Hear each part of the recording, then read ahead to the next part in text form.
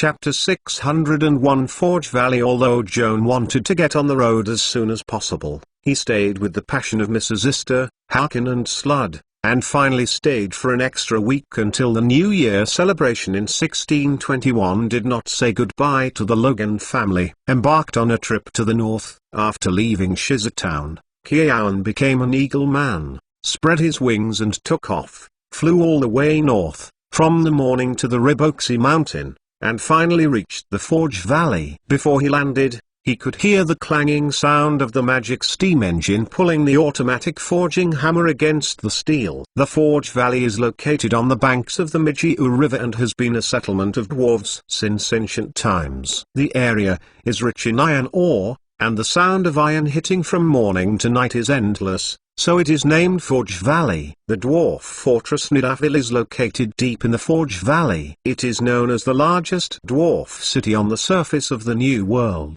In fact, it is more like an arsenal disguised as a city. Nidavellir is always shrouded in white steam and black smoke. Various factories are located in low buildings.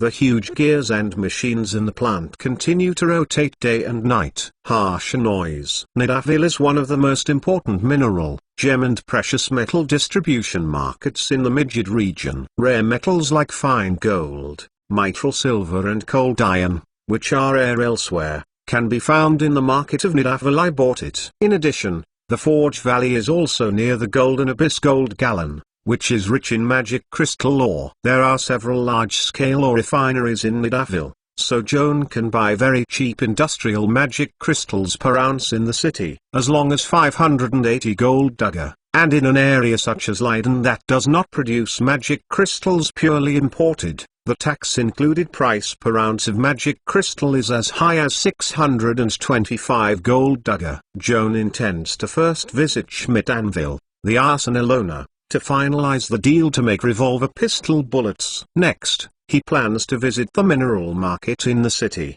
use the fortunes obtained by searching for Siren's treasures, buy some magic crystals and the rare metals that are needed to study magic and alchemy. Walking into the streets of Nidavellir, and seeing the dwarf residents passing by, Joan couldn't help but think of Mr. Flint Anvil, who first led himself to the enchanting craft. This respectable old dwarf, whose hometown is in Nidavellir, his Anvil clan is the city's leading celebrity. Uncle Logan gave Joan the first letter of recommendation. The recipient, Mr. Schmidt, also came from the Anvil family and has a high status in the family. Joan found the Schmidt armory according to the address on the letter. After some twists and turns, he was finally taken to the office of Mr. Schmidt Anvil, the owner of the factory, and was honored to see the celebrity in the city. The dwarf family advocates traditional order, lineage, age and wealth are the foundation of a dwarf in the society. If the above three conditions are met at the same time,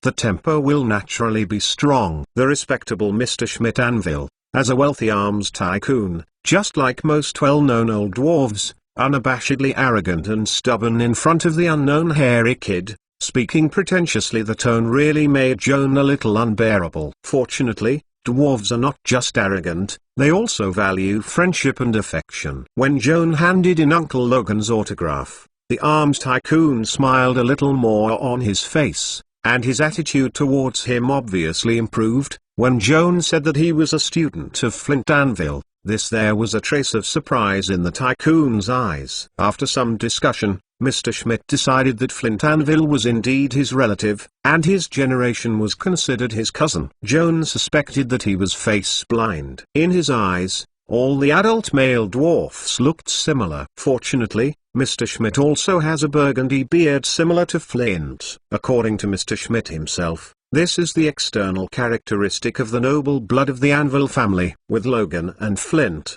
Schmidt did not treat Joan, a little mage, as an outsider, and the following conversation was very harmonious. Although Joan still appeared a little nervous in front of strangers, he did not speak well, and Mr. Schmidt was not surprised, and was still very kind to him. After a brief greeting, Joannian returned to the topic and proposed to Mr. Schmidt that he would order 300 rounds of bullets for the revolver. Mr. Schmidt took over the revolver handed over from Joan and gave a professional judgment with a simple glance. Authentic Far East goods. 100% produced by the Bingfinger Far East Dwarf Arsenal, integrate complex parts on such a small gun. I have to say that the wrought iron family is still a bit capable. Joan had never heard of the wrought iron family, but he had a little impression of Bingfinger Arsenal.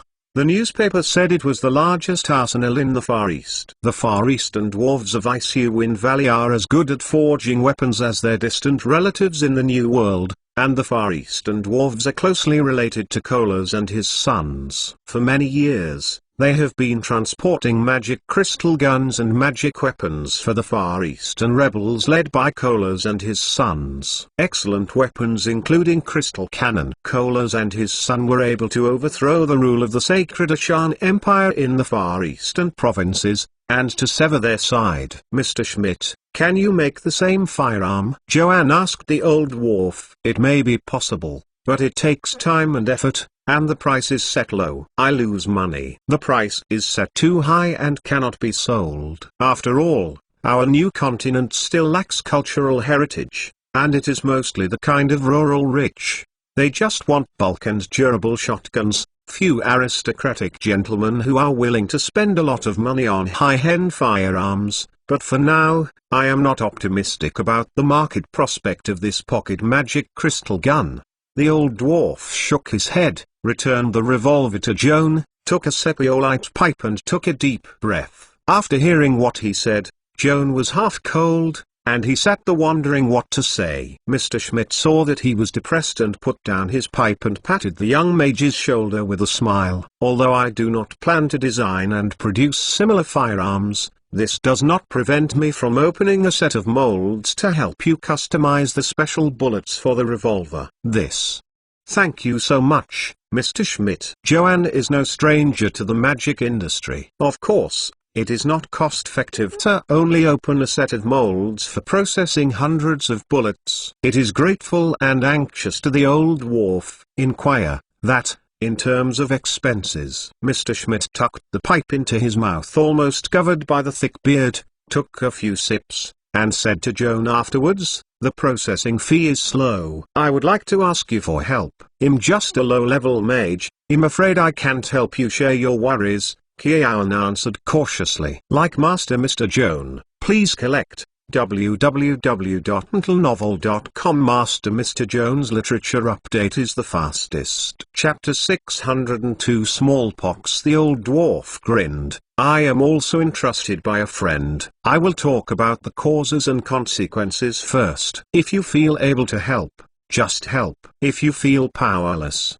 just say so. Let's talk about the business. That line, please speak, Mr. Schmidt said lightly. But since people have asked for help, Joan refused when he could do anything. This is the case. I have a cousin who has been operating iron mines since his grandfather's generation. To my cousin's generation, due to the large family population, there are only 2 mines in his hands. The output is very general. There are only 10 employees in total, barely making a living. Mr. Schmidt sighed, and then said, my cousin's luck was not very good. A mine in his name 2 years ago had a water seepage accident and drowned 2 miners. The aftermath has not been dealt with properly, and around the mine smallpox broke out in the village. In just 2 months, no fewer than 100 local villagers died from smallpox, and miners working nearby were also infected. In order to prevent the spread of the epidemic, the Lord ordered the abandoned villages with outbreaks of infectious diseases, and the mine of my cousin was ordered to be closed. Wake up!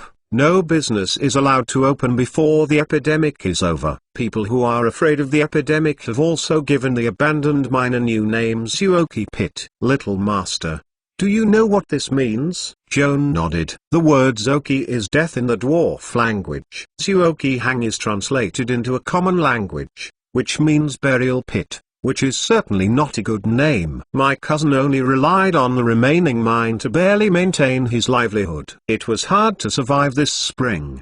The smallpox epidemic has subsided. He applied to the Lord to lift the ban and intends to reactivate the Zoki mine. In accordance with established practice, before resuming work, first go to the mine to see if there is still smallpox virus alive. However, On the day they returned to the mine again after 2 years, they accidentally discovered that there were unknown figures in the vicinity of the mine. There is a courageous miner who, on the basis of having had pox and not afraid of smallpox virus infection, quietly traced the mysterious man into the depths of the mine, and he escaped not long afterwards and was scared almost crazy. What did he see? Joan couldn't help asking. The smallpox virus is invisible and intangible, and it must be something more specific and horrifying that scares the miners. It's an undead. Mr. Schmidt's face was heavy, and his tone was a bit eerie. This person claimed that there were undead creatures in the depths of the mine. Later,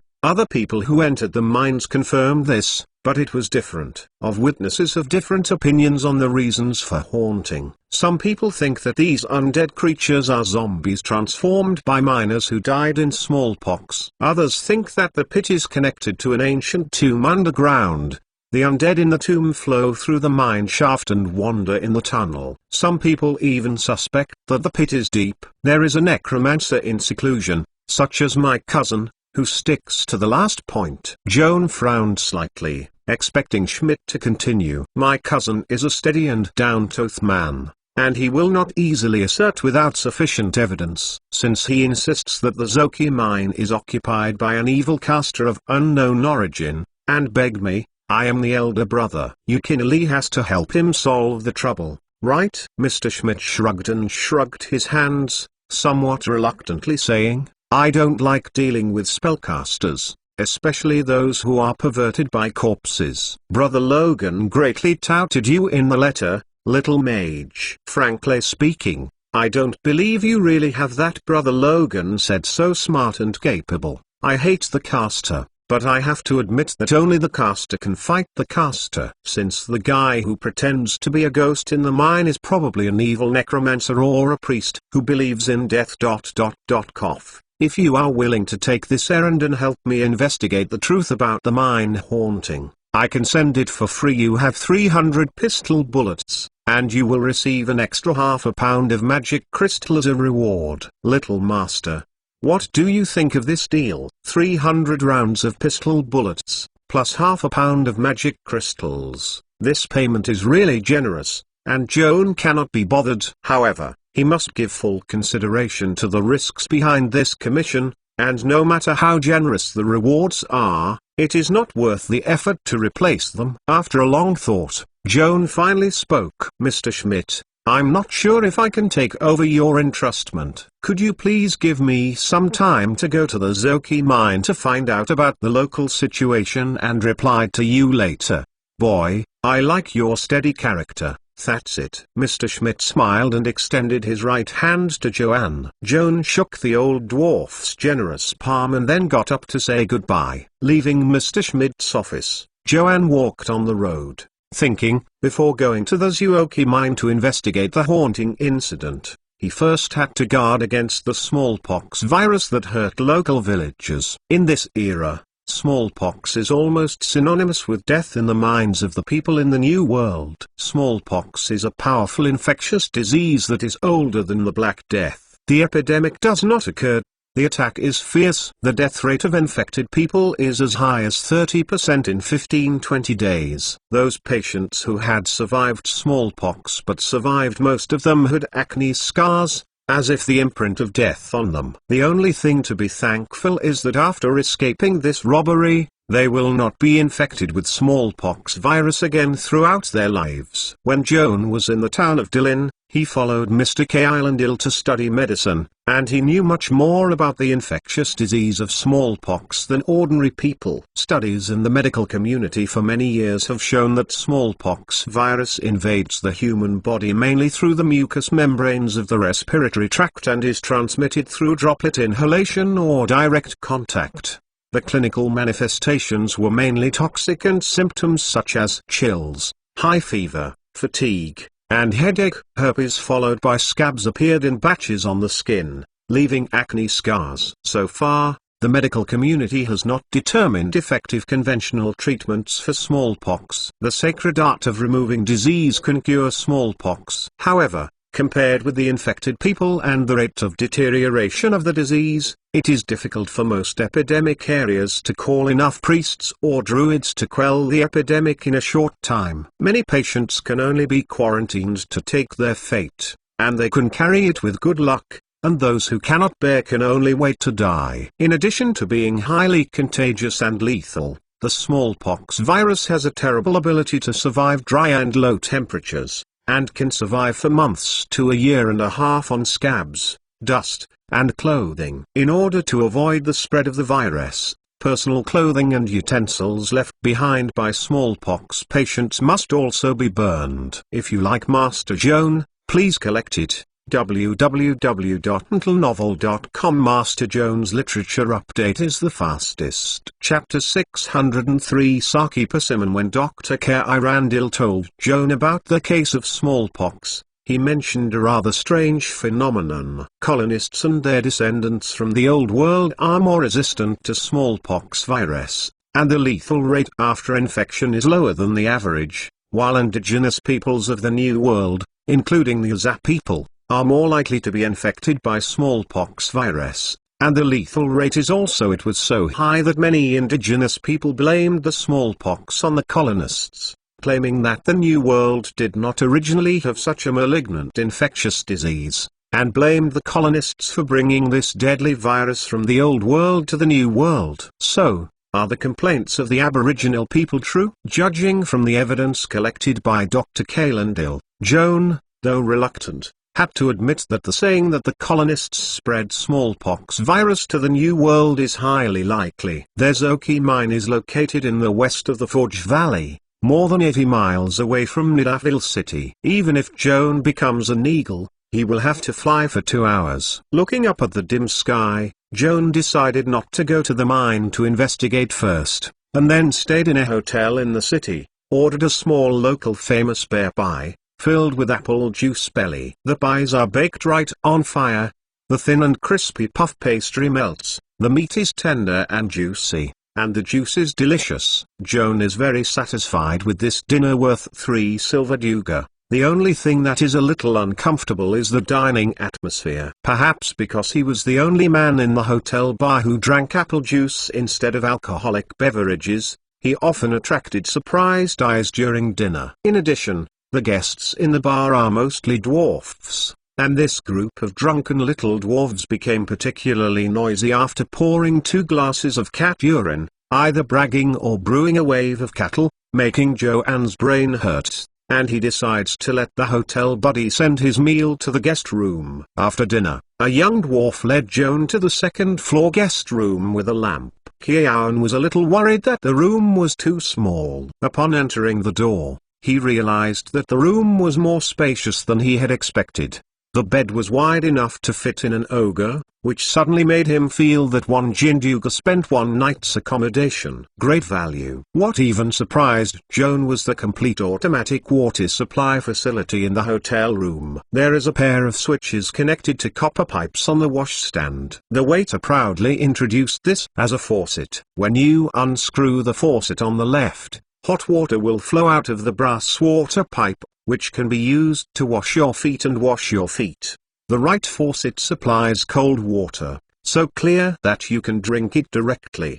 Because of this automatic water supply device, Joan had a good impression on Nidavellir city. Compared with his hometown of Yalfheim, the northern city represented by Nadorala lacks the simple and laid-back rural atmosphere of the south. People's life rhythm seems very tense, and the exhaust gas and noise emitted by the factory make the entire city dirty and noisy, unlike the beautiful rural scenery everywhere in the south. However, in this dirty and busy northern city, Joan also felt a rare and vigorous vitality in the south. Everyone seemed full of energy. The whole city was like a roaring machine day and night, showing the unique characteristics of the big industrial era, magnificent weather. At the same time that the magic industry produces exhaust gas and noise, it also provides local residents with convenient services that are not available in the vast rural areas of the south, such as running water pipes to every household. This has been used for drinking river water or drilling wells for hundreds of years. The southern countryside is an unimaginable miracle on earth. Joan is nostalgic for the rural scenery and traditional farming and animal husbandry lifestyle of his hometown,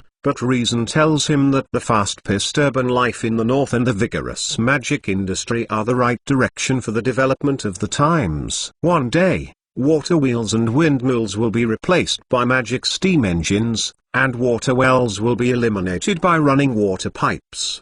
The slopest southern rural style is also destined to be assimilated by the northern lifestyle that advocates Sisyphus has nothing to do with personal preferences. In the final analysis, it is the ruthless crush of the emerging magical industrial civilization on the traditional plantation civilization. The unfamiliar environment did not change Joan's work and rest habits. The next morning, he woke up early to prepare the spell as usual, left breakfast after having breakfast in the guest room, and turned into an eagle to travel west. When the bright sun dispelled the early morning mist, their Zuoki mine was already in his vision. The silent hills are covered with snow, and the ruins of the mining site can be seen vaguely. Joan converged his wings and landed at an abandoned mining site. He was not busy looking around. He raised his hand and summoned tears of gods, dipped it in a water bag, and spent one mythical energy to make a magic potion to prevent virus infection. 2 years ago, there was a smallpox outbreak in the area where the mine was located, and many miners died of illness, which forced the mine to be closed. Although it has been 2 years since the incident, and smallpox rarely breaks out in the cold winter, considering the terrible mortality rate of smallpox virus, no matter how careful you are. For safety reasons, Joan drank the antiviral potion before entering the mine to make sure it was prepared. Joan walked around the abandoned mine and confirmed that there was no one but himself. It was difficult to find a guide. After a little thought, Joan had an idea, opened the storage bag, and took out the navigation compass from the Cloud City. Joan started the compass, and the large black wooden disc with a slap appeared, the silver-white magic aura representing the prophecy school. The blackwood gradually changed into a smooth mirror surface,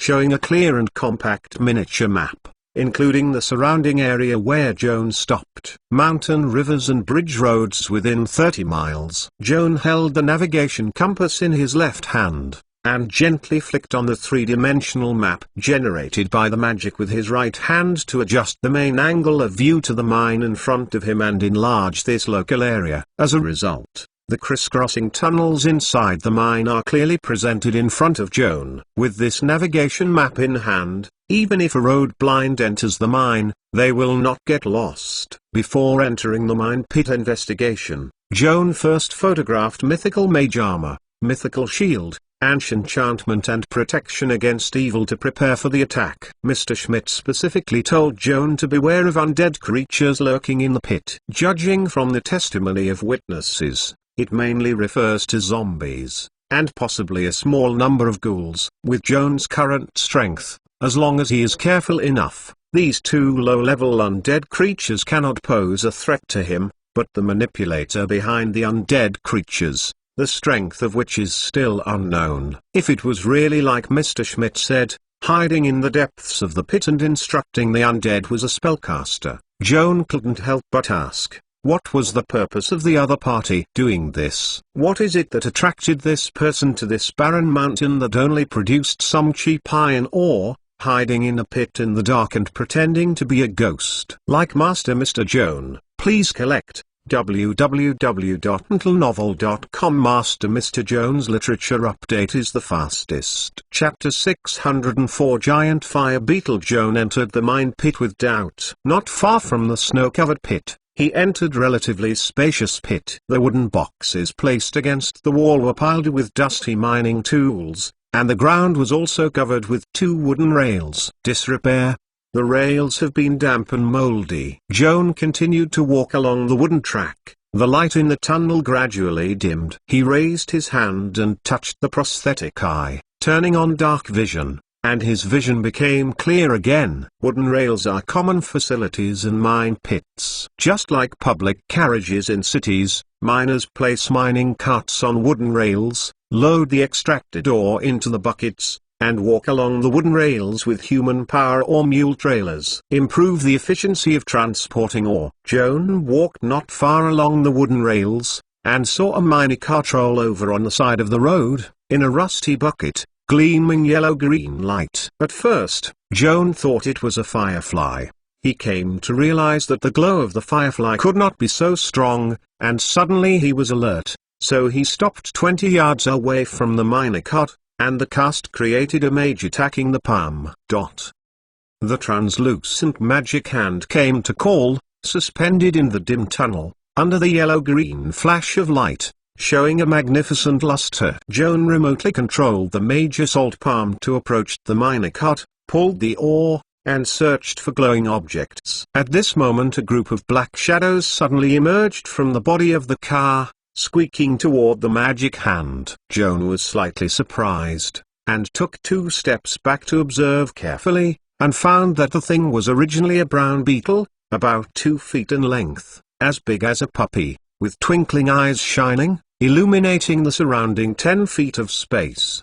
Bright. Joan's left hand moved slightly, and Mage Strike's palm simultaneously spread out his thick fingers and grabbed the glowing beetle. The big beetle squeaked in horror, shaking the 2 membrane wings hidden beneath the hard carapace, leaping high and gliding deep into the pit. But after all, he could not escape and was caught by Joan's remote control giant palm. The beetle screamed more and more quickly, struggling desperately, trying to bite the magic hand. It was of course useless, and it was dragged back to Joan shortly afterwards, let out a desperate cry, and the light in his eyes dimmed. Joan observed the peculiar glowing beetle nearby, and compared with the illustrations in the insect sub-volume of the Monster Book of Veils. He quickly recognized that this was a rare insect called big fire beetle, occasionally seen in natural or artificially dug underground pits. Miners especially like the giant fire beetle. After being caught and put into a bird cage for rearing, it can be used as a pet to relieve boredom and also serve as a miner's lamplighting. A pair of glands grow inside the eye of the giant fire beetle. The special substances secreted by the glands will undergo a complex alchemy reaction after contact with the air, and then produce a bright light. Even if the giant fire beetle dies, the secretions stored in the glands can continue to glow, and can maintain up to a week of light. Joan remembers that the glowing glands of the giant fire beetle are a valuable alchemy material. In addition, it can also be used as a casting material for many light magics including brightness, and unlike other casting materials, it can be used once. It is consumed and can be used repeatedly many times, so it is very popular in the magic material trading market. The glowing gland of a giant fire beetle is worth 20 Kinduga. Joan was really scared. The 20 Kinduga was not a small number for him, so he was ruthless, and the remote control Mage Strikes the palm gave a strong grip and smashed the heart of the giant fire beetle.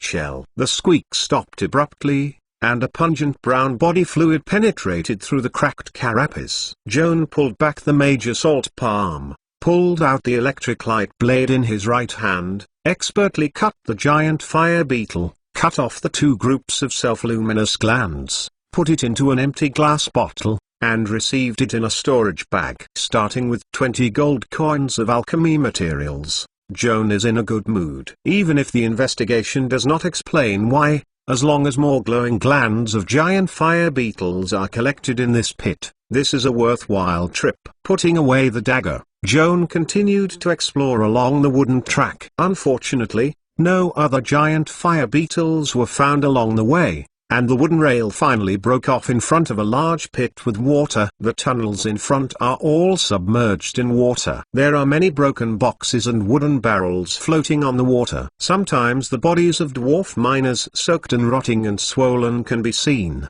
and the air is disgusting. Joan stood by the pit and recalled it, remembering that Mr. Schmidt said yesterday that this mine had a serious water seepage accident before the shutdown, which caused many miners to drown. Judging from the current situation, there are mostly underground canals below the pit. Miners accidentally dig through the rock layer that isolates the groundwater during the operation, causing the groundwater to rush back under the influence of pressure. The first miners were engulfed by the water before they could evacuate. Drowned in the mine. It's been 2 years since the accident, and the water in the pothole hasn't receded, which adds an obstacle to Joan's investigation. Joan could swim, but looking at the dirty water with floating corpses, he immediately dispelled the thought of swimming. Since I don't want to go into the water, and haven't learned the spells like walking on water, how can I get through this water accumulation area? Joan first thought of turning into an eagle man,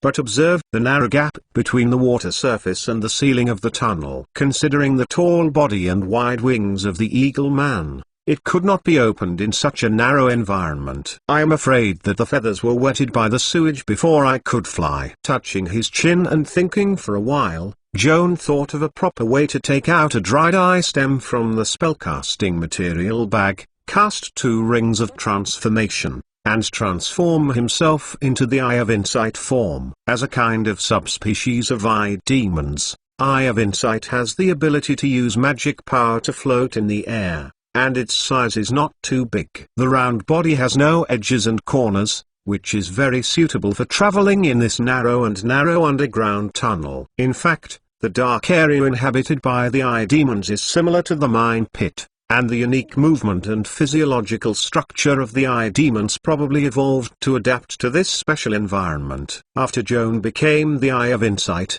the dark and damp underground tunnel no longer made him feel depressed, but inexplicably produced a kind of intimacy to return home. Joan wobbled the eye stem expertly, using slight airflow changes to adjust the direction, slowly drifting over the puddle. At the same time, the other 2 stalks were not idle. One stalk served as a periscope to observe the situation on the top of the head, while the other looked around cautiously to observe the movement around. Like Master Mr. Joan, please collect www.mentalnovel.com. Master Mr. Joan's literature update is the fastest. Chapter 605 Haunted Mine. Joan floated smoothly across the big puddle in the form of Eye of Insight. In front of him was a tunnel almost filled with sewage. There was only less than 5 feet of space between the water surface and the ceiling, barely enough to accommodate the Eye of Insight. He drifted past slowly, just about to drill into the tunnel.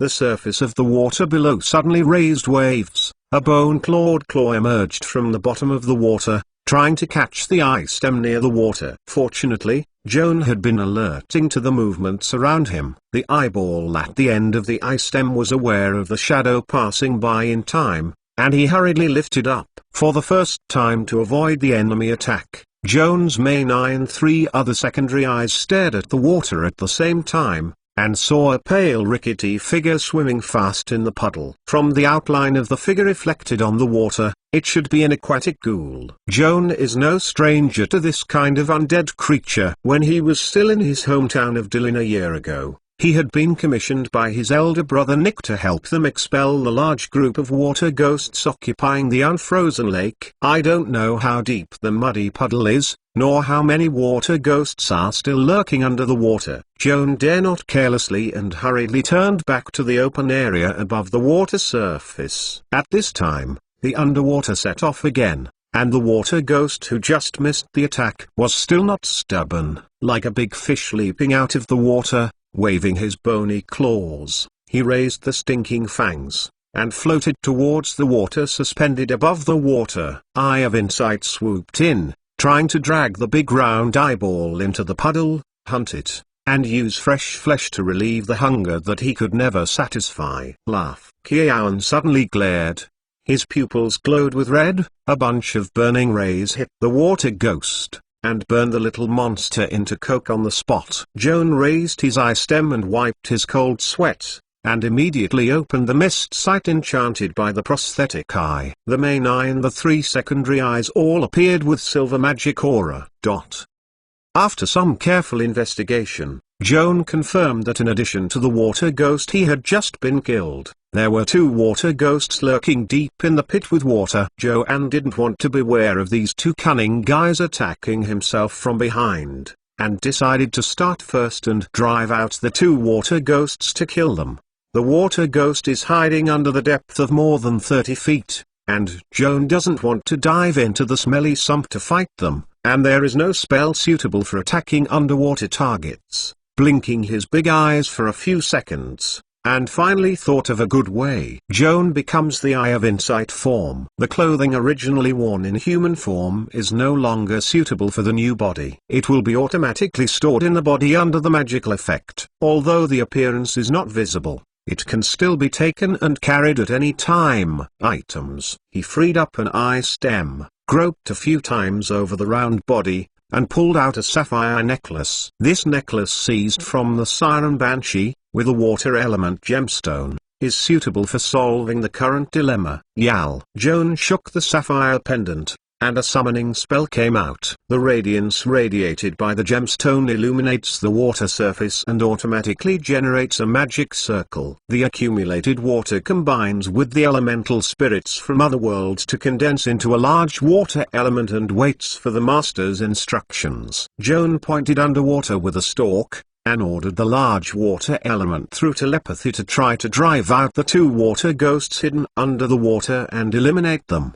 The large water element nodded his head obediently, his arms flicked, and his body was like a huge blue gyro, which quickly spun up in the center of the puddle, and the tide brought up formed a huge vortex. The suction generated by the vortex forced the water ghost to come close together, struggling and unable to get rid of the strong current. In a blink of an eye, he was caught in the vortex, collided with each other, and issued a miserable scream.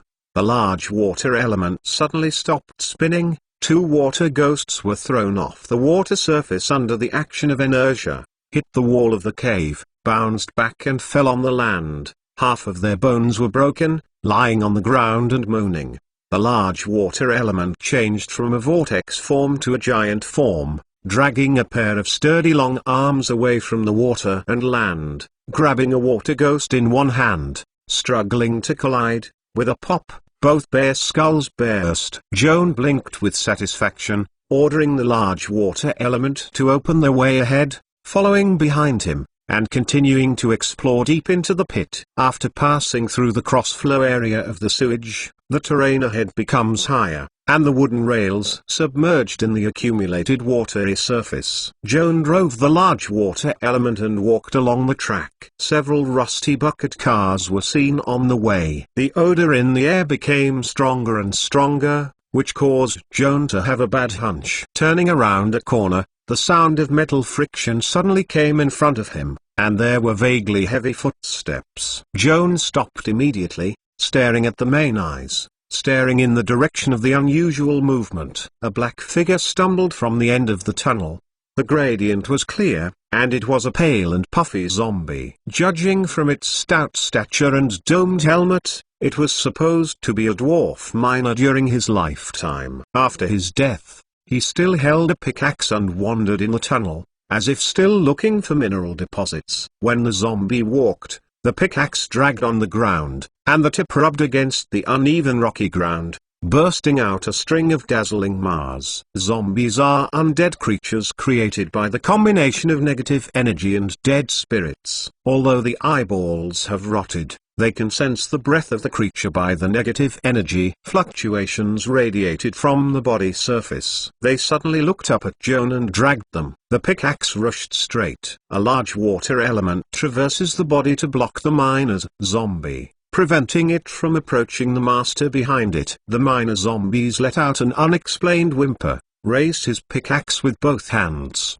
and slashed fiercely toward the blue giant in front of him. The sharp pickaxe pierced the water body formed by the magical restraint, and stirred a small wave. The impact force was absorbed by the water body, and did not cause much physical damage to the large water element. Zombies are slow in action and lack of combat effectiveness. What really threatens is the disgusting odor and the various germs and toxins carried on them. But in the face of elemental creatures that are not flesh and blood, rancidity and viruses are not useful. The large water element wheel-rounded his arms and flew the zombie head with a slap. The pickaxe also fell off the ground, solving a blocking zombie. Joan followed the large water element to move on. Not far away, I saw water in the potholes in front of me, 3 staggering figures wandering in the water, and all were carrying pickaxe. Obviously, they are all zombies transformed by the dwarf miners. If you like Master Joan, please collect it. www.mentalnovel.com. Master Joan's literature update is the fastest. Chapter 606. 2 figures. With the help of dark vision, Joan noticed that there were no rotting parts on the faces of the corpses, and they could vaguely recognize the traces of herpes. It can be seen that the killing of these 3 miners was not a water seepage accident, but the more terrifying smallpox virus. I don't know if they were abandoned in the mine pit after being sick or died, or they were kept in the mine pit when they were alive, and eventually failed to overcome the disease. They died in despair, and the painful souls were polluted by the negative energy enriched in the underground pits. Perhaps it must be added to the role of undead magic, and eventually transformed into an evil undead. As Joan observed and pondered, a ray of light exploded on the large water element, and the magic field of the bound water body exhausted its energy to dissolve on its own, and the spirit of the large water element returned to the outside world, leaving only a pool of water. Joan realized that the summoning time had been more than 10 minutes, and today he could no longer summon a large water element to act as a thug, and the 3 zombies on the opposite side were dragging around with a pickaxe. He had to deal with this group of stinky guys by himself. Purua Kiawan chanted a mantra. A mass of fuel was created out of thin air, floating on the surface of the water and spreading into a large colorful oil film. The 3 zombies whose brains were rotting opposite did not understand what it meant, and the water of the floating fuel continued to approach Joan, and he was stained with oil in the blink of an eye. Kiawan glared suddenly.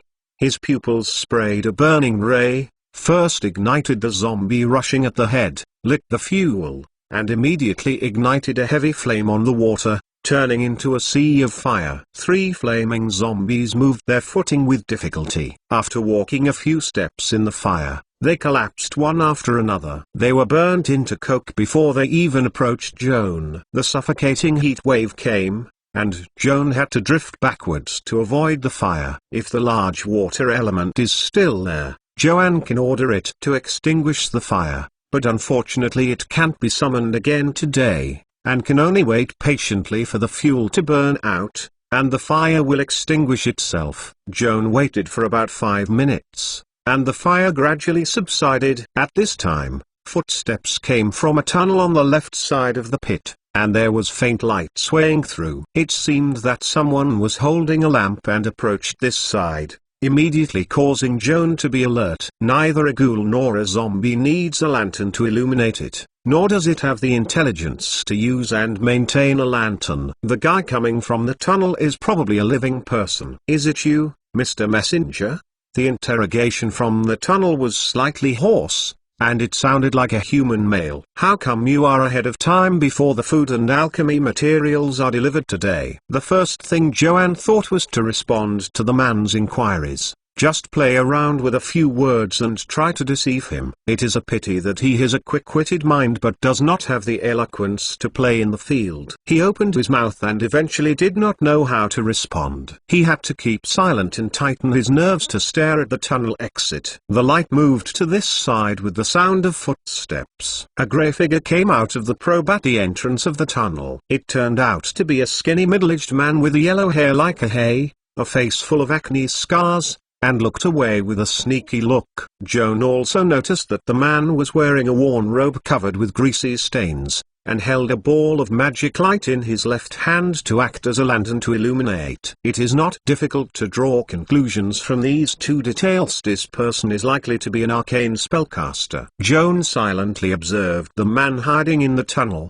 and at the same time, the man also carried the magic light ball around to observe the situation of the pit outside. Seeing that the water and fire were still there, the 3 zombies fell across the ground. All of them were burned to darkness, and the horned face suddenly appeared in surprise. "Who?" the horned man questioned with a trembling voice. "Who set fire here, and burn my precious experiment?" "Mr. Messenger, wouldn't you do it?" The haggard man raised his hand to move the magic light ball, and the light swept across the corner of Joan's hiding place, dispelling the shadows covering him, and immediately attracted the gaze man's sight. At the moment of eye contact between the two sides, the haggard man's eyes widened, his face, scared to lose blood, screamed and shrank his head to hide back into the tunnel, twisted and ran towards the depths of the tunnel, ran wildly while talking nonsense. The gods are on. Who can tell me how an abominable eye demon suddenly appeared in the mine pit? The frightened man shouted with a cry. Don't frighten yourself, you stupid thing. Maybe we are too tired. There is hallucination in front of us. A fierce voice came from the tunnel, trying to comfort the frightened man to calm down. I told you that it wouldn't end well, but you didn't listen to me. What's the result? Now the retribution is coming. The frightened man cried and complained, his voice revealing his weak and cowardly character. Shut up, Filger, you coward. I won't be at your mercy. The fierce voice sounded again, showing a strong personality. It's over. Now we are all dead. Who will save poor Filge? The weak voice cried out and wailed. Shut up your stinky mouth. Annoying, crying cry. Filger, you raised my ears and listened, and did not want to die. Just do what I said. I have a good plan. Killing intention, I dare say. This can definitely kill the big eyeball that broke into my territory without permission. Impossible, Filger. Don't lie to yourself anymore. The eye demons are too powerful. We can't win that monster. Sooner or later it will be hard to escape its poisonous hand. The weak voice cried out of breath. He let out a sharp contrast with the fierce and tough voice. Joan was blank. When he first heard these two voices with very different tone,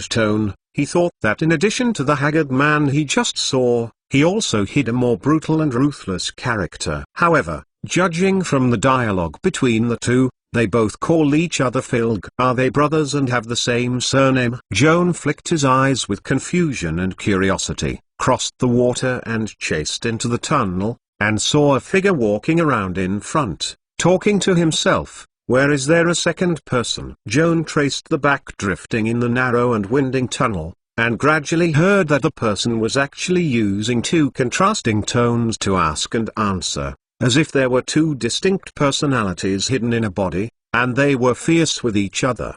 Quarrel. It turned out that there was no second Filger at all. The man was just talking to himself. Suddenly Joan raised doubts. That guy. Wouldn't it be a lunatic insanity? Like Master Mr. Joan, please collect www.mentalnovel.com. Master Mr. Joan's literature update is the fastest. Chapter 607. Mad Master. In order to verify his conjecture, Joan quickly made a series of spellcasting gestures and performed 2 rings of higher endoscopy. Tersen Shensheng spit out the spell to start the mantra, and Kiao An's huge main eyeball showed a silver magic aura, staring at the backside of the hurried running in front of the tunnel. Perhaps it was because the man was intensely frightened not long ago, and his mental state was very unstable. In addition, he only fled his head and escaped, and did not guard against the reconnaissance spells from behind. Joan broke through his will defense line without encountering any resistance. The bottom of the person. Investigation target, male human. Health status, poor mild schizophrenia. Extraordinary occupation, Master 6. Specializing in the Necronomicon. Strength 8, Dexterity 12, Constitution 9, Intelligence 19, Wisdom 13, Charisma 8. The investigation results of higher endoscopy confirmed Joan's conjecture and also verified Mr. Schmidt's concerns. This lunatic and emaciated man did suffer from mental illness. For some reason, 2 contradictory personalities were split in the same body. In addition, this madman is a 6th-level necromancer. Ghouls and zombies in the pit, mostly created by this person with necromantic magic, which is exactly in accordance with Mr. Schmidt's guess. Then the question is coming: what is the purpose of this crazy mage hiding sneakily in the mine pit and staying with the smelly undead all day long? Do you simply like this hidden environment and want to set up your own laboratory here? using the corpses of dwarf miners to study necromantic magic, or do you have another unspeakable intention? Joan remembered that the Mad Master had mistakenly regarded himself as Mr. Messenger, thinking that he had sent him food and experimental materials. This shows that the Mad Master maintains close contact with outsiders, which is probably a kind of cooperation relationship. Then he hid in the mine pit and made a name for himself. I am afraid that it is not just out of personal interest, but may also be part of a secret plan. Joan quickly weighed the current situation. The opponent is a 6th level necromancer, and his spellcasting ability is obviously higher than himself. Under normal circumstances, Joan is not sure to defeat such a difficult opponent. But now the situation is quite special. In addition to the intellectual attributes, Fergie's other physical attributes are quite mediocre, and he is a lot worse than himself in all aspects. In addition to suffering from schizophrenic diseases, the calm mind that the mage should have is also the two contradictory personalities are messed up, and until now they have not made up their minds, whether to continue to run or turn round to desperately fight him. Faced with such a bad opponent, Joan is confident to fight against him. With such a thought, Joan's courage was doubled, and he raised his hands to supplement 2 protective spells on himself, prepared for battle, and accelerated to catch up. At this time, the terrain ahead suddenly became wide, and a large underground cave was connected at the end of the tunnel. Filga the Mad Mage jumped out of the hole and hurried to an experimental bench, while rushing and chanting words. The spell blessed 3 spells in one breath. Joan has 1 main eye and 3 secondary eyes closely watching Filga's movements. With the advantage of many eyes, he quickly recognized that the other party's just blessings were mage armor, anti-enemy enchantment and bull power. The first 2 protective spells are very reasonable, but what is the use of his blessing bull power? With his weak chicken-like body, the original strength attribute is only 8, even if he uses the spell to increase the strength by 4 points. That is, a level slightly stronger than ordinary people. Do you still plan to fight melee? Joan shook his head secretly, drifting into the cave with doubt, and found that there were torches on the wall, and the dim firelight illuminated the decoration in the cave. There is also a sink resembling a coffin next to the table in the alchemy equipment. There are 3 pale and swollen dwarf corpses, and a pungent stench floats in the distance. What are you doing here? Joan couldn't help asking. The necromancer turned back and stared at him with bloodshot eyes. It's none of your business, Big Eyes. Don't treat me like a fool. In fact, I have already seen it. You are not a real eye demons. It's just an inferior pretend to be a goblin. What about that? Enough to deal with people like you, Humphrey. Then give it a try. The fierce and tough master personality of the Mad Mage Ferge has now ruled out the weak secondary personality, completely occupying the dominant position. With a grin around the back of the sink, and suddenly waved a handful of black dust to the sink. Wake up, my lovely pets, accompanied by Phelps' hysterical laughter. The magic net distributed around the sink changed drastically, and the water surface raised a strange ripple. The bodies of the 3 dwarf miners slowly sat up from the sink. Joan saw that Ferguson had black agate powder in the sink. This black gem has a special magical nature, and has a particularly high affinity with negative energy. Most of the necromantic arcane spells of undead creatures need to call negative energy, so necromancers always carry a lot of black agate with them, as a casting material. Summon 3 zombies at a time. Is this a 3rd level undead summoning technique? Joan secretly guessed. At that time, the 3 zombies awakened by Ferge magically had climbed out of the sink one by one, and picked up the hammers and pickaxes that were discarded by the pond at the command of the master. The neat steps surrounded Joan's position. Are you capable of this? Joan disdainfully glanced at the stinking zombies.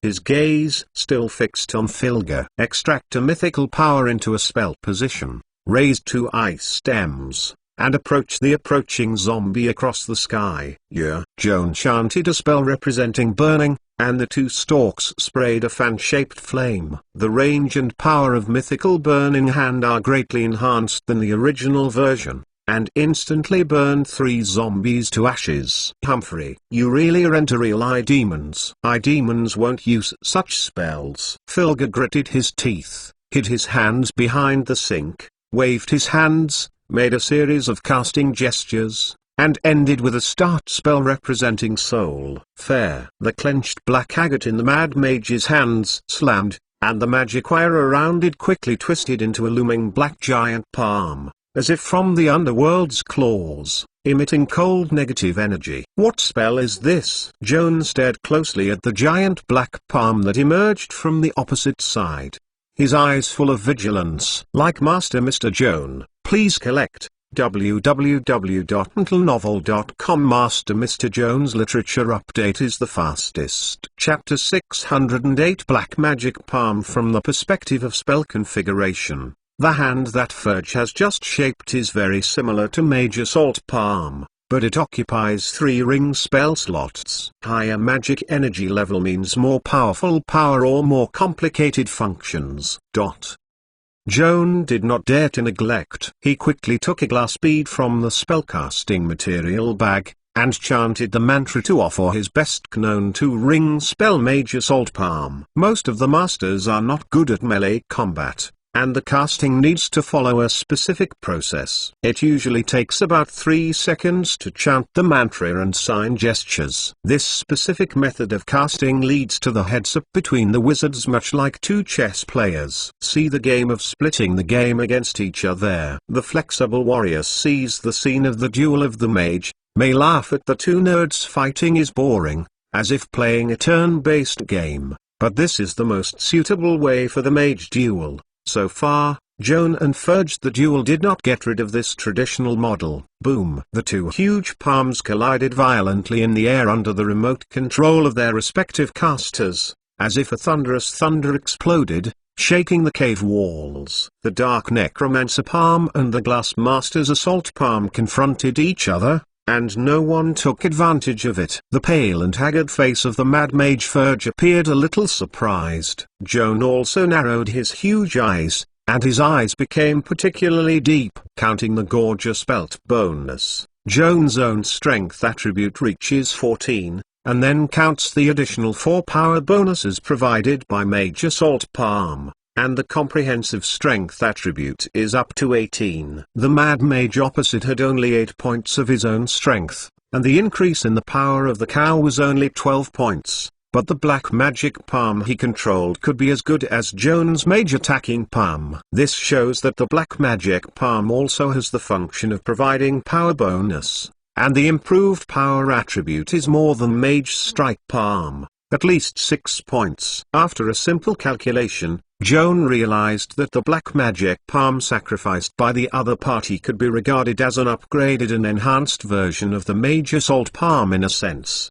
which prompted him to come up with an idea. For your own use, Filger obviously would not be generous enough to share unique spells with strangers, and Joan had to knock him down first and then seize his spellbook. This thought prompted Joan's fighting spirit to soar, focusing on manipulating the Mage Assaulting Palm to launch a fierce offensive. The power of the 2 giant palms are at the same level, but there is a clear gap in the experience and skills of the remote control giant's caster. Filger's ability to cast spells is stronger than that of Joan, but he does not have the rich experience of using Mage Assault Palm for actual combat like Joan. From the Dillin River Valley to the Brass Pass, Joan knows how many enemies he has killed with this hand. The remote control giant palm fighting skills are much smarter than Fig, and soon found a flaw that manipulates the mage to attack the palm. Papered the black magic palm, fisted long, and drove straight in, whistling at Ferger. The Mad Mage's face suddenly changed, screaming and holding his head back behind the sink. Boom! The giant punch of the force field hit the sink hard, and the thick wooden board was directly shattered, and the sewage was splashed violently. Fergue, who was squatting behind the sink, was drenched in sewage, and was stained with several blood stains by wood chips. Damn it, you wait for me. Filger stumbled away from the sink, thrilled to escape the pursuit of Mage Strikes the Palm, turned to point his finger in the air, and the remote control black magic palm grabbed Joan, exposing a life-changing posture. Joan didn't want to die with the madman, and was forced to withdraw the Mage Assault Palm to block the Black Magic Palm, and the two sides once again stalemate. Filger supported the alchemy experiment platform and stood up unsteadily. He diverted 5 fingers from his right hand, inserted his wet hair, and combed 2 of them back. The declining hairline made his pale and twisted face ugly. "You wait for me, you wait for me," the mad mage murmured and cursed, groping around in a hurry, and pulled out a ball of bat feces mixed with sulfur, clinging to something in his palm. While casting the spell, he also distracted the remote control of the black magic palm. The face has a strange expression, as if there are 2 consciousnesses active in his brain at the same time. One consciously focuses on the spell, the other consciousness strives to maintain the black magic palm. What is this guy doing? Joan noticed Fergie's strange movements, and an ominous premonition loomed in his heart. This mad wizard seems to be preparing to cast a spell, but how can he cast another spell while maintaining the black magic palm? This violates the most fundamental rules of casting. World spells can be roughly divided into 2 categories. One type is like brightness technique, it doesn't matter when it is cast, it will glow by itself until the magic power is exhausted. The second type, such as mage strikes the palm, after successful release, you need to continue to maintain concentration, remotely control the magic big hand to move or attack the enemy in a telepathic manner. If the caster loses concentration, the spiritual connection between himself and the magic big hand will be disconnected, and the magic hand will dissolve itself in the moment of runaway. The black magic palm sacrificed by Ferge. The spell configuration is very similar to Joan's Mage Assault Palm. It belongs to the same type of spell, and of course must follow the same spelling rule as the caster must always maintain a high concentration to ensure himself connect with the spirit of the black magic palm. During this period, you cannot engage in other behaviors that consume too much spirit. Otherwise, the black magic palm will be out of control due to distraction. What kind of behavior will destroy the concentration of casting? Simple actions such as walking, talking, kicking and kicking the legs mainly rely on physical reactions and do not need to spend too much brain thinking, so they will not destroy the casting focus. However, to cast another spell, it is necessary to concentrate on preparing the spellcasting ceremony. Generally speaking, it will definitely destroy the existing spell focusing. Why is Ferge the exception? Why is he distracted to cast another spell while maintaining the black magic palm's constant attack? Joan thought more and more uneasy, and hurriedly swayed his eye stem to drift backwards before Filger completed this weird casting operation. It was necessary to stay away from this dangerous guy as much as possible. Yeah. Filger screamed and shouted the last start mantra. A blazing fireball spewed out of his palm, screaming at Joan. 3-ring fireball. Joan stunned, and shrank back to the entrance of the tunnel, avoiding the center of the fireball explosion. A loud noise reverberated for a long time in the closed underground pit. The flames almost completely covered Joan's field of vision, and a torrent of torrents poured into the tunnel, swallowing him, and then he was bounced away by the ice blue halo that appeared on his body. The flames pouring into the tunnel, like tentacles suffering frostbite, quickly flinched back. If you like Master Joan, please collect it. www.mentalnovel.com. Master Joan's literature update is the fastest. Chapter 609 Force Field Ball. Joan divided an eye stem and touched the crystal amulet with fire damage resistance that he carried with him. The cool touch made him feel at ease. He floated out of the tunnel opening and scorched with flames, floating back to the cave with a change of color. Unleashing the powerful fireball technique in a closed space is indeed something that only lunatics can do. When the fireball exploded, the rapid expansion of the high-temperature airflow blew up Ferge's experimental equipment and smashed it up. Ferge was also overturned on the ground by the scorching wind, and his face was bruised and swollen. The schizophrenic madman, covering his broken nose, moaned and climbed up hard, looked up at the opposite side, and saw that the monster resembling a demon still hangs in midair, and the explosion and flames did not cause him any slightest injured, staring into huge eyes, staring at him without any emotion. His heart suddenly cold. How is this possible? What a monster are you? Filger stumbled, ducking back in a terrified manner. The viciousness in his eyes was gradually replaced by panic. The strong master personality was shaken, and the weak deputy personality was taking control of the body. Joan didn't make a sound, raised his eyes and patted on his body, bursting a circle of golden radiance around him, changing from Eye of Insight back to human form. What's going on? Filger's eyes widened in shock.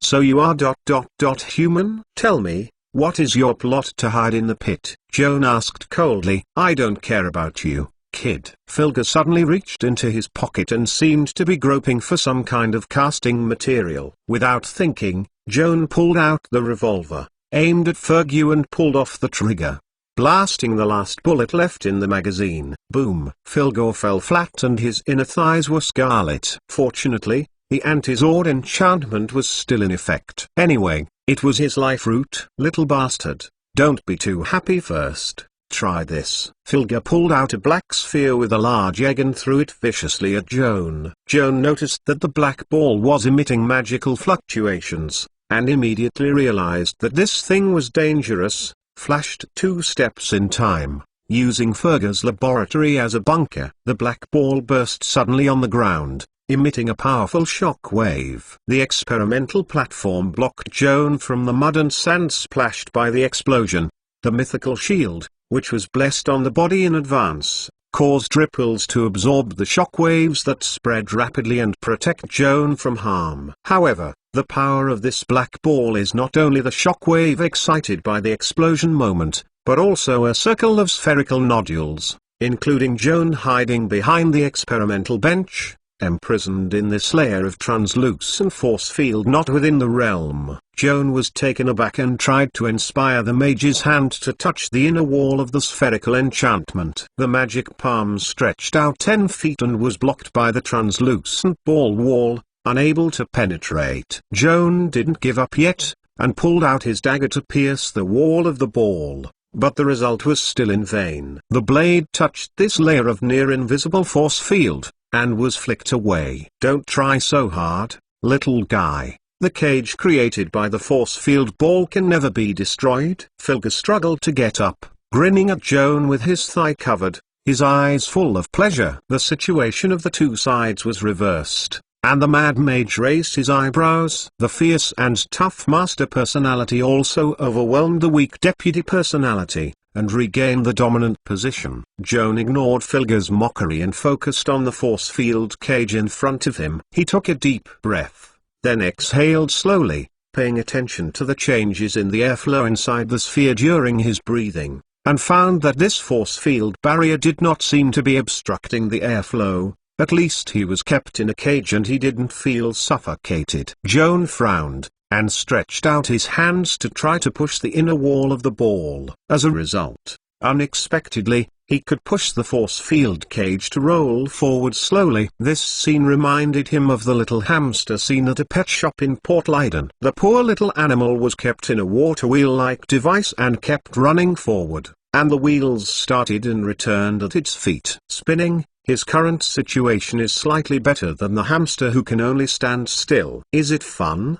Boy, are you listening to me? Filger was irritated by Joan's impatient expression. Joan glanced at him and stated quietly the facts. This cage of force field does restrict my movement, but it also provides me with a layer of protection from outside attacks. Right, little guy, but you are not smart enough. Filger's insidious sneer appeared on his face, and he walked straight to Joan, reaching for the outer wall of the force field cage, and sealing the ball with only one hand. Joan in the middle lifted up together, looking effortless. Joan raised his eyebrows in surprise. Filger is not a Hercules. With his thin physique, he can easily lift the force field gauge. It can be seen that this sphere is not only very light in itself, but also has the magical function of compressing the weight of the creatures in the ball.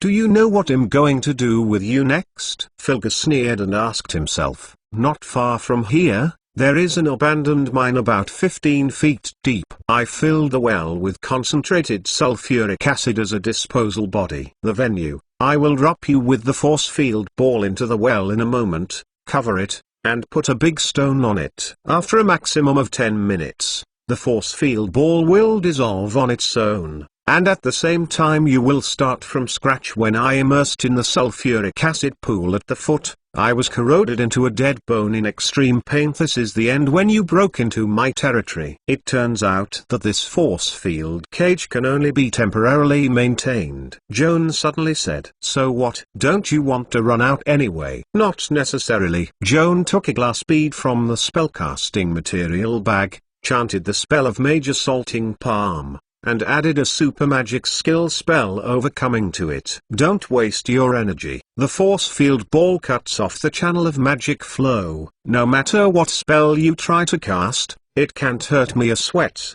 It will only cause you to bite yourself. Filger looked at Joan's spell. Lips the corner evoked a contemptuous smile. However, he soon couldn't laugh. Rumor. The moment when Joan chanted out the spell to activate the spell, the magic that appeared in the ball was transmitted to the outside of the ball wall through a mysterious alien channel under the effect of spell over obstacle, and a huge translucent palm was condensed in the air. How is this possible? Filger was so shocked that his eyes almost popped into his eyes, screamed and dropped the force field cage, turning his head and running. If you like Master Joan, please collect it. www.mentalnovel.com. Master Joan's literature update is the fastest. Chapter 610. Virus weapon. Joan caught up with the remote control magic hand, slapped him to the ground with a slap, opened the 5 fingers and grabbed the skinny madman tightly, and dragged him back to him, whispering across the wall of the force field, "Don't want to die. Just let me out." "No, I can't do it." Filger was breathing hard under the control of the giant palm and flushed his face. "I can't help myself." "Lift the ball." Joan didn't look like he was lying, so he had to wait patiently until the ball disintegrated on his own after 10 minutes. In the waiting time, anyway, idle anyway, Joan relaxes his magic hand a little, let Fergie take a breath, so as not to suffocate, and then tightens his fingers again, forcing him to hide in the pit. What is invisible fame? Humphrey. My Ferge is not a coward afraid of death. You can kill me, but never try to pry my mouth open. The mad mage was stubborn, posing with a deadly posture. What are you waiting for? Come, give Lao Tzu a pleasure. Seeing his face full of excitement, Joan knew that the conventional interrogation method might not have any effect on the stubborn guy. He frowned and thought about it, and said to Fergie, "I don't want to talk to you, let another Ferge came out." "Come on." Joan was too lazy to talk nonsense to him. The remote control mage attacked him with his palm and his face covered, hitting and hitting until he fell into a coma again, and then threw him into the puddle to wake him up. Perhaps the physiological instincts of survival and self-preservation played a role. This time Filger's fierce and tough master personality retired to the second line, and the weak, cowardly, conscientious deputy personality was dominant, and he cooperated to confess to Joan. Despite all the doubts that had been foreshadowed, Joan couldn't help crying out a cold sweat after listening to Filger's oral account. He originally thought that Ferge was hiding in the pit to study the necromantic spells that aroused the public's aversion, but he did not know that it was darker than he expected. The reason why Ferge came to this pit where smallpox broke out was mainly to collect smallpox virus, trying to make this kind of severe infectious disease into a virus weapon, used in war. Filger is just a poor and ruined low-level mage. Because he specializes in the Necronomicon school and is widely discriminated in society, it is difficult to find a legitimate career in earning a living, and it is impossible to have the ambition and strength to wage war. The reason why he participated in the research viral weapons are purely employed. The generous commission, plus the fact that Filger had smallpox when he was young and survived fortunately, he will not be infected with this severe infectious disease again for life. These two factors prompted him to make up his mind to take risks and accept this shameful transaction. In order not to attract attention, he installed the virus laboratory in the depth of Azuoki mine where the smallpox epidemic broke out. Occasionally, when the night was quiet, he quietly slipped out of the mine and kidnapped strangers passing by to cultivate the virus. In vivo experiments, this sneaky act has continued for more than half a year, until not long ago a group of dwarf miners broke in and destroyed his peaceful life. Filgalus made a small plan to scare away the dwarf miners. He thought he could sit back and relax in the future. He didn't want to provoke Joan to such a star. The virus research work had not been completed and he was caught. After listening to Fergie's confession, Joan was speechless for a long time. He also knew that people's hearts were sinister, but he never imagined that someone would be so vicious that he tried to make a powerful infectious disease such as smallpox with a high lethal rate and an uncontrolled spread range into a weapon. If this viral weapon is finally successfully developed, it will not only be able to defeat the enemy, but also completely destroy the absolute side. Even more terrifying is that the smallpox virus does not have long eyes, and there is no difference between the enemy and the enemy. While killing the enemy, it will spread to other areas with the wind, causing a deadly threat to innocent civilians. Is it that anyone who attempts to use this weapon has the root cause? Have you not considered the life and death of those innocent people? This is not academic research, but naked crime. Only the most evil and cruel demons can ruin their hearts and minds to do this kind of damaging act. Joan gritted his teeth and tolerated his anger and asked Filga, "Who hired you to do this?" "I don't know." Filga shook his head in frustration. "I really don't know who the boss is behind the scenes. Every time I contacted me was a masked person. The other party claimed to be a general's messenger, but refused. Tell me the general name of the general. Don't you find any clues to prove its identity?" Joan asked reluctantly. Filga looked up at him timidly and said intermittently, "Once, I accidentally saw the masked messenger Adjult wearing a pendant close to him, which looked like a little axe, painted with a dark color. Black axe." Joan immediately remembered having seen the same ornament on Henry Baldwin's neck not long ago in Housetown. Clark told him at the time that it was a unique evil emblem of the believers of the Conquest Church. The black axe symbolized the mysterious idol worshipped by this group of cultists. As for the true identity of this idol, it was an evil god, a great devil, or an abyss. Lords, no one outside of the sect will know. Since the masked man who contacted Fergie was wearing a black axe charm, Joan had reason to suspect that he and his master were likely to be secret believers in the conquest. Joan also thought that Filga was commissioned by the military to develop smallpox weapons, and that Henry Baldwin's backstage boss General Isaac Hook had the dual identity of conquering the high ranks of the congregation and senior military officials. Filga's employer is also General Hook. Unfortunately, Fergie's subsequent confession denied Joan's suspicion. The person who hired Filga to study smallpox virus has a military background is not false, but Filga insists that this person is a senior officer of the Midgard Colonial Corps, and General Hook served in the Colonial Corps of Yalfheim, and the two parties belong to different. The system is unlikely to be the same person.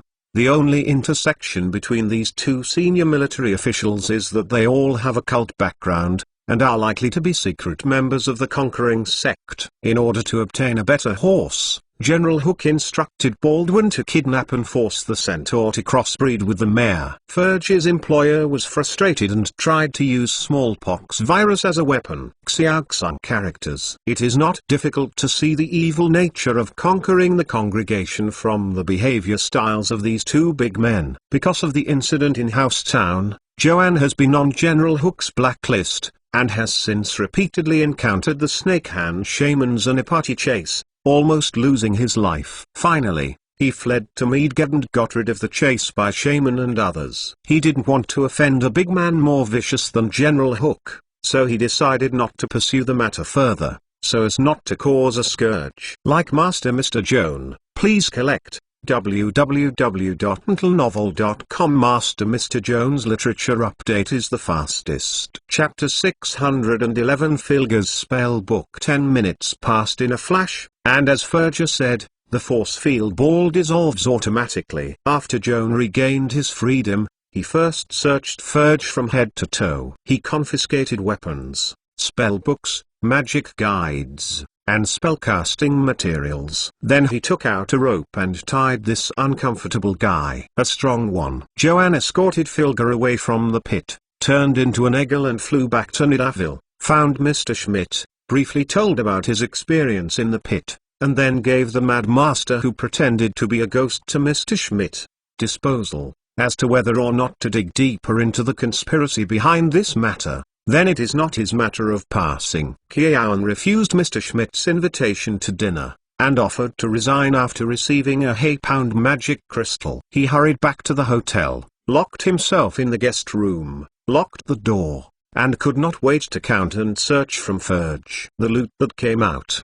The 8 schools of Austrian law have their own characteristics of prophecy, protection, shaping, spells, changes, illusions, confusion, and undead. The vast majority of arcane spellcasters do not possess such high intelligence and knavery curiosity as Joan, limited by energy and financial resources. It is more sensible to choose one of the 8 university schools as the main direction of attack. School spells are less involved, so-called schoolmasters. The specific choice of school as the main direction of attack depends on personal preferences and talents, and it cannot be simply asserted which school is necessarily stronger than the other school. However, due to the different emphasis of the 8 colleges, there are indeed some differences in career prospects. For example, when Joan was studying at Leiden College, he often heard a proverb from his tutor and classmates: the prophecy gets rich quickly, and the necromancer is poor for 3 generations. Prophecy refers to the prophecy school, which is the worst combat ability among the 8 colleges. It is difficult to find the aggressive spells belonging to the prophecy school. However, compared to the weak combat power, the spells of the prophecy school are the most widely used in daily life. If the master mage of this school has no intention of studying academics, he can obtain a well-paid position in the business industry, especially in the financial industry and the criminal investigation industry. The specialists of the prophecy school are very popular. Most of the spells in the prophecy school involve actuarial, prejudgment and tracking. They are very suitable for showing their talents in the financial market, and can also be used to find things and pursue murder. The industry shines with this technology. Of course, there is no shortage of money, and social status is also respected. The necrotic school is another picture. Since most necromantic spells deal with corpses, they are quite different in terms of religious beliefs and social ethics, and they are inevitably suppressed by discrimination by the public. In addition, they need to be exposed to negative energy for a long time. Contaminated by negative energy, it seems to be described as dry, with a dark temperament, and even more unflattering. In the school, since most of the necromantic school's spells are evil, the library is either not included or prohibited from borrowing. It is difficult for masters specializing in this school to pursue further education through orthodox college education, so most of them are non-outside being born and doing whatever you want to do. Things further deepens the public's aversion to necromancer. Even if a necromancer wants to do a proper job, there are not many suitable occupations to choose from. For example, most necromancers are proficient in anatomy,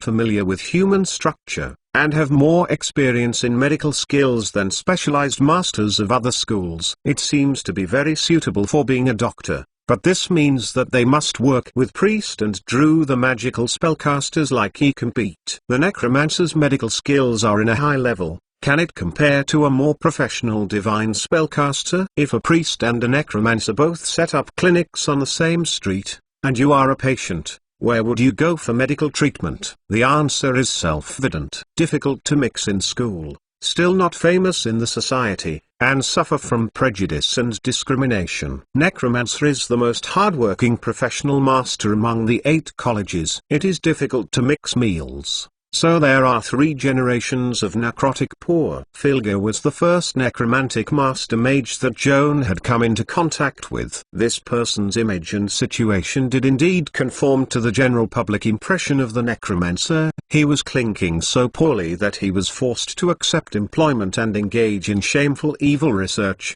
The brain is not normal. Joan didn't expect much oil and water to be squeezed from the poor ghost, but he was pleasantly surprised. Ferge did not have a few copper plates, but Joan found 2 books from him, plus 3 force field balls. Only these 3 force field balls. Les said it is worth 1,000 gold doubloons. Joan had forced Fergue to get these goodies. Filger's deputy personality is also honest, telling him frankly that these force field balls are the rewards paid by the employer in advance, a total of 4, one of which has already hit Joan. At this moment, 3 force field beads were placed on Joan's table, like 3 round black pearls, glowing dimly under the light. Joan picked up a force field bead in his left hand and dipped the pen in his right hand to draw the number 4 rune ensues on the surface of the sphere. After some appraisal, Joan confirmed that the ball was enchanted with a 5-ring spell force field wall. Thrown out and hit a hard object, it will detonate itself, causing 5 energy levels to creatures within a 10-foot radius around the explosion point. The force field damage, and will imprison the dodge creatures inside the force field ball for 10 minutes. Most weapons and magic cannot destroy this translucent force field. This has been personally experienced by Joan Pass. If he had mastered the super magic skill of spell overcoming obstacle, the spell could be passed over the obstacles in reality, and I am afraid that it would really be thrown into the sulfuric acid pool by Fergue, and it would corrode even a piece of bone. The functions of the 3 force balls are exactly the same. After appraising, Joan spreads out his spell book, and will use the number 4 rune to parse out the spell from the force field bead and the 5th ring of force field wall to transcribe it into the spell book. Although at least you must be promoted to a 9th level wizard to learn this spell,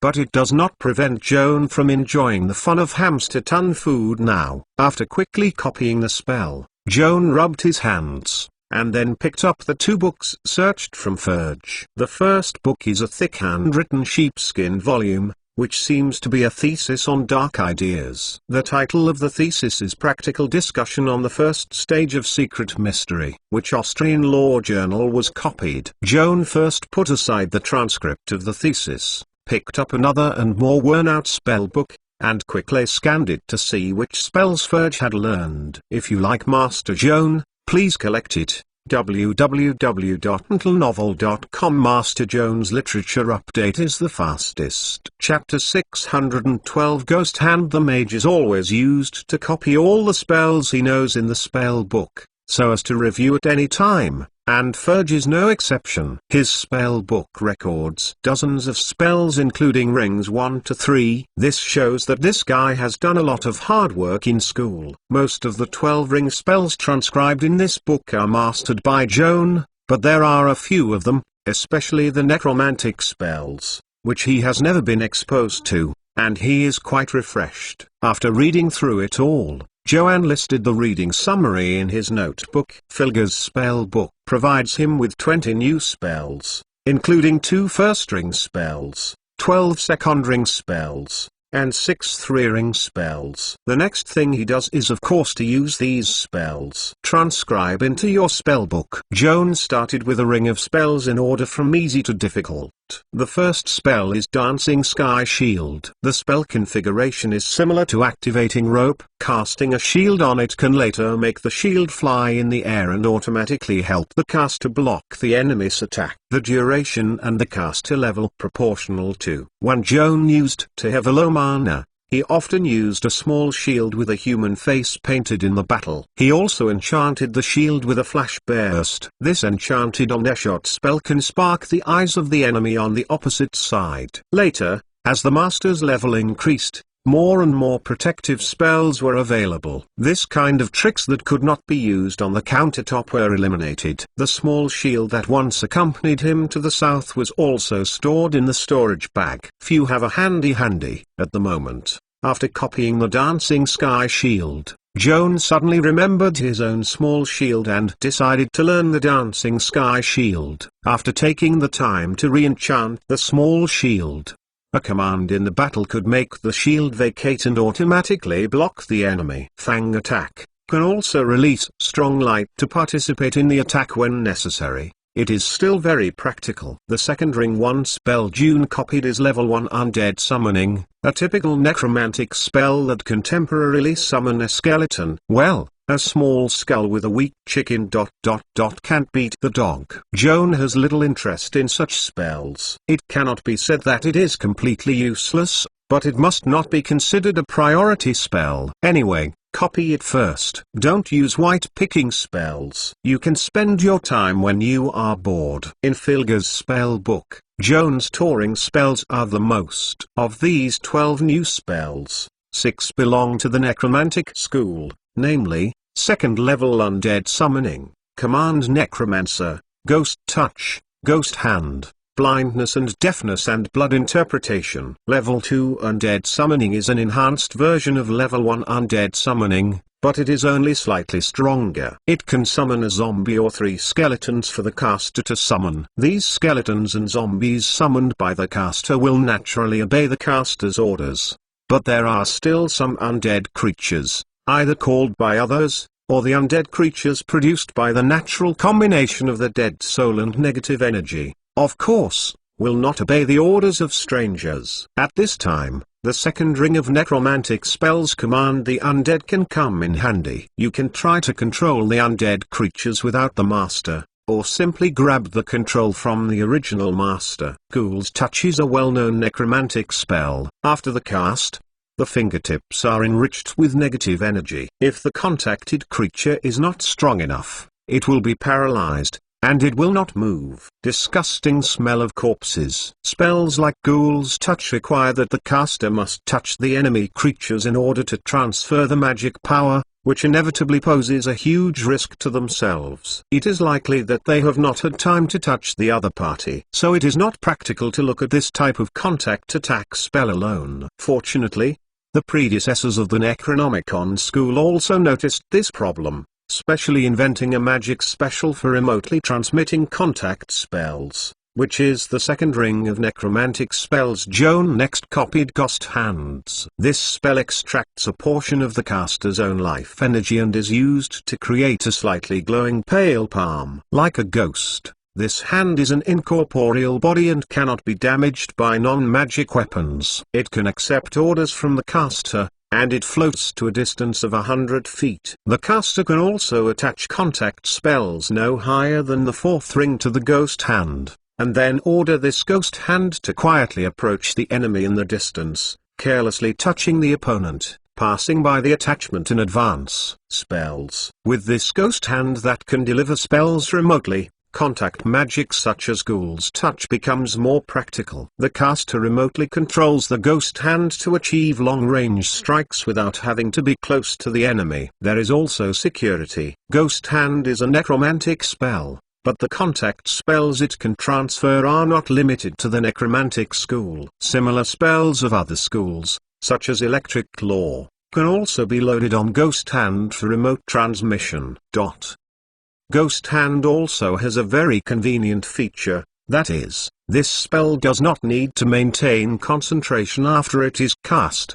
During the period of the spell, the caster can free up energy to do other things, and the ghost hand is quietly suspended beside the owner. When the master thinks of it, just give it a command, and the ghost hand will perform its mission on its own. After Joan finished copying the ghost hand, the next transcript was a somewhat vicious Necromancer 2-ring spell Blind Deafness. This spell is actually more like a curse. The caster uses negative energy to erode the subject's body. If the opponent cannot resist the magical erosion, it will lose hearing and even blindness in just a few seconds. There are actually many spells that cause similar effects, such as colorful jet, flash dust and pyrotechnics, which can make the subject blind. However, the blindness effect caused by the above spells is temporary, and the recruiters do not need to seek medical consultation, and their eyesight will be restored after a while.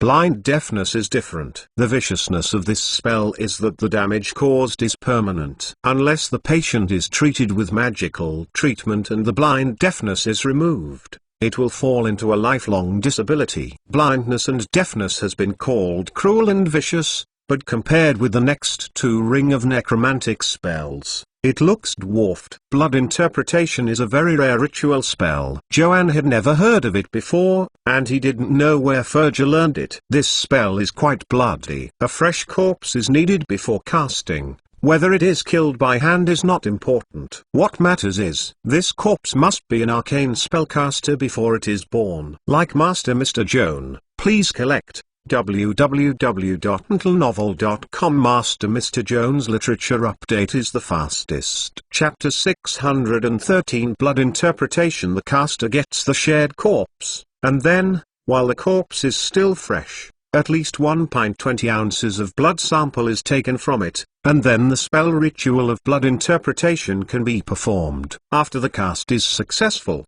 the blood of the deceased will appear on magic spell, so that the caster randomly learns a spell that the deceased mastered in his lifetime, and then the blood evaporates on his own. Blood interpretation can be repeated on the same corpse. If you are lucky enough, you can even interpret all the spells the deceased mastered before she ran out of blood. After Joan finished transcribing the blood interpretation, she put down her pen and fell into contemplation. This weird spell is actually copying the blood of the dead as a spell scroll, excluding the uncruel part. I have to say that this idea is very clever. Joan is inspired by this spell, and thinks that number 4 rune Ansu's has a similar function. He has used Ansu's runes to parse spells from the magic guide many times, and think of another way of thinking. If an arcane caster is regarded as a humanoid magic guide, Ansu's runes are drawn on his body, supplemented by blood interpretation.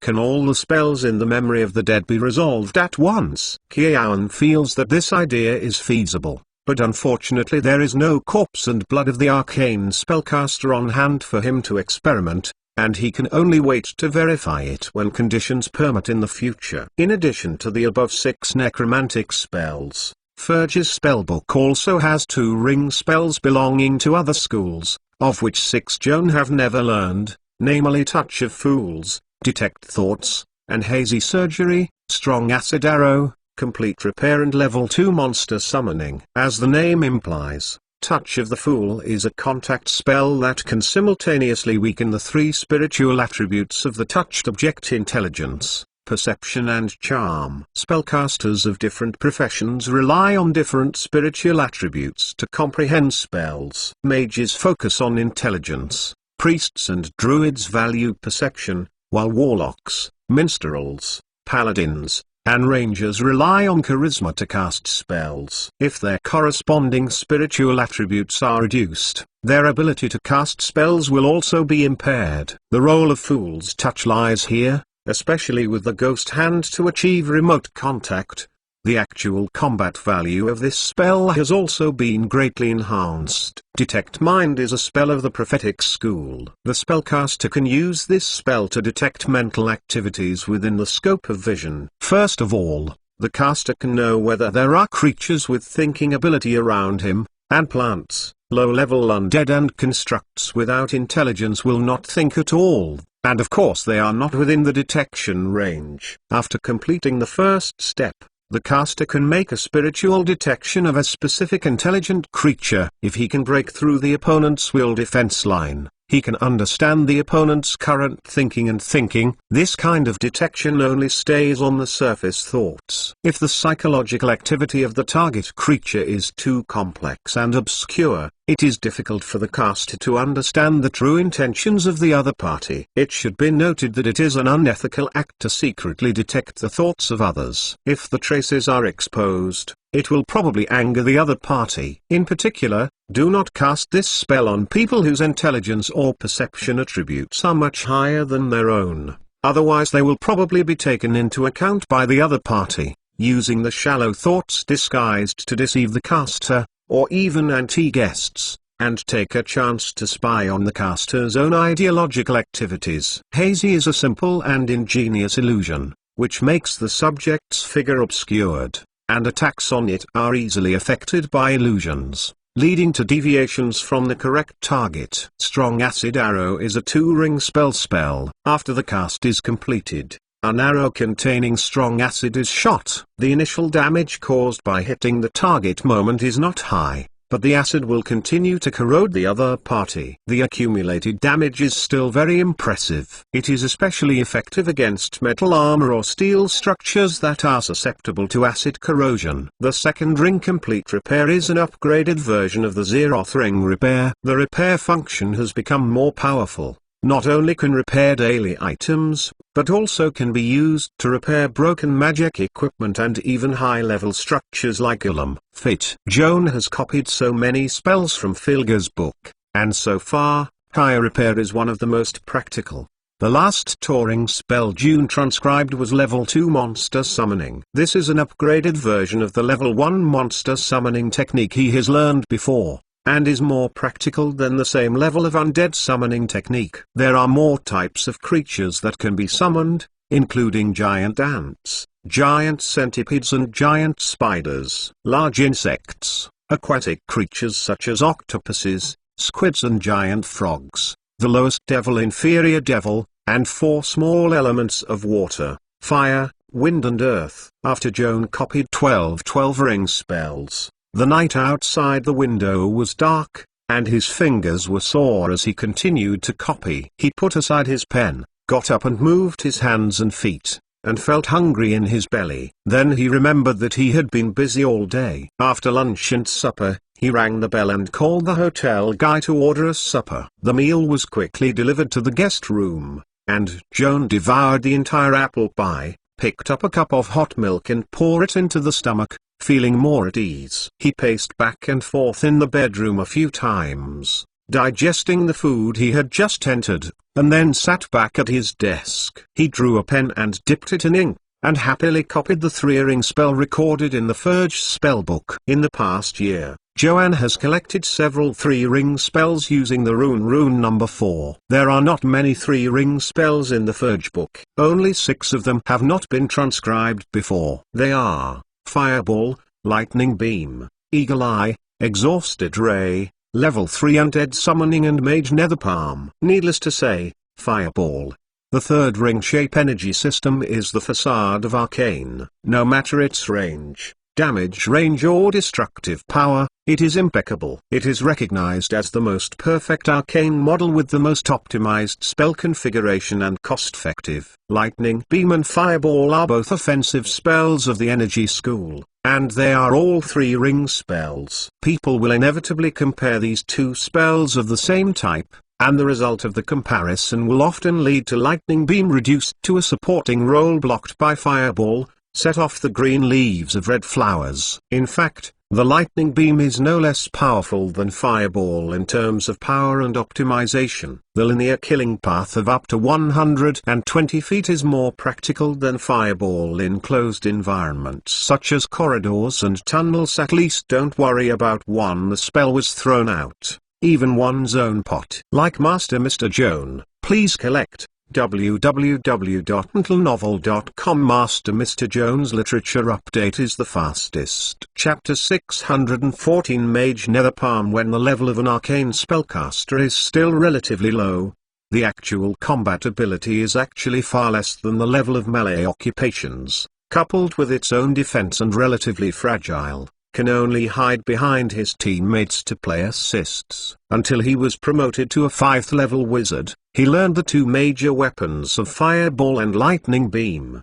The previous embarrassing situation was completely changed, and he really had the status of tactical core. Joan is one step away from reaching this qualitative change state. Fortunately, there is no need to hurry now, as long as he is promoted to a 5th level master before March. With his learning ability and progress rate, this is really only a little bit. No difficulty, small goal. Joanne next transcript is the 3-ring Eagle Eyes. This prophetic spell allows the caster to see and hear things beyond the visual field and hearing range. The specific audio-visual limit distance is proportional to the caster's level. Joan counts the addition of mythical mana as a 6th level wizard. When he casts Eagle Eyes, he can see things as far as 6 miles away. If someone in the area happens to be talking, He can also use the power of this spell to secretly eavesdrop unless the other party has precasted a spell to prevent peeping and eavesdropping. Otherwise it is impossible to notice that someone is secretly monitoring his every move. In Ferge's spell book, there are 3 other 3-ring spells that Joan has not been exposed to before,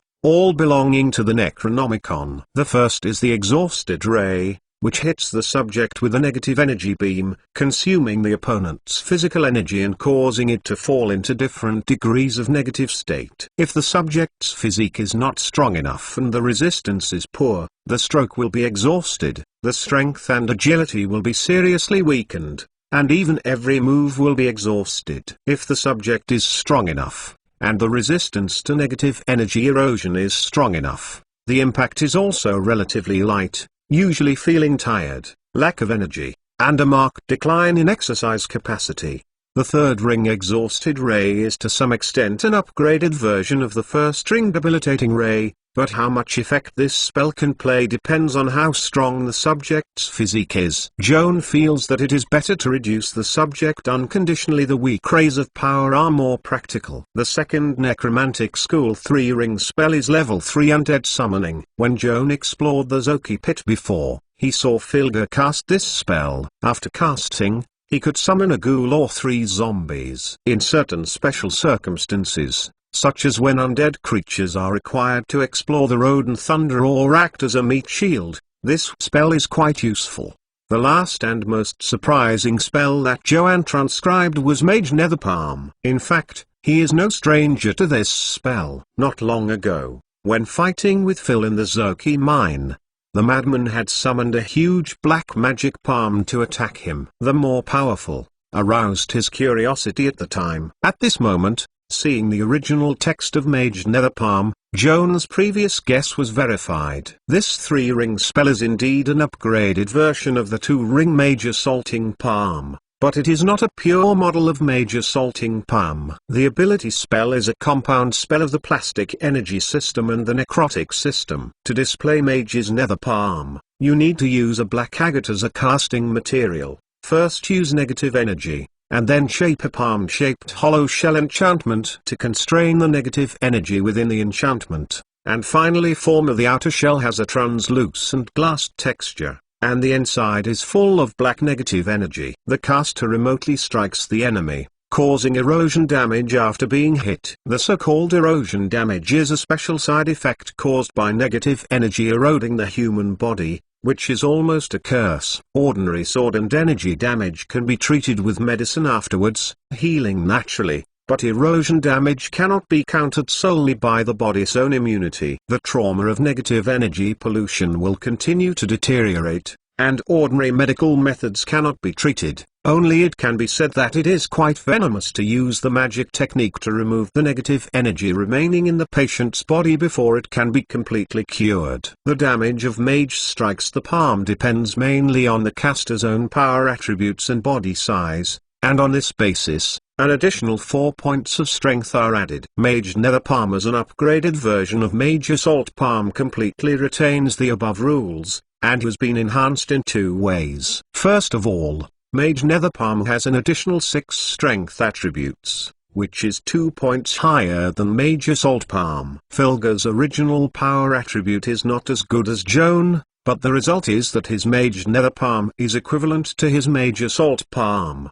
and the roots are here. Secondly, the magic configuration of Mage Netherpalm draws on the creativity of 2 rings of Netherpalm, and the black magic palm is not only capable of directly beating the enemy, but also like Ghost Hand, used to remotely conduct corpse-eating melee touch spells such as Ghost Touch, Fool's Touch and Electric Claw. The reason why Mage Ghost Palm is called Ghost is precisely because it integrates the function of Ghost Hand. The remote control giant palm strikes the enemy while attaching a Ghoul's Touch, causing the other party to become paralyzed and unable to move, or adding a Fool's Touch to slap the enemy into mental retardation. Such a vision is really exciting, but is it really feasible? Joan couldn't help but fall into deep suspicion. From the perspective of the casting process, if you want to complete the above operations, you must first create a Mage Netherpalm, which is no problem. Then you must use the Mage Nether Palm as a transmission medium to cast a contact spell. To this one step,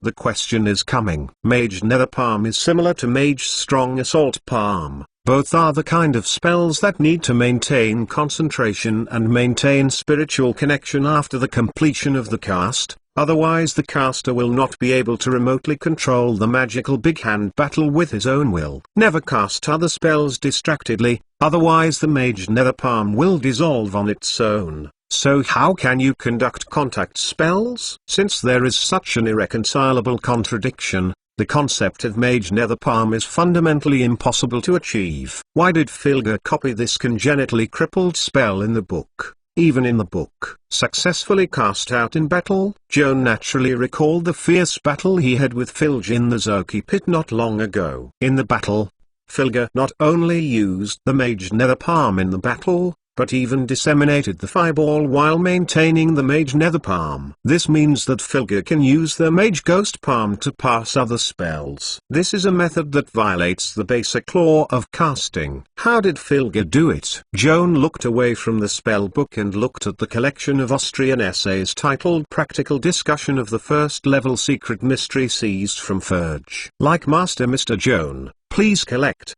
www.mentalnovel.com. Master Mr. Joan's Literature Update is the fastest. Chapter 615 Occultism. The word sub-mystery caused Joan's infinite reverie. A quick glance at the essay set and Joan's conjecture was confirmed. The so-called divided mystery is a technique that teaches the caster how to distract two purposes. In the early stages of this mystery, the caster can tear his consciousness in half. The main consciousness maintains a spell that requires concentration, and the subconsciousness is used to launch another spell that does not require long-term concentration. In fact, most spells, including Fireball and Ghoul's Touch, fall into this category. Only a few seconds after the spell is cast, you need to concentrate, and then you don't have to worry about it. When the caster refines this mystery, he can distract another spell while maintaining the Mage Ghost Palm, or directly hit the enemy,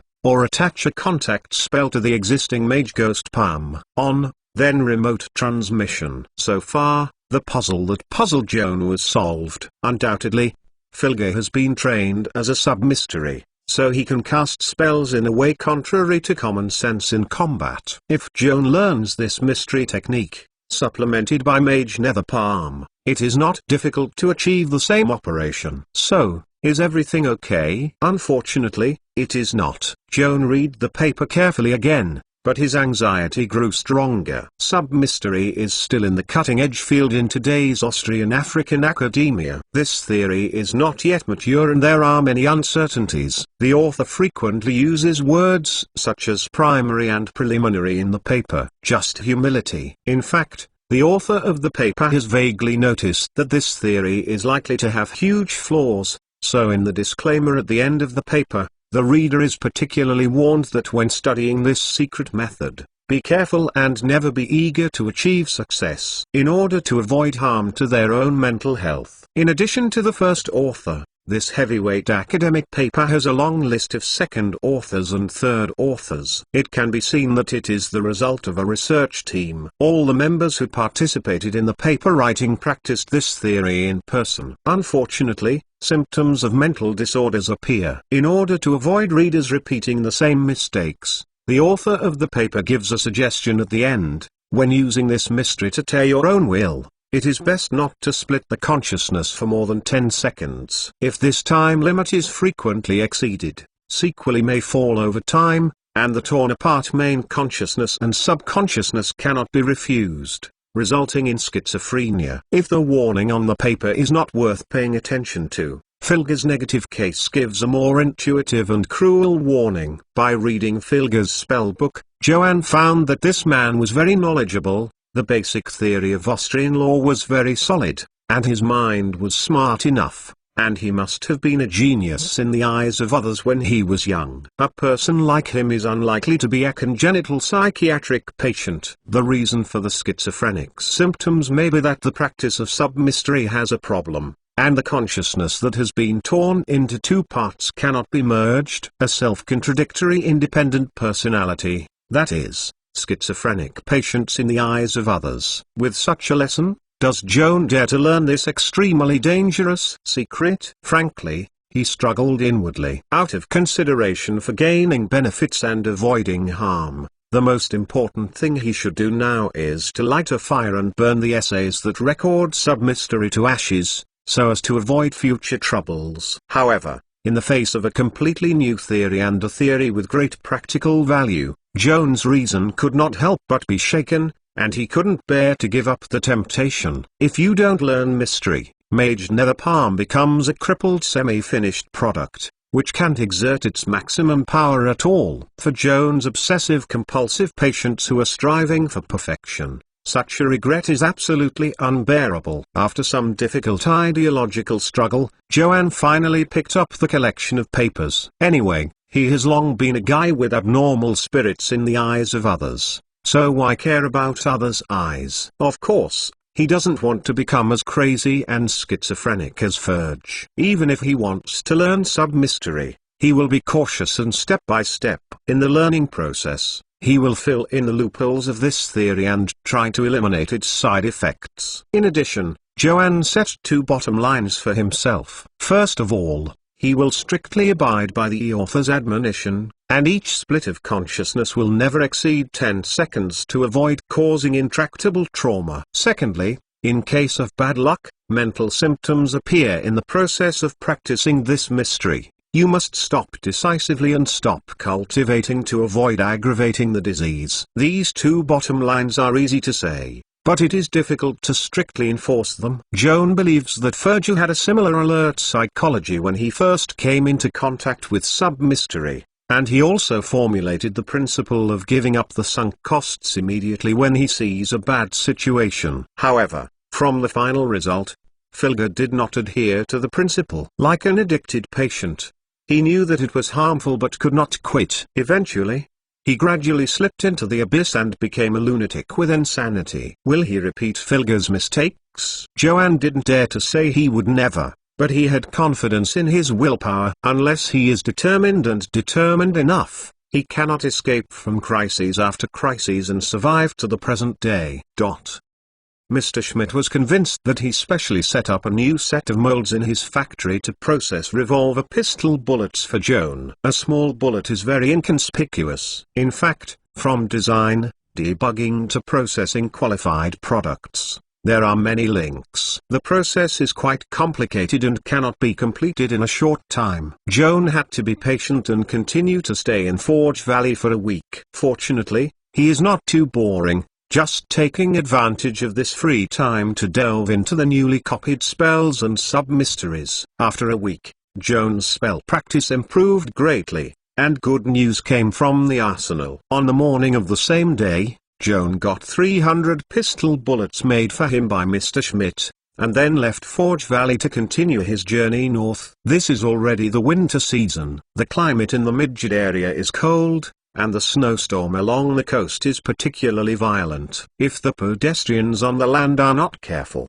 they may be caught up by the oncoming north wind at any time. Joan turned into an eagle and flies upwind at high altitude, not to mention the great resistance. Joan didn't feel tired all day long, but now faced with this extremely bad climate, he was tired and out of breath after flying for an hour in the blizzard against the wind. He remembered the advice of Greymaster that he had recovered from his leg injury and was not suitable for strenuous exercise. He simply gave up his plan to fly all the way to Midgard City and turned to the east. At 9:00 a.m. on January 11, 1621, he landed at the Freeport in the middle of the east coast of the New World. Like Master Mr. Joan, please collect www.mentalnovel.com. Master Mr. Joan's Literature Update is the fastest. Chapter 616 Freeport. Freeport is the most famous city in the central area of the east coast of Midgard, a veritable free trade port created by colonists, smugglers and pirates. The winding streets of the port are full of taverns, brothels,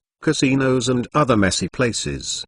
The bustling bazaars in the city are full of various kinds of smuggled goods, prohibited goods and stolen goods. For many years, a storm giant named Hela ruled the port. Lord Freya's castle Liberty Tower is located at the top of a high cliff near the sea, overlooking this city with a city wall and a deep water port. The captains of pirates and smugglers on the east coast of Wilnoya regularly came to Hela's castle to participate in the parliament, resolve disputes between each other, and discuss business prospects. Although there is no tangible evidence, it is generally believed that there is a close connection between the Pirate Council of Freeport and the Children's Association of Freedom, and even Lord Hela is suspected to be one of the founders of the Children's Association of Freedom. For many years, the colonial authorities of Midgard have silently tolerated the existence of the smuggling base Freeport, not only because Hela has control of the armed smuggling joint fleet on the east coast, but also because Hurl has close relations with the high level of the Midgard Colonial Company. Colonial companies and even high-ranking government officials occasionally need to borrow his hands to deal with dirty jobs that do not comply with the law. Joan didn't want to stay longer in this out-of-law place. After entering the city, he went straight to the pier and planned to buy a ticket to Midgard City and take a boat ride to complete the final journey. If nothing goes wrong, you can take a boat to the Gulf of Azza, where Midgard City is located, for up to a week. Sailing on the pier, occasionally visible suddenly roaring magic steamers flexibly shuttle between old-fashioned sailboats, workers unloading and loading cargo, wandering sailors everywhere. The whole port is very dynamic. Joan walked around the dock and found that the ships here are mainly cargo ships, few passenger ships, and did not go to Midgard City in the near future. Joan lived in Leiden port for more than half a year. He still knows the situation on the pier. He was not discouraged when he could not find a suitable passenger ship. He turned and walked into a pub called Mermaid Arm near the pier. The noisy tavern was full of drunk sailors. Joan had no intention of staying for a long time. He looked around and soon found the bulletin board on the wall. Going over and looking at it, there are indeed many notices for recruiting navigation master. The publisher of one of the notices was the captain of the Mercury cargo ship. The original naval mage on the ship unfortunately suffered from acute dysentery. The diarrhea came to life and had to disembark in Freeport for treatment. I rushed to the port of Midgard before unloading the bulk of sucrose trafficked by the Shivu Islands. If the deadline is not reached, a large penalty will be paid. In order to get the cargo to arrive within the deadline, the Mercury will be out of port at the latest tomorrow morning, and the sick navigation master has not yet recovered. The captain has to temporarily recruit a new person to replace his post, so recruitment notices are posted at various pubs on the terminal. When discussing life at sea, you have to deal with all kinds of unexpected accidents. The difficulties faced by Mercury are not special. If it is not possible to recruit the right person, you can only sail without a navigation master. If you encounter unusual weather or pirate attacks on the way, there is no navigation master and you will inevitably fall into a passive position. Joan wrote down the contact information marked on the recruitment notice and turned to leave the tavern. Crossing a street, the building opposite is the Port Authority office building. The first and second floors are offices, and the third floor is the location of a club called Navigator. In the New World, the social culture of the South and the North is very different. The South is a traditional agricultural society. The social activities take the living rooms of the owners of the major plantations as the stage. The owner will either host a banquet to call friends and friends, or summon neighbors to ride horses and fox hunting. A little more elegant, like Sister Castis, invites relatives and friends to the banquet every weekend, holds a dance party in his own living room, plays the piano and chats. Generally speaking, it is a salon-style social culture. Participants are limited to a small circle composed of friends and relatives and acquaintances. They refer to each other. In the North, In an environment where industry and commerce overwhelm agriculture, the social stage has long exceeded the scope of the family salon, and has turned to various clubs as the stage. Its nature has also expanded from the exchanges between friends and relatives to the same alumni, the gathering of industry colleagues, and even social groups with similar religious and political ideas is actually closer to partisanship or society. In the family salon social circle in the South, people talk about short family life, weddings and funerals, crop harvests, and occasionally talk about literature and art. In the Northern club social circle, people sit and play cards and chat. Most of the conversation revolves around the two eternal topics of business and politics. The leader club is a typical social field in the North. The members of the club are the captains of major ships. When they are free, they gather together to spend time. Exchange of feelings is still secondary, mainly to exchange information on the business field. Joan climbed the old stairs to the third floor of the Port Authority building, and he saw the sign of the Navigator Club in front of him. A young waiter in white gloves stood in front of the door, looking at him with suspicious eyes. Obviously, this young face of Joan does not look like a captain in any way. "Sir, what can I do for you?" "I'm looking for someone." Joan looked at the recruitment notice in his hand. "Is there Captain McQuay of Mercury?" "Mr. McQuay is playing." Taking the liberty to ask, "What are you doing for him?" the club waiter asked. "Apply." Joan passed the recruitment notice. "Wait a moment." The waiter turned and walked into the club lobby, and hurried back within 2 minutes. "This gentleman, Mr. McQuay, please come in for an interview." Joan followed the waiter into the club hall, and was immediately coughed by the strong smell of tobacco coming from the face. The whole hall was covered with second-hand smoke. The silhouette of the smoke was looming, just like a fire scene. Joan raised his hand to touch his prosthetic eye, and opened the misty sight. Through the hazy smoke, he saw 4 tables in the hall, all filled with people, playing cards intently. Near the window, a particularly wide rectangular table was placed. The tabletop covered with green velvet tablecloth was sunken down, and the edges were raised upwards. The corners of the big table and the middle of the long side were also dug with big fists. There is a net pocket below. The 2 men held a long pole in each hand, pacing and chatting around the long table, sometimes leaning down in turn, swinging the ball close to the table. "Like Master Mr. Joan, please collect www.mentalnovel.com. Master Mr. Joan's literature update is the fastest. Chapter 617 Nautical Master. The scene in front of him made Joan feel very fresh. He has never seen this kind of game in the South. Presumably the billiard often mentioned in the newspapers, a kind of club sport that originated in the old world Fijian kingdom and is now very northern in the new continent. The 2 men who are playing billiards seem to be in their 30s or 40s, one with a sturdy body and a flushed face, and the other with a thin, sturdy face and a horn beard. Joan couldn't recognize who the 2 gentlemen were, and he was hesitant. Fortunately, the waiter was very jealous, and whispered to him that the red-faced strong man was Captain McQuay of Mercury. When Joan came to the desk, McQuay just hit a good ball. After the white ball collided with the flower ball, a curve was drawn against the table, and it touched the edge of the table and rebounded slightly, just hiding behind another ball. A perfect defense. The people who watched the ball in praise. Captain McQuay laughed, handed the club to the waiter, grabbed the oak glass on the windowsill, and slurped the beer. The man with the horns on the opposite side frowned, holding the cue on the table several times, trying to find the best path for the clearance, but the difficulty was too great. 2 hits failed and the score was deducted, so that he completely lost the hope of catching up with his opponent. He had to put down his club to admit defeat, took out a handful of gold coins and patted on the table, muttered, "I have a bad luck today," and then turned around and walked away. McQuay picked up the winning bet and gave one of the gold coins to the waiter. The other figured in his pocket and turned to smile at Joan.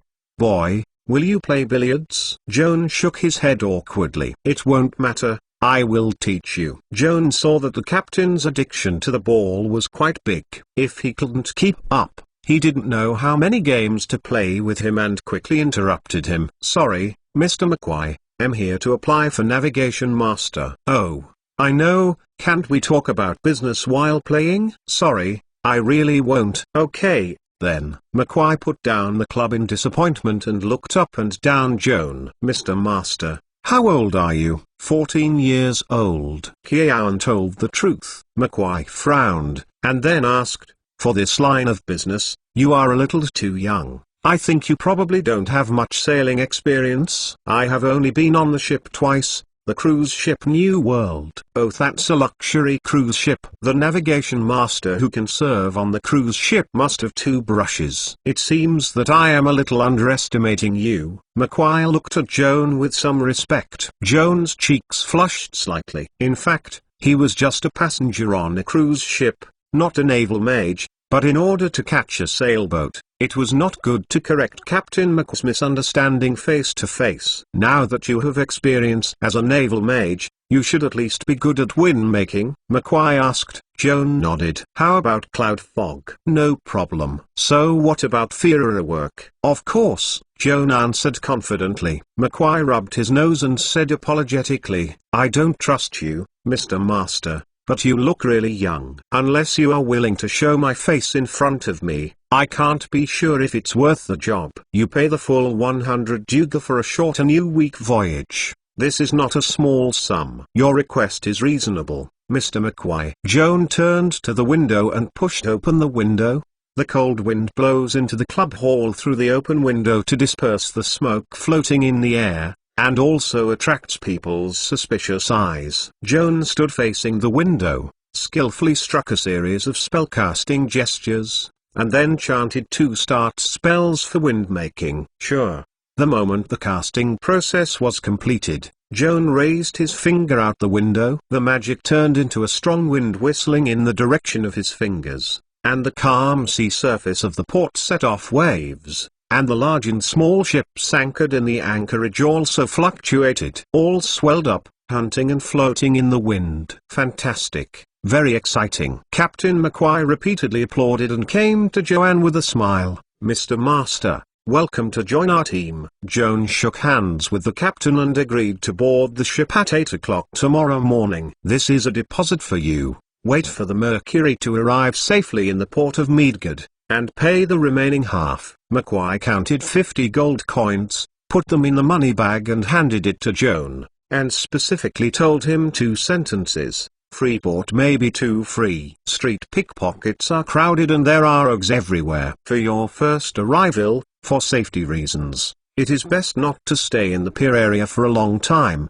Find a clean hotel to stay, take a good rest. Tomorrow see you in the morning." "See you tomorrow, Mr. Captain." "Thank you for your attention." Joan bowed to McQuay, put away his wallet, and turned downstairs. Going out of the Port Authority gate, Joan remembered Mr. McQuay's advice and stopped on the side of the road, watching the sides of the street, looking for a hotel to stay in. At this moment, a man dressed as a sailor came head to head, staggering, exuding a strong alcohol on his body, looking like a drunk. Seeing that the man was walking and running, Joan hid towards the roadside so as not to be hit by the drunk. It was at this moment that someone crouching towards him behind him, reaching out like lightning to reach for the purse in his waist. The pickpocket thought that the technique was exquisite, but he didn't know that Joan still had an eye behind his neck. He had long regarded his sneaky move in his eyes and flashed away in time to avoid pickpocketing. The pickpocket lost his hand, his face twitched slightly, and his eyes looked unexpected, but he quickly recovered his composure. Instead of feeling ashamed, he glared at Joan and screamed in a straightforward voice, "Look, what the hell, you want to find fault?"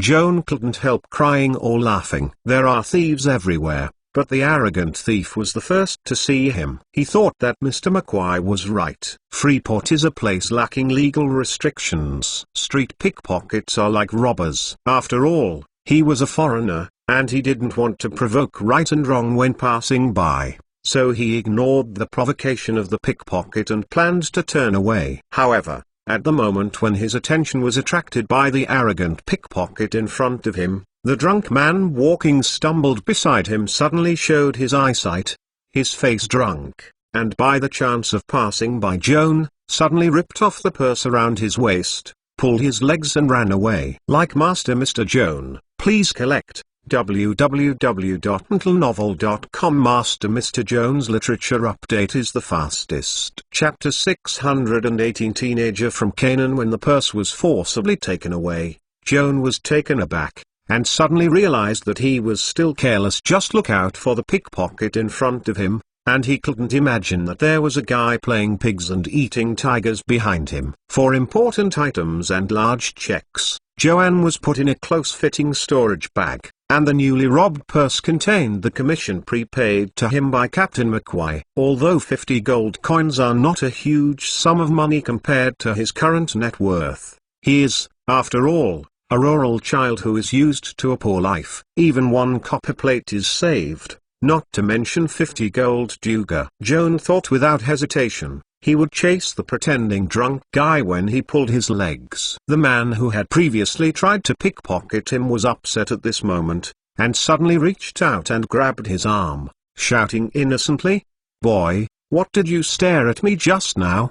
Did you want to fight?" Joanne is not a fool. At this time, it has been seen that the two pickpockets are actually a gang. The two cooperate with each other and cover each other, setting up a trap for foreigners like him. Now that a person steals and pulls his legs away, the party will deliberately find faults to haunt him, trying to delay the time and stop him from recovering the stolen wallet. Joanne didn't want to be fooled again, struggling to get rid of the pickpocket, and turned to run across the street. The pickpocket who had just disguised the drunkard had already rushed across the street, his back flashing, and disappeared into the alley. Joan hurried into the alley, and there were no pickpockets in front of him. The dirty alley curled up with two guys who did not know whether they were beggars or drunks. One of them saw him running hurriedly, grinning at him, showing his yellow teeth, spreading his palms, and making an explicit hint, "Master, reward a few drinks. I will tell you where Tony is hiding." Joan listened to what he said, and clearly recognized the guy who stole his purse. "I wanted to pay for the whereabouts of the pickpocket," but his eyes touched the other's treacherous face that couldn't be concealed by the greasy face. He suddenly changed his mind. The encounter just now sounded the alarm for Joan, making him realize that the so-called Freeport is actually a lawless crime paradise. Street pickpockets are proficient in deception, not to mention the homeless man who is begging. Even if you paid for it, the other party may not be honest, and you are not allowed to be with the two pickpockets before. You are here to wait for yourself early and carefully lay out a series of scams. If I was deceived and paid, I would have to be pitted to the north, and it was not only the 50 kinduga that was lost. Thinking about it like this, Joan added a little more vigilance and ignored the tramp, and instead followed the pickpocket in a way that he was better at. He took a bifurcated branch from the spellcasting material bag and made a series of casting gestures with his left hand. The magic net distributed around the branch turbulent tooth. Joan chanted the start spell of the second ring of item positioning, and silently recalled the appearance of the stolen wallet in his mind. The branch in his hand immediately felt. The branch deflected to the left, and trembling, Joan grasped his heart, speeded up and rushed out of the alley, chasing toward the left side of the road without hesitation. The tramp who attempted to bribe Joan couldn't help changing his face when he saw his spellcasting. Watching Joan go away, hesitating slightly, he suddenly jumped up and hurriedly chased Joan's back. With the navigation coordinates provided by item positioning, Joan can always know where the pickpocket is, and soon realize that the other party has slowed down his movement speed. It seems that he thinks he has been thrown away and can sit back and relax. Joan dashed down the street, saw the familiar back in the crowd, and immediately speeded up to catch up. The pickpocket was very alert, and when he heard the rapid footsteps, he looked back immediately and saw that Joan had actually chased him, and there was an incredible expression on his face. The two fled one after the other, chasing one after the other, attracting the attention of street passers-by. The pickpocket is obviously more familiar with the local environment. When running, He deliberately drills into the densely crowded areas such as markets and alleys, trying to get rid of Joan. However, no matter how he hides from Tibet, Joan can always use the spell to lock his position and intercept the shortest path to follow. If it were not in a busy city, it would be inconvenient for passers-by to perform the transformation technique, and Joan would have become an eagle and flew directly to the top of the pickpocket. The pickpocket ran for a long time, panting and tired. Instead of Joan, he pulled closer and closer. The sense of crisis urged him to look back frequently while flying, his face becoming anxious. Just as Joan was chasing pickpockets, the door of a shop on the roadside in front was open, and he walked out of a gorgeously dressed teenager wearing a wide-brimmed hat with oblique peacock feathers, a short sword at the waist, and a red bronze forged shank tail inlaid with a large emerald thumb. An indescribable exoticism naturally appeared between the hands and feet. It seemed to be aroused curiosity by the chasing by the roadside. The foreign boy stopped and turned his head, his eyes narrowed into a thin slit, and his sharp eyes fell on the pickpocket running in front. He saw a purse in his hand and ran at the same time. He frequently looked back and forth, looking sneaky, and guessed what was going on. A mischievous smile appeared on the corner of the exotic boy's mouth, pretending to inadvertently head towards the pickpocket, and suddenly he slammed his foot when he was about to pass by. While pickpocket escaped, he also had to look back to observe the owner. He never dreamed that someone had tripped on the way. He fell on the spot and chewed the poop, and the money bag flew out. The foreign boy's eyes were fast, and he grabbed the money before it fell to the ground, grabbed it, and walked over to meet Joan, returning the money with a smile. "Friend, collect your purse, don't be stolen by a thief." Joan thanked quickly, and looked up and down at the well-meaning person while receiving the money bag. The other party looks similar to his own age, with a flattering baby face and clear blue eyes that are unforgettable at first sight. Joan also noticed that there was always a joking expression on the teenager's face, as if a mischief was brewing. His eyes narrowed into a slit, like a cat dozing in the afternoon. It was rare to see the pear-like turquoise beautiful eyes. "Thank you very much for helping me regain my purse. How do you call it?" Out of courtesy, Joan took the initiative to talk stiffly. "My name is Holden and I am from the Kingdom of Canaan. I arrived in the New World by boat this morning. Freeport is my first stop.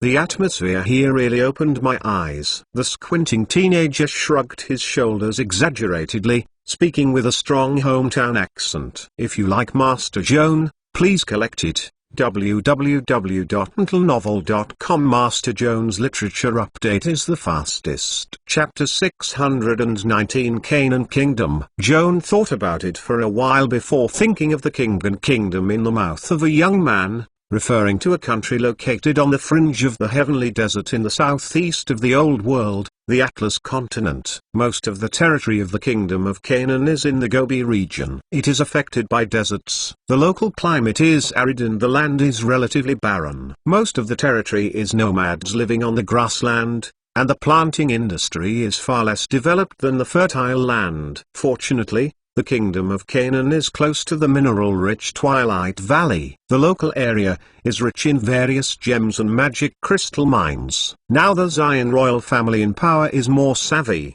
and it is actively developing an emerging magic industry that focuses on ore mining and processing. Education has been established to encourage business. In recent years, the national strength has grown rapidly. The people in the country have lived and worked in peace. "My name is Joan, from the town of Dillon south of Illinois." Joan reported his birth name and looked at Holden more out of curiosity. Before he met Holden, he had no contact with other Canaanites. Although Holden did not disclose his surname, from the perspective of dress and manners, Joan guessed that this person was mostly of extraordinary origin, either rich or expensive. "Joan, you are the only person who has looked at my eyes since I arrived in Freeport. We must have gotten together. If you are not in a hurry to be busy, why not give me a two-day guide and take me around the city? There are anything that is delicious and fun can be seen, and it is not a trip in vain." Holden smiled,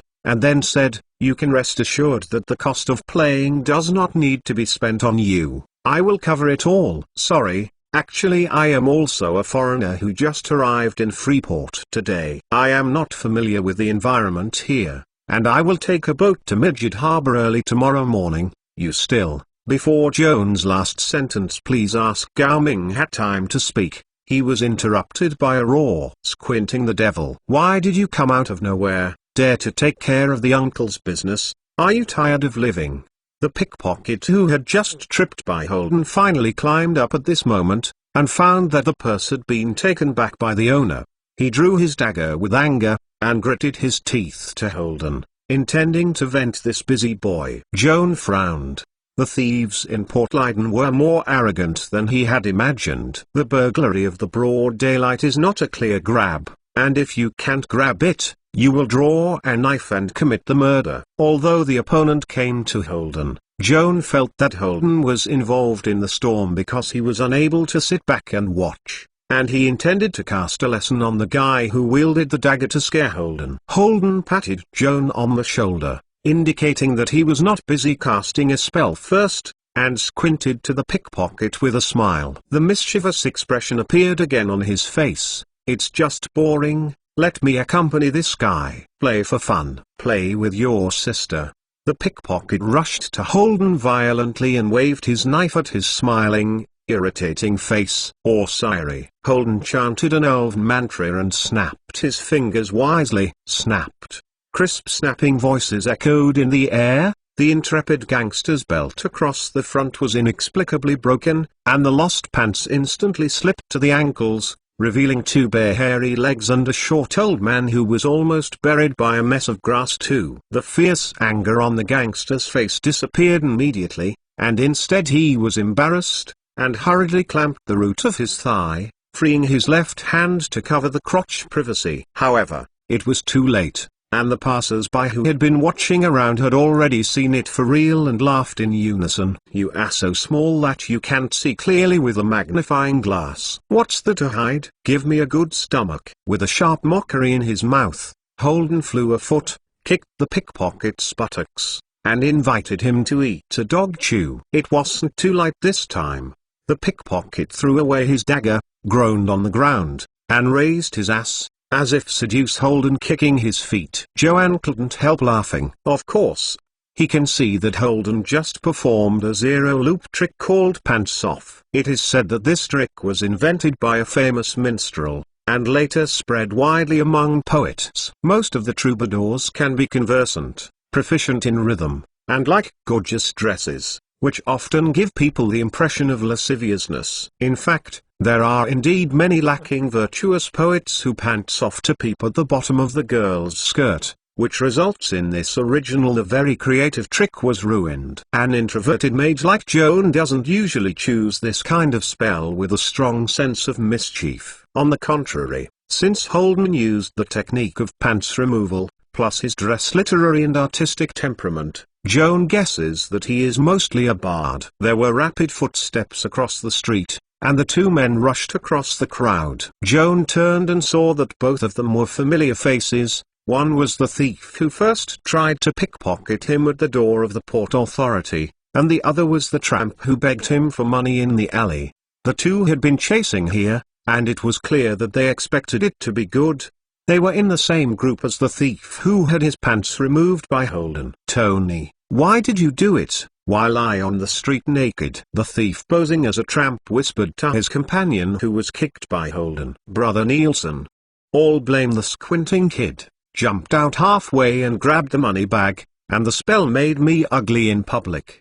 The pickpocket climbed up, grasped the waist tightly with both hands, and complained to the leader with a grudge. The man named Nielsen snorted and turned to look at Holden and Joan. His eyes finally stayed on Holden's face. He said, "This street is my territory. Your kid is here to find fault. Don't take my quick swordsman Nielsen in my eyes." "What quick swordsman? I have never heard of this character." Holden still squinted, his slightly raised lips showing disdain. "As for finding fault, ha, ha. That's your confusion. A justice person like me, of course, sees someone doing wrong, and of course he has to deal with it. I think your kid is impatient alive. Nelson's face was murderous. His wrists flicked gently, and two sharp daggers slipped from the cuffs and clenched tightly in his palms. Now that the opponent has shown the weapon, Joan will not talk about civility and politeness, and directly casts the second ring of higher endoscopy to check the details of the opponent in person. Nelson noticed an unusually sharp magical radiance in his eyes, and took a step back vigilantly, but with his willpower, he couldn't stop Joan's spell at all. As for his two companions, even the idea of resistance was too late to arise. Joan read it thoroughly. Like Master Mr. Joan, please collect www.mentalnovel.com. Master Mr. Joan's literature update is the fastest. Chapter 620. Great Sword Girl. Arrogant people often have arrogant capital. For example, the three people headed by Nielsen are not unusually rogue. All three have extraordinary professions. Two of the thieves are level 3 loiters, and the thief leader quick swordsman Nielsen is a level 6 loiter. Both his professional level and physical attributes are much stronger than those of his party, holding a dagger in his hands. From the point of view, it is likely to be a ruthless character who is good at two swords. Joan whispered to Holden the intelligence he had detected, reminding him to be more careful. Holden nodded, stroking the dagger at his waist with his right hand, a smile still on his face, and calmly faced the three sword-bearing bandits. Just as the atmosphere was struggling, a pretty girl with a giant sword slanting from the crowd came out of the crowd. Her dark and soft hair was tied into two fluffy ponytails hanging on her shoulders. A pair of black and white clear eyes curiously looked at both sides of the conflict, but also attracted the attention of the onlookers. The girl was dressed in a tailored black leather armor, soft and elastic high-grade leather, stretched tightly by her exquisite figure, and gave off a lustrous luster. However, when people's eyes touched the giant sword with her back obliquely behind her, it immediately seemed to be poured into a bucket of cold water in the head, and her mind disappeared. The girl with two ponytails is only 5 feet tall, but the giant sword that is slanted behind her is 6 feet long. The blade is wavy, reflecting the unique coldness of steel in the sun, and the sword is about half wide. The ruler, 1 inch thick, looks very heavy. Because the size of this weapon is too large, the scabbard of the usual style is inconvenient to store. The scabbard on the back of the girl has been specially modified, and it looks more like a shaped card slot obliquely behind the back. Very convenient. The steel sword with such a rough and heavy shape appeared on a young and beautiful girl. It was really mismatched, making people wonder whether she could really lift this huge weapon with a strong contrast to her own image. Why are you several hooligans again? The double ponytail girls stopped in front of Nelson, and their pretty faces showed displeasure. There is no other skill.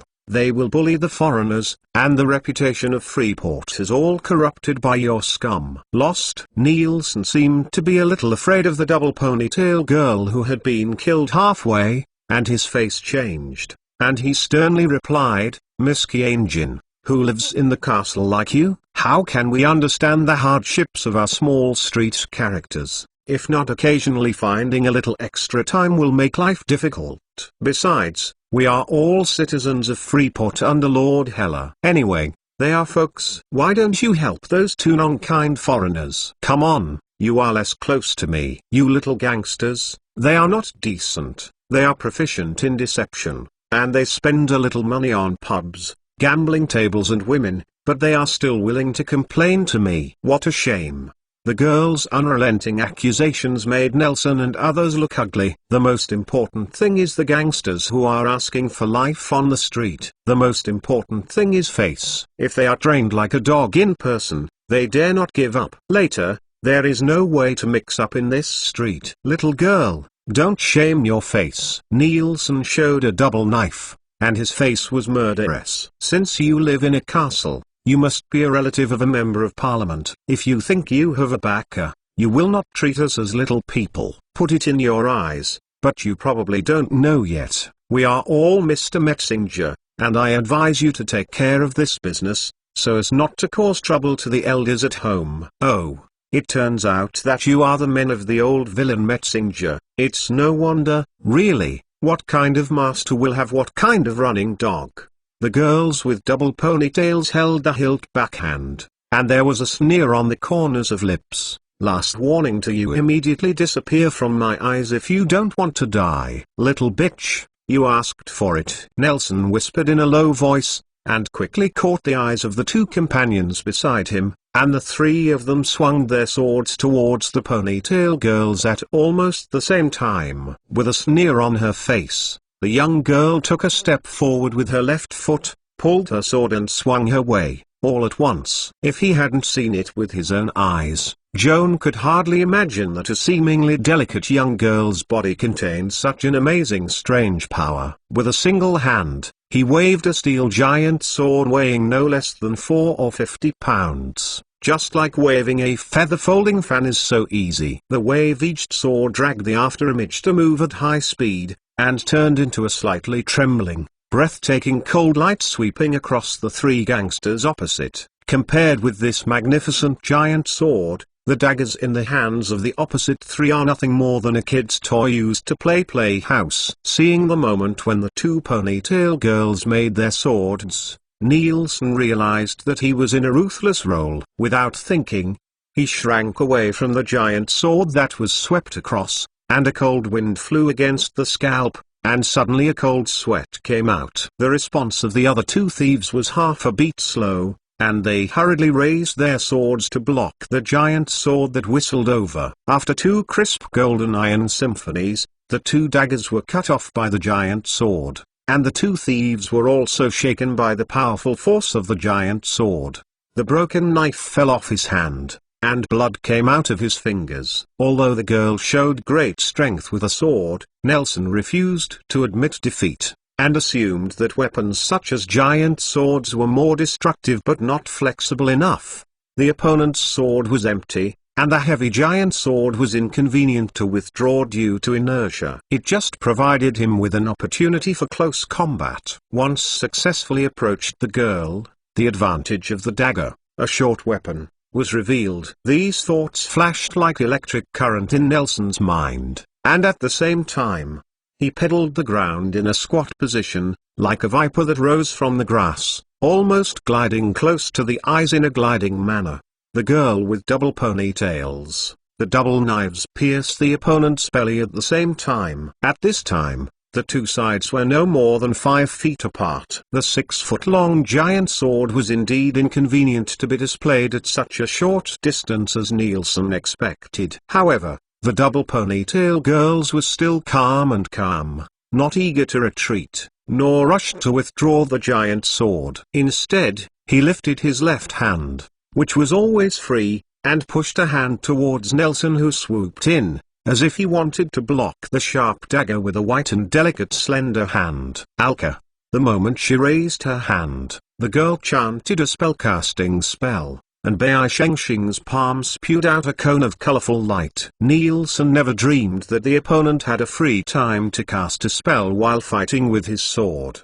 He couldn't help being hit by the colorful light cones. He seemed to be trapped in the air. His out-of-control body was slightly stiff, and then he fell down heavily. Under the influence of inertia, the face sliding forward against the ground until it reached the slender heels of the black high boots. The twin ponytail girls sneered and flew a kick, kicking Nielsen back and flying back, even rolling with awkwardness, and the dagger didn't know where to fly. Like Master Mr. Joan, please collect www.mentalnovel.com. Master Mr. Joan's literature update is the fastest. Chapter 621, page Justice. It's not fast to go. The girl suddenly angered.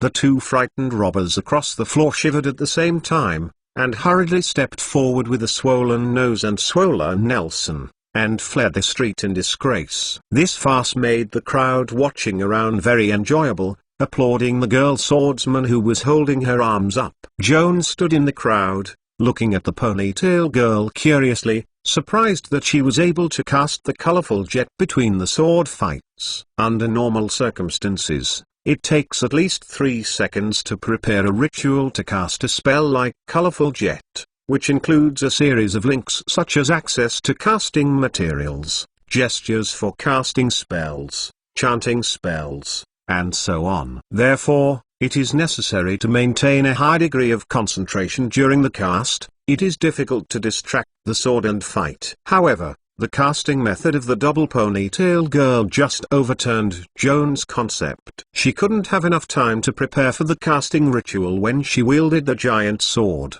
and successfully cast the colorful jet in less than a second. Except for a short spell to start the spell, the materials and gestures seem to be omitted. How did this happen? There are indeed skills in the world that shorten the casting process. For example, a high-level super magic skill called Spell Instant can help the wizard save the long process and complete the casting with a single thought. But Spell Instant is like most other super magic skills. It needs to improve the level of the spell as the cost of simplifying the casting process, and this cost is very large. A one-ring spell like the colorful jet needs at least take up a 5th level spell slot. The young girl with double ponytails on the opposite side looks no more than 17 or 18 years old. Judging from its exquisite sword skills, it is not like a professional spellcaster like a mage or a warlock, and it is unlikely to have 5 rings. Spell position. Conversely, if she is really a high-level caster,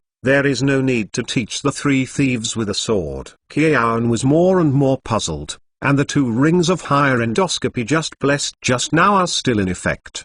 Do you want to secretly check the details of the girl opposite to solve the doubts? After a moment of impulse, Joan woke up and warned himself to dispel this impolite thought. Hi friends from afar. Haven't you been scared? The girl put her sword into her sheath and turned to Joan to show a kind smile. I hope you won't be bad for my hometown Freeport because of this unpleasant encounter today. Impression. That wouldn't be ... Thank you for coming forward to do justice for us. Joan thanked the beautiful and upright girl a little crampedly. The girls with double ponytails grinned and their narrow eyes flashed a narrowing glory. The next sentence destroyed the glorious image they had just established in Joan's mind. The verbal politeness is not necessary. If you really appreciate it, give it a fee. He reached out to Joan without any shame, and he was very skilled in asking for money. Joan froze on the spot, suspecting that the other party was joking. Holden was also inconceivable. He raised his voice and asked the girl, "Hey, are you serious? Is there any charge to fight? What's wrong? Can't you collect money for doing good?" The twin ponytails retorted sternly. This is also true.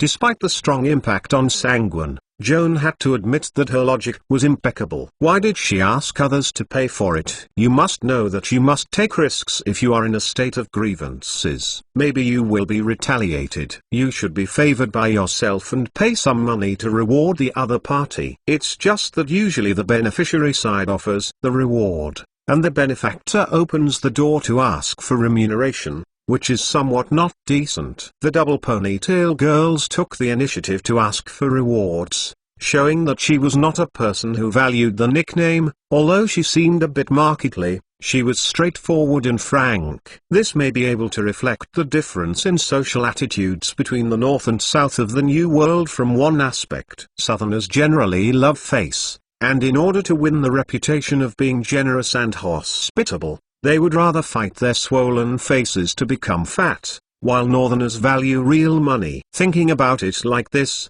Joan opened the purse and first took out 3 kindugas. After thinking about it, he added 2 more and handed them to the double ponytail girls. In this way, he was still worried that the girl laughed at her stingy, and others hadn't spoken yet. He blushed first and had to sigh that the growth environment had a huge impact on a person's personality. It was also difficult for him to overcome the Southerner's love for vanity. Are these enough? Enough is enough. The wealthy girl quickly took the gold coins, put it in her pocket, and said to Joan with a frowning smile, "Little brother, you are so generous. My name is Hyla Green, local. Let's make a friend, right?" Joan Vida, the Alfheim. Joan added to his heart, "I'm poor and can't make friends like you." Wait. Holden suddenly took a step forward, holding Joan behind him. His face was rarely smiled, and his eyes were squinted round. unmasking his dissatisfaction with Hayla. "Miss, let's tell you the truth. I'm not as fooled as Joan. You're smart, but it's a pity that you use your cleverness in the wrong place." Hayla also put a smile on his face and asked unpleasantly, "What do you mean? What do you mean?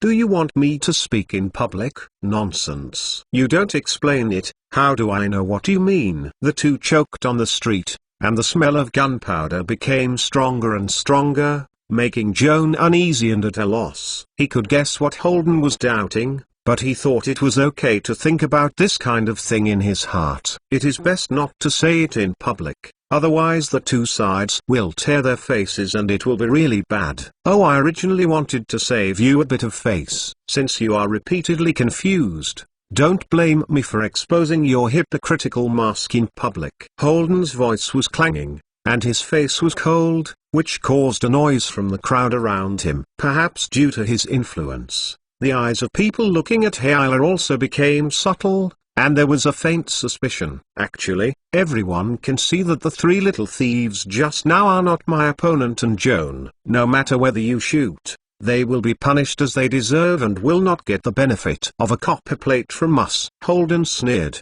then said, "At this critical moment, you suddenly jumped out and forcibly played the role of slaps, played a handsome-looking trick, ran 3 hair thieves, and earned 5 by the way. It's a good little coin, but it's really a good calculation. By the way, if I guess right, you'll have to find the 3 hairy thieves later. How many points they have a little benefit. After all, raising dogs also has to feed a piece of meat from time to time. The bones, not to mention the supporting roles of superb acting, do not talk." Joan saw that Hayla's eyes were red, and moved his right hand to the hilt behind him. He quickly interrupted Holden and forced him out of the crowd. "If you like Master Joan, please collect it. www.mentalnovel.com. Master Joan's literature update is the fastest. Chapter 622. Hayla Green, why did you stop asking me? Holden was not convinced. "You can't be polite to her, beauty snake. You have to expose her scam in public, otherwise they will use the same tactics to deceive others." "Don't say it." Joan pushed him angrily. "If you have to say it, I won't be there." "Hey, don't be angry. You don't care about me because of the bad woman. Do you know how big you are?" Holden followed with a hippie smile. Joan didn't want to quarrel with this cynical foreign boy. Besides, he was not good at arguing with people, but he was in a hurry, feeling a little depressed. Holden suspected that Hayla, Nelson and others were together. The whole process from robbery to relief was a carefully planned scam, interlocking and triggering one after another. If Joan couldn't get the money back, Hayla wouldn't show up, and when she appeared, she was actually covering the party's retreat under the guise of justice, and by the way, she could earn 5 Kindugas remuneration. Smart and effective risk-hedging strategy. The entire conspiracy looks very detailed, and there is only one question: is Hayla really part of the conspiracy? As Holden questioned, is it a sinister woman with different appearances? Joan has no evidence to overturn Holden's allegations against Hayla, but there is also no evidence that Hayla did participate in the scam. Since there is no evidence on both sides, Joan thinks Hayla is innocent. "Joan, do you believe my reasoning?" Holden asked after him. Joan stopped and glanced back at him. He solemnly said, "I believe it or not, it is not important. The important thing is that I cannot convict others by imagination alone. However, you have to admit, my reasoning is impeccable." Holden shrugged, his face unconvinced. "That's not inference, Holden. Your accusation against her is just a suspicion of lack of evidence." Joan suddenly remembered what Holden said to Hayla just now: "Don't use cleverness in mistakes where this is what you said, and you should take it for yourself." This. Holden scratched his head and replied in a low voice, "Okay, I was too sloppy." "Really, you guys don't say anything at all. It's quite powerful to teach people. It's kind of like me, sister." Joan sighed and turned to continue to move forward, intending to find a hotel to stay in. Throughout the whole day, there have been too many accidents. He is already tired and does not want to cause trouble. The silhouette of the intersection flashed, and Hayla emerged silently like a ghost. blocking him in front of Joanne, forcing him to stop. "Miss Green, just now. It's embarrassing." Joan tried to explain with guilt, but didn't know what to say. Holden chased cautiously, holding the sword handle with his right hand and raising his ears to listen to the movement around him. Until this time, he still suspected that Hayala was the leader of the group of thieves, and suddenly appeared in the alley, probably to commit revenge. Hayala smiled, looking at Joan without any hostility. "Actually, I have been invisible behind you, overhearing what you say. I am very touched. Do you mind if I overhear?" Joan secretly regretted that he was too careless. He didn't even notice someone behind him invisibly tracking. It seems that he has to turn on see-through invisibility from now on. "I don't like to be followed, but I'm not angry with you. Will we even if it's even?" Joan said seriously. Hayala's eyes suddenly softened, and his eyes smiled as a pair of crescent moons. "Joanne, how old are you?" 14. "It's 2 years younger than me, and still a little boy." No wonder it's so naive to talk. Innocent and cute. Joan doesn't like this kind of comment much. "Tighten the corners of your lips. Your cheeks are hot." "Yo, blush. So cute." Hayala seemed to have found another new continent, his eyes shining. Joan was so embarrassed that he looked down, avoiding the girl's burning eyes, trying to squeeze past her, and find a place to hide. Hayala could not allow him to escape, giggling to catch up, and couldn't help but hold his hand, without concealing his passionate and strong style. "Joan, you have just arrived in Freeport and you are not familiar with the environment here. For your good looks plus 5 gold coins, my sister will give you a day guide for free and invite you for lunch." "How embarrassing to make you spend." Joan racked his brains and tried to find some refusal words. Hayala raised his head and looked bold. "Anyway, the money is easy to come without you saving me." "Is this money easy?" "Thank you for saying so." Joan twitched his lips, wondering if the girl was a true fortune fan, or she was so bold. "That money was originally Joan's." "Spend someone else's money to treat you. Of course you don't feel distressed." Holden hurried up and said angrily what Joan said embarrassedly. Go, you go away." Hayala waved his sleeve at Holden, his face disgusted. "Don't follow me like a stray dog. There is no reward for your bones here." Holden certainly could hear that Hayala was taunting him in reverse, using what he had said before, and repudiatingly retorted, "Who is following you?" "I've been with Joan. You are less affectionate." Hayala chuckled and ignored Holden, skillfully walking Joan's hand through the streets, and finally came to the door of a tavern. Joan looked up at the mermaid relief on the brass signboard of the tavern, and became more familiar with it, until he was dragged into the tavern by the female swordsman and saw the familiar layout of the bar and the noisy crowd. After waking up and going around a lot, he returned to the Mermaid Arm Tavern. This morning, he was on the bulletin board of this pub, and saw the announcement of the recruitment of the navigation master by the Mercury Brig cargo ship. "Joan, the seafood risotto at this pub tastes good. Haven't you eaten lunch yet? It's a rare visit to Freeport. Please try local food." Hayala snapped his fingers and greeted the pub waiter to order the meal skillfully, as well as a bottle of white wine with a meal. Holden sat next to Joan, lying on the bar with his elbows folded, sniffing his nose, sniffing the aroma of wine and vegetables from the kitchen like a puppy, stretched his neck, and swallowed with a thud, and raised my hand to greet the waiter. "Add another seafood risotto, and I will also try the specialty of Freeport." "Good sir." The waiter saw Holden sitting next to Joan and Hayala, and asked with a smile, "The three are together?" "Yes, just keep the bills together." Holden replied calmly, "If you like Master Joan, please collect it." www.mentalnovel.com Master Joan's literature update is the fastest. Chapter 623 Illegitimate child who's with you? Hayala turned his head and glared at Holden. "You pay for the meal you ordered. Follow me with this set. You pay with Joan's money. This meal is a Joan treat, and Joan didn't speak, and it's not your turn to talk coldly." Holden rebutted politely. "You guys are not kids. so don't say a few words. I'll treat you to this meal. Kiaon sighed while holding his forehead. While sitting on a small horn, his voice grew louder and louder, and he sat in the middle of them and luckily, really hurt his head. Hayla lowered the volume a little, and joined Joan's ear to vomit.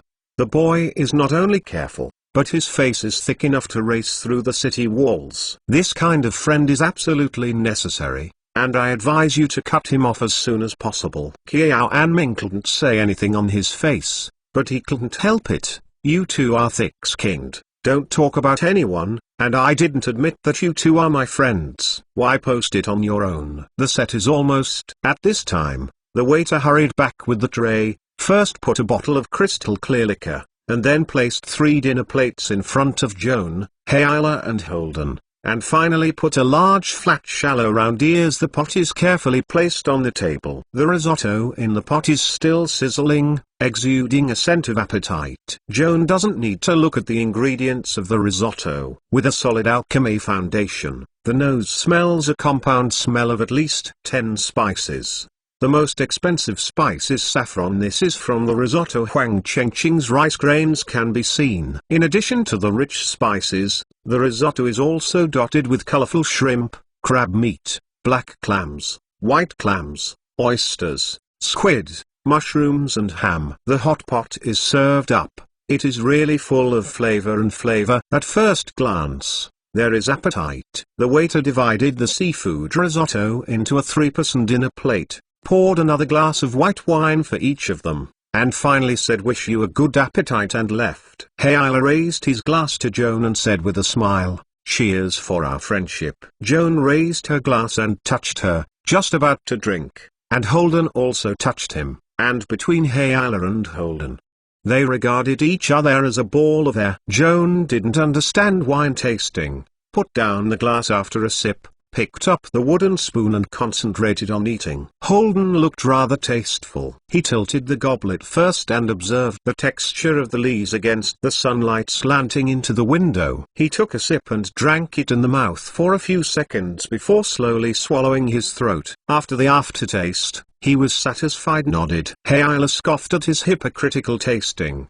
grabbed the glass and drank it. Joan had never seen a girl drinking booze like her, and found it very novel. Holden shook his head again and again, and whispered to Joan's ear that Hayla was an uncultivated village aunt. Blessed with good wine and good food, although Hayla and Holden still look at each other, they will ridicule each other when they find an opportunity, but they still spend most of their energy on eating and drinking. For Joan, the dining atmosphere is still count as pleasant. The waiter served coffee after dinner and asked if they wanted dessert or tobacco. Joan didn't have much interest in these two things. Holden and Hayla rarely agreed, ordering caramel pudding and cream cake respectively. Hayla said, "Desserts have a magical magic that makes people feel happy." This is true. No one will be angry when eating dessert, and Holden is no exception. Eating caramel pudding, he didn't even think about finding fault with Hayla, and casually chatted about his travel plans. This young boy from Canaan who traveled across the ocean to the New World was only 14 years old like Joanne. He claimed to be an illegitimate child born from a wealthy noble family but not treated by his family.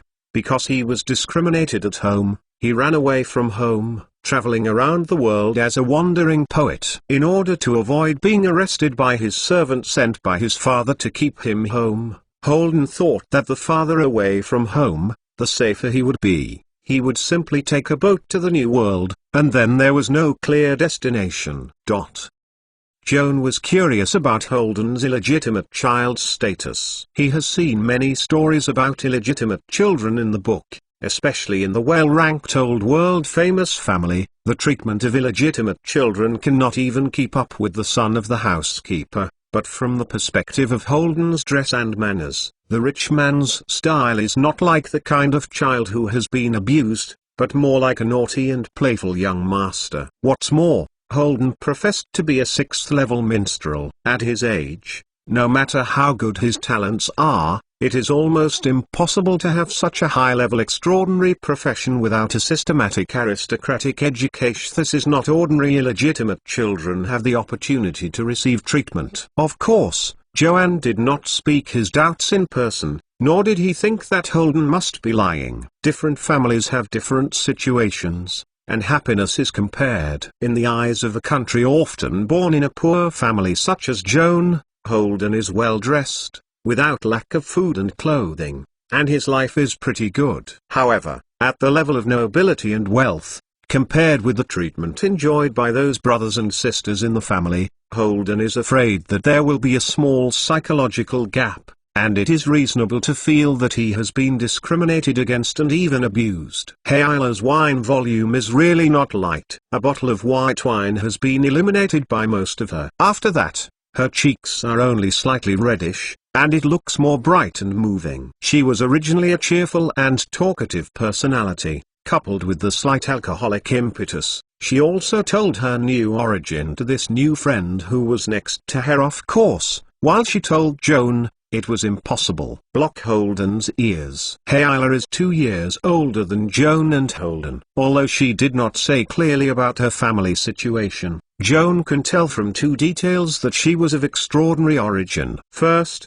Hayla revealed that he was studying at the Night Academy at Mage University. The word research is associated with a university and has a specific meaning. It usually means that you have completed regular university education and are continuing your studies under a professor, which is called graduate student. According to the education tradition handed down from the old world, graduate students will be awarded titles of Master and PhD according to their academic level. For example, Robert Rawls, Joan's Austrian mentor at Leiden College, completed his undergraduate studies at Leiden College, and later went to Mage University to study, received a doctorate, and returned to his alma mater to serve as a teaching post. The status changed from Dr. Rawls to Professor Rawls. If you like Master Joan, please collect it. www.mentalnovel.com. Master Joan's literature update is the fastest. Chapter 624. Demon Warrior. Hayla Green is only 16 years old. She looks too young as a graduate student,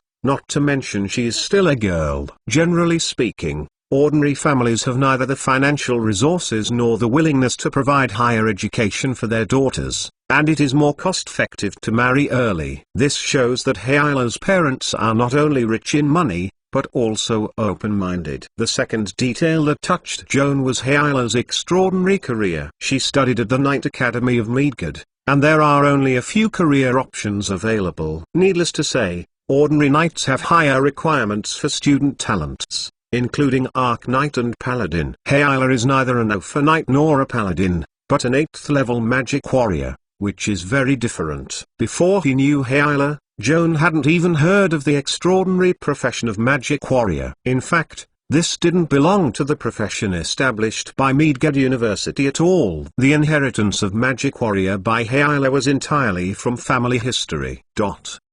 According to Hayla himself, the so-called magic warrior is actually a combination of warrior and warlock, combining 2 skills of fighting and spellcasting, and at the same time using weapons and magic to cause a devastating blow to the enemy. This statement is very beautiful, but while emphasizing the advantages of both magic and martial arts, it also exposes the shortcomings of the profession of magic warrior. The fighting ability is not as good as the pure warrior, and the spellcasting ability is not as good as the orthodox warlock and master. You can only comprehend 6 rings of arcane. From this perspective, the demon warrior is actually similar to the positioning of the Alpha Knight, but the professional ability is more powerful than the Alpha Knight. If a person is eligible to become a demon warrior, then he must first have special blood power and the potential to become a warlock. The reason why Hayla gave up becoming a warlock and chose a magic warrior with slightly inferior spellcasting ability is because of her talent. She seems to be a petite and charming girl, but her strength is so great that it is comparable to an ogre. The family named martial arts titled weapon sing, which can be branded as a two-handed sword with one hand, plus a hot personality. Fighting and fighting are commonplace. Compared to hiding in a safe place and casting spells, Hayala prefers to wield a sword with a hard face. The beautiful girl's body hides a reckless soul. The profession of devil warrior who combines martial arts and spells is simply for she is tailor-made and fits best. Hayala attended the Cavaliers Academy and could not find a major that fits his career perfectly. He could only mix in a group of Austrian cavaliers. But after all, the demon warrior is different from the arcane knight. In addition to martial arts and arcane magic, the demon warrior has many unique skills Hayala can't learn in school, and can only take advantage of holidays to return to his father for guidance. It was winter vacation now, and Hayala, who was supposed to practice at home, sneaked out of the castle, ran to the pier to hang out, and happened to meet Joan and Holden. Joan had a strong interest in the very rare and extraordinary profession of magic warrior, so he took the opportunity to consult Hayala. Just when you taught Nielsen on the pier just now, you used colorful jet between sword swings. Is this the unique ability of the magic warrior profession? You guessed it, Hayala said triumphantly. With this skill, I can free my left hand to cast spells to fight enemies while wielding a sword with my right hand. Even if the opponent can escape the sword, it is difficult to avoid open the spell that follows.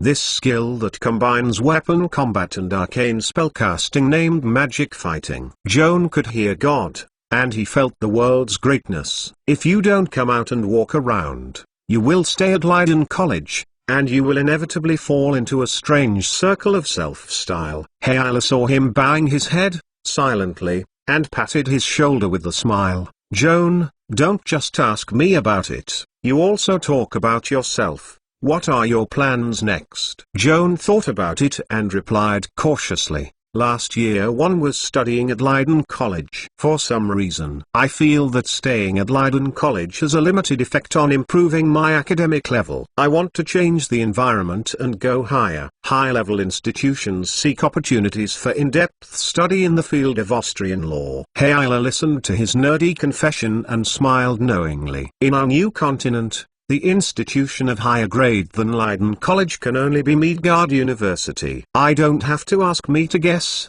you want to apply for the Austrian law graduate student of Midgard University, right? Joan nodded embarrassedly. I'm sorry to say that I haven't reached the application standard yet, and I'm one level below the master. Your graduation certificate and recommendation letter are always with you. After all, Hayala is a school sister. Although the professional direction is different, she can still provide some advice to primary school students about applying for graduate students. Bring it. Joan touched the storage bag. The diploma of Leiden College Austrian law and the letter of recommendation from the principal Mr. Jefferson were in it. In addition to these two required documents, you also need to prepare two things for the exam. Hayala raised and shook Joan. What is it? Joan asked modestly. Holden beside him also put down the goblet, leaned in curiously, and raised his ears to listen. First of all, of course, tuition. Our Cavaliers College only costs 2,000 kinduga per year, and the Austrian law school's tuition is more expensive. It is the highest 3,000 kinduga in the school for every academic year. Hayala looked at the simple clothes of the young master, and was a little worried. Asked, Joan, can you come up with so much money? Joan listened to her about tuition, and his heart mentioned his throat, and when Hayala said the exact number, he took a sigh of relief. It turns out that as long as 3,000 gold dugger, I thought it would be much more expensive than Leiden College tuition. Joan touched the purse, he felt confident, and he spoke loudly. My savings are enough pay 1 year of tuition, and there is also a student loan that can be transferred from Leiden College, and I can get 1,500 gold duggers scholarship every year. For me, the tuition fee is not too much pressure. The question is whether I can take the test. Shanghai Olympic Research Institute. If you fail to pass the exam, there is no chance to pay tuition, everything is in vain. This involves the second point. In addition to the graduation certificate, recommendation letter and tuition fee, you also need to prepare a resume with a bright resume before applying for the test.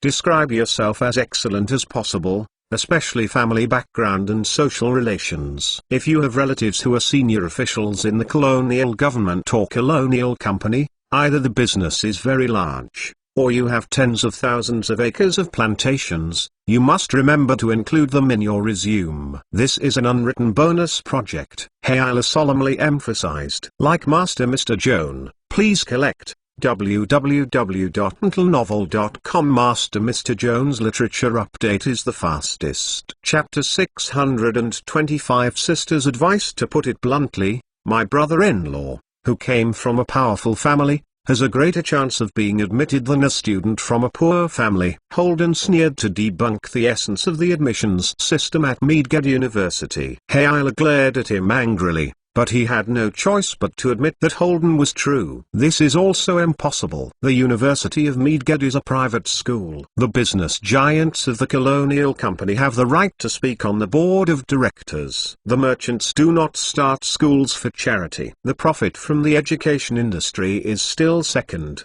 The more important thing is to manage the alumni circle carefully, and establish a network with the alumni relationship as the link. People in this circle either have money or have rights. If they have no money or rights, they have to achieve outstanding academic achievements. In short, they are all social elites. Mage University Research Institute is the cradle of elites. The rich and powerful children certainly have a greater starting advantage than poor students. This may not be fair. However, whether you like it or hate it, you want to be in the society. To gain a foothold, you have to accept this set of social laws. Hayala said rightly. Wealth and power are of course very good, but unfortunately I have neither of them. Joan sighed. Not to mention rich and powerful relatives. His last immediate family member is no longer alive. Hayala was not surprised about Joan's distress. He patted his shoulder and smiled and encouraged. Since wealth and power are better than others, you can only work harder in your studies and try to show yourself as outstanding in your resume. Smart, like attaching an original spell. Original spell? What, are you kidding? Holden couldn't help but intervene. Humans in the world of Vales have learned spellcasting skills from elves. It has been tens of thousands of years so far. In these long years, in each era, many outstanding talented mages emerged. These predecessors have explored almost all the roads that can be explored in the field of Austrian law, all the details that can be excavated, and the greatness that future generations want to leave behind. Innovating on the basis of heritage has become more and more difficult. Even the professors of the Austrian law school have to spend countless efforts to invent an original spell that may not be practical. Now less than 2 months are left before the deadline for application. You asked the low-level mages like Joan to do original spells. Didn't you deliberately help him? Hayala had to admit that Holden's accusation was justified, and fondled the double ponytails that hung on his shoulders, and ridiculously said, in fact, the original is not original. It is just a gimmick, and it is not necessary to invent a magic that is unprecedented. It is optimized on the basis of the existing spell configuration, and it is barely regarded as original. It can still be written on the resume to fill the facade. Her remarks are probably a matter of experience. When applying for a young mage at the Austrian Academy of Mage University, they would generally use this so-called innovation to write in their resumes. However, Joan listened in the ear, but was deeply a deep sting. When I was studying at Leiden College, the most objectionable behavior of the role's instructor was to be academically clever and opportunistic. This kind of meaningless adjustment of the spell configuration was forced to be called innovation. The typical approach of academic misconduct in the eyes of roles. For example, a spell has a duration of 10 minutes and a maximum range of 100 feet. You can adjust the structure of this spell to a duration of 9 minutes and a maximum range of 110 feet. The magic level before and after the adjustment is unchanged, and the use of magic power, the efficiency is also the same. It is very reluctant to call it optimization. And where is the courage to call it innovation? This kind of adjustment is purely dismantling the east wall to make up the west wall. It can only prove that you are very familiar with this spell. You are a skilled magic netweaver. You can't see the flash of genius or the spark of inspiration. There is no academic value on the list. let alone innovation. If Austrian researchers treat academics with such a mentality, it is said that the unpleasant point is a hybrid, and there will be no major achievements in their lifetime. If Joan also adopts this kind of opportunistic approach to whitewash his application resume, first of all, he will not be able to pass the hurdle in his heart, which is tantamount to personally ruining his ideals, and even more sorry for the instructive teachings and spirits of the heavenly master roles. Joan secretly made up his mind and must not do this self-deceiving act. Since you don't want to take a shortcut, you can only devote yourself to doing truly unique magic research. Of course, this road is not easy to go. As Holden said, the good road has long been passed by the predecessors. The ones left for future generations are all bottomless pits. The kind that comes up. However, Joan is still a little emboldened. He has independently developed 6-1 mythical spells. Although it is inconvenient to expose his mythical power in publicly posted resumes, at least the experience of the development of these spells can be used for reference. When Hyla saw that Joan was unhappy, he changed the subject and tried to resolve the dull atmosphere. "Joan, how many days do you intend to stay in Freeport?" "Let's go early in the morning. Take Mr. McQuarrie's Mercury cargo ship. I have already obtained the position of navigation master on the ship. If it is smooth, I can reach Meadgate City for a week at most." Joan answered truthfully. "I originally wanted to take you to play in the city for a few more days. Since you are in a hurry, I will wait for a chance to come back and play again. I will accompany you to the boat and go back to school tomorrow morning." The navigation master has always been on board. The person with the highest salary. The captain must also give you a little face, and should not collect the boat ticket money from the sailor mage's friend. Hyla said with a smile. Perhaps. Joan couldn't deny Hyla's peer request and could only wait for Mr. McQuarrie to allow her to ride the boat for free tomorrow morning. "When you arrive at Meadgate University, I will cover you with my sister, but nobody will dare to bully you," Hyla said confidently. "Since Joan is leaving tomorrow, it doesn't make much sense for me to stay in this ghost place alone. Anyway, I don't have any clear travel plans. Where do I go?" "It's better to accompany you to Midgard City. Do you want to take the Art Institute of Meadgate University?" Holden said happily. "Just you?" "Art school?" Hyla sneered at Holden. "What art do you know? Shameless art? Or playful art?" "Vulgar city villagers. I am too lazy to talk to you nonsense." Holden rolled his eyes. Looking at the two live treasures, there was a quarrel again. The open window of the tavern suddenly blew a cool breeze. A seagull wearing a white sailor hat and a blue triangle scarf around his neck went straight into the window and landed in front of Hyla on the bar. The seagull waved its wings, patted the empty wine bottle on the table, and looked up at Hyla, glaring a pair of dark eyes, with an unhappy look on his face. "Like Master Mr. Joan, please collect www.mentalnovel.com. Master Mr. Joan's literature update is the fastest. Chapter 626 Seagull Kate. Hyla, why are you drinking again?" The seagull wearing a sailor hat suddenly uttered a voice, and the clear voice sounded like a young girl. "It's not that I want to drink, Sister Kate. I made a new friend today. If I invite a friend to dinner and don't come to order some wine, doesn't it look like I'm stingy?" Hyla blushed and secretly gave Joan an eye, signaling him to cooperate with himself. Lying round,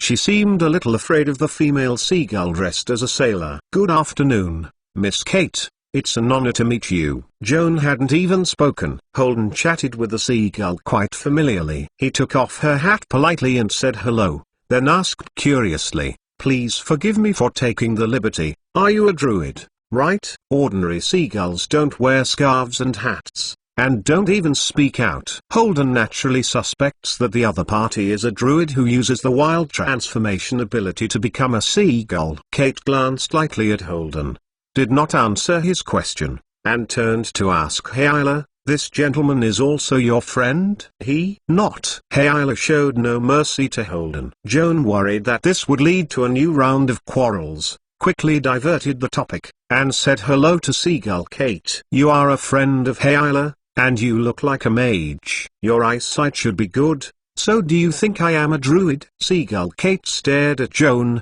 as if trying to test him. Joan looked at Kate seriously, and then answered after a few seconds. I don't think you are like a seagull turned by a human druid, but a druid turned by a seagull. Kate looked up and laughed, but did not really laugh out loud, and looked at Joan's eyes with a bit of appreciation. Young man, you are very good. Continue to talk.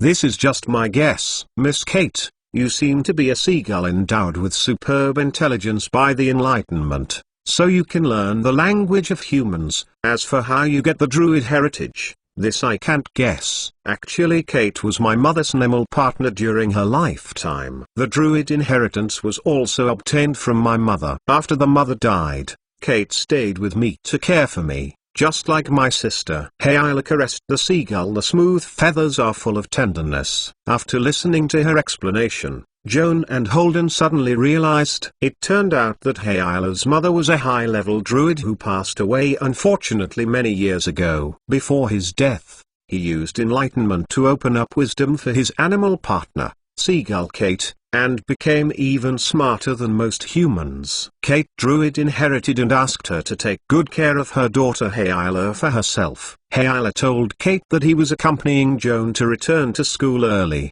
and Seagull nodded, as if not surprised by her interim decision. Daddy had guessed that you would stay in Freeport for a while, and instead of sneaking out to play, it would be better to return to Midgard as early as possible. Oh? Did Dad send you to talk to me? Hayla asked in a low voice. Seagull Zheng focused his head and then said, Dad asked me to tell you to go to school to study hard, don't provoke wrongdoing, and remind you to watch out for Mazina's revenge. Aren't you going back to school with me? There is still an urgent matter for my father to help me deal with. I can't get away from it for the time being. You are not a little girl anymore, and I don't need to be with me as a nanny. Kate lowered her head and sighed, looking sad. I will write down your instructions, Sister Kate. I will get on the boat tomorrow morning. For the sake of convenience, I will not go back to the castle tonight. I will stay with my friends in the hotel. After you go back,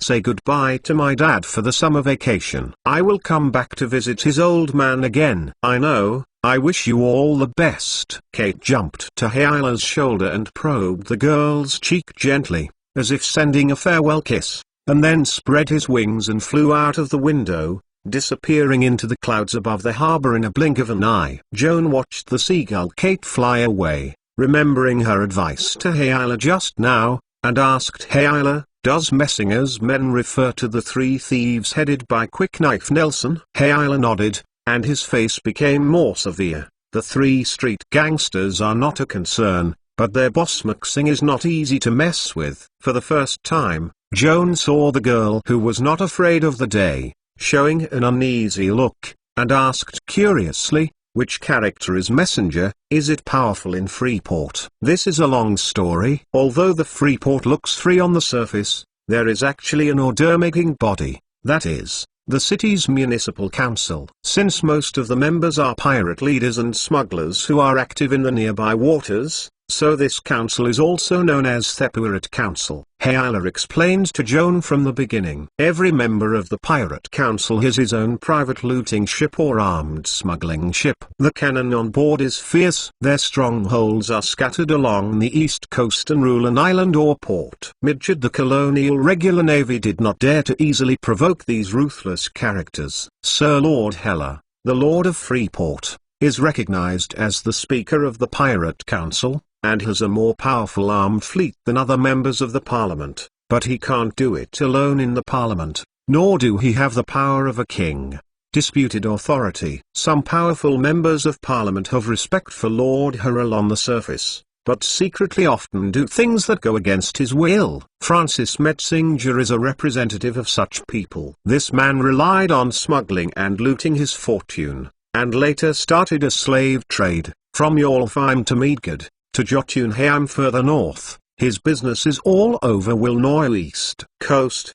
Do you know how he got rich? Assault residents in coastal villages and even islands, kidnap and load ships, and sell them as slaves to plantations in the south or mines in the north. This is the secret of Francis Metzinger's fortune. Hayla questioned and answered himself, and his words revealed contempt for the pirate leader and slave trader.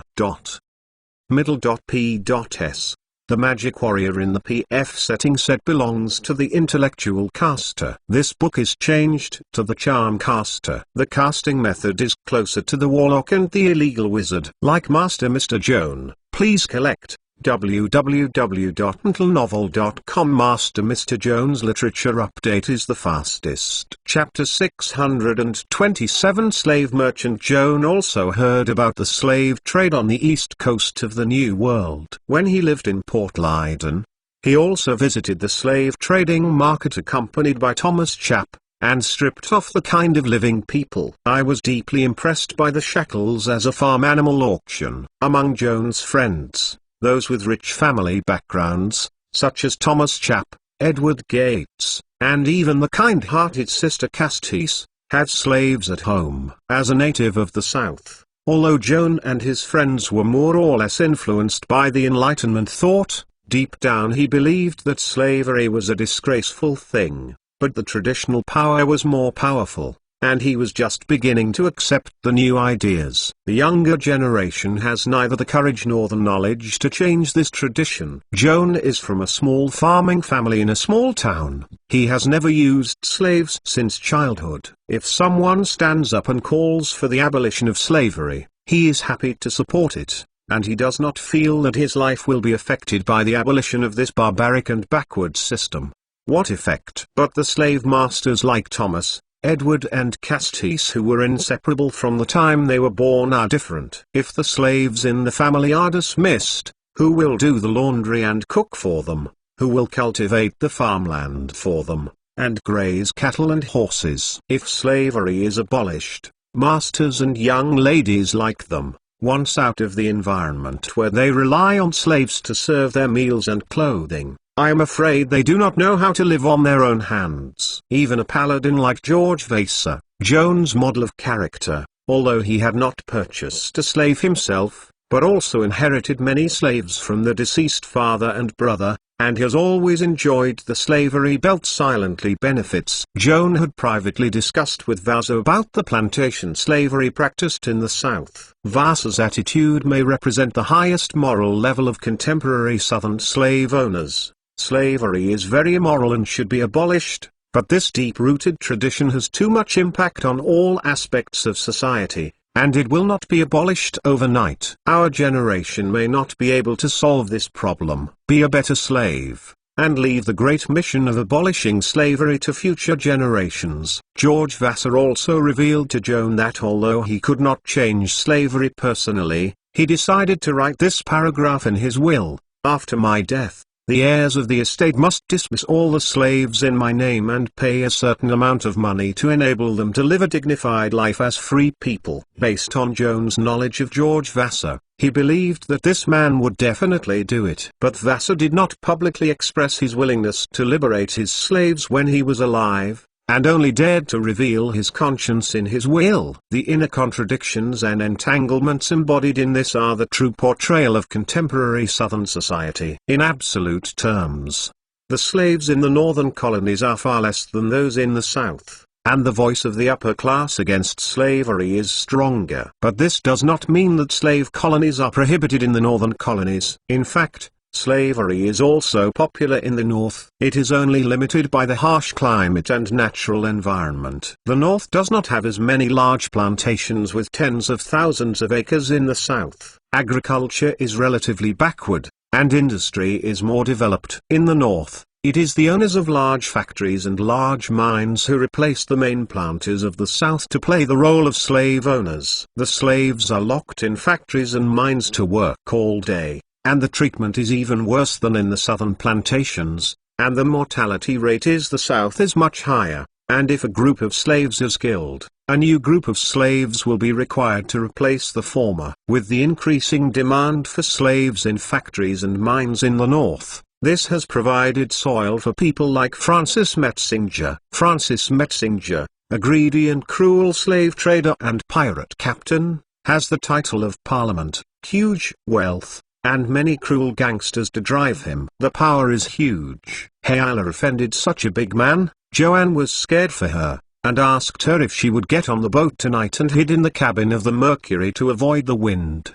There is no need to hide, here is Freeport. Not to mention the few running dogs under Messenger. Even if Francis Messenger stood here, he would not dare to treat me. Hey Isla maybe a whine. He got his head up and boasted proudly, hear it all, don't be scared. Tell you a little secret, in fact Lord Freya Lord Hare, is my dad. Wow, so good. Holden applauded with a smile of ridicule. As everyone knows, Lord Harrel is a storm giant. The average height of the storm giant must be 20 feet.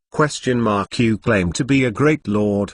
But do you have a height of 5 feet? This kind of cow is blowing out. It is insulting our IQ. Heila's pretty face rose red, and he defended himself in the face of Holden's question. I didn't brag. Good. I believe you didn't brag. Holden imitated Heila's tone with a tone of voice, and said mysteriously, hey, I haven't concealed things till now. I tell you a little secret. Actually my origin is inexplicable, but it is from the prince of a big country in the old world. Go to you. Heila grabbed the glass and threw it at him. If you really are a prince, Joan is the Archmage. Joan couldn't help but whispered and declared in a hurry, I'm not. I don't. You blow your cows, don't slap me. The three young people talked while eating, as if there were endless topics. Although Joan is not good at chatting, he mainly plays the listeners of Heila and Holden, and often has to come forward to mediate the quarrel between the two.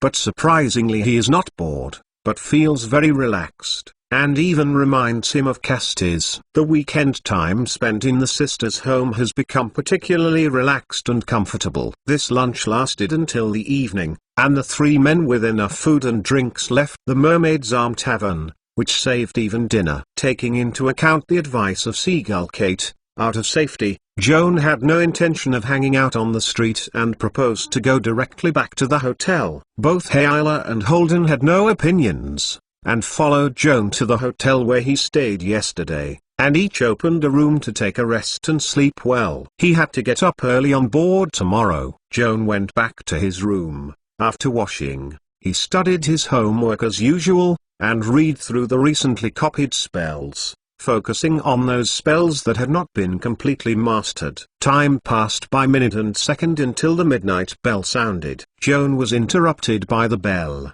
looked up at the dimly lit street outside the window, and got up to move his sedentary limbs for a long time. Suddenly thinking of Heila's suggestion to apply for the exam, he returned to his desk, opened the table of contents of the spell book, looked at the familiar spell names in front of him, and fell into thought. Like Master Mr. Joan, please collect www.mentalnovel.com. Master Mr. Joan's literature update is the fastest. Chapter 628 Mutation at Sea. Heila's advice sounded the alarm for Joan. Even if he was promoted to level 5 master before the deadline for application, it is not always possible to be admitted to the Olympic Law Institute of Mage University. The key point is that Joan still lacks an impressive resume. As a poor kid in the countryside, Joan cannot show his social status through wealth and connections. If he wants to impress the admissions officer of Mage University, as Heila pointed out, it must be shown in the application resume. It is the most convincing way to attach your own talent and attach an original spell. Joan currently has nearly 100 of O2 ring spells, which is already very knowledgeable in terms of his age and master level. However,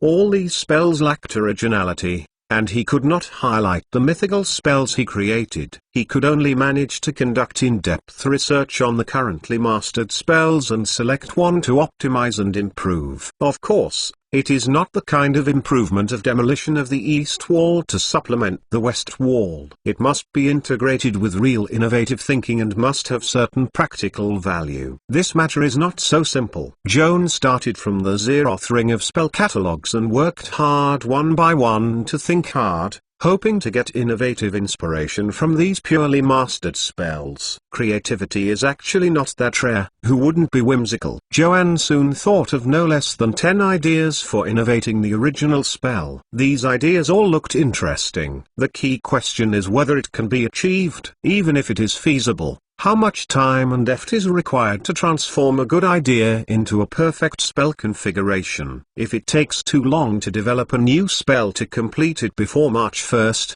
it will be meaningless for Joan's application. After a long period of calculation and selection, Joan finally selected 5 alternative spells, including 3 0-ring spells, 2 1-ring spells, and a 2-ring spell. In the next few days, he will also conduct a second round and even a third round of selection of these alternative spells, and finally determine a spell as a blueprint for improvement and innovation, and then devote all his energy to specialized research, and strive to complete before the deadline for application the development of new spell success or failure. Just bet on this hammer sale. It was very late, and Joan yawned, temporarily suppressing his confused thoughts, and lay down on the bed, falling asleep. When he woke up, it was just dawning, and Joan got up as usual to prepare the spell. Thinking of having been employed as a naval mage on a cargo ship, he specially prepared the spells most likely to come in handy during sailing,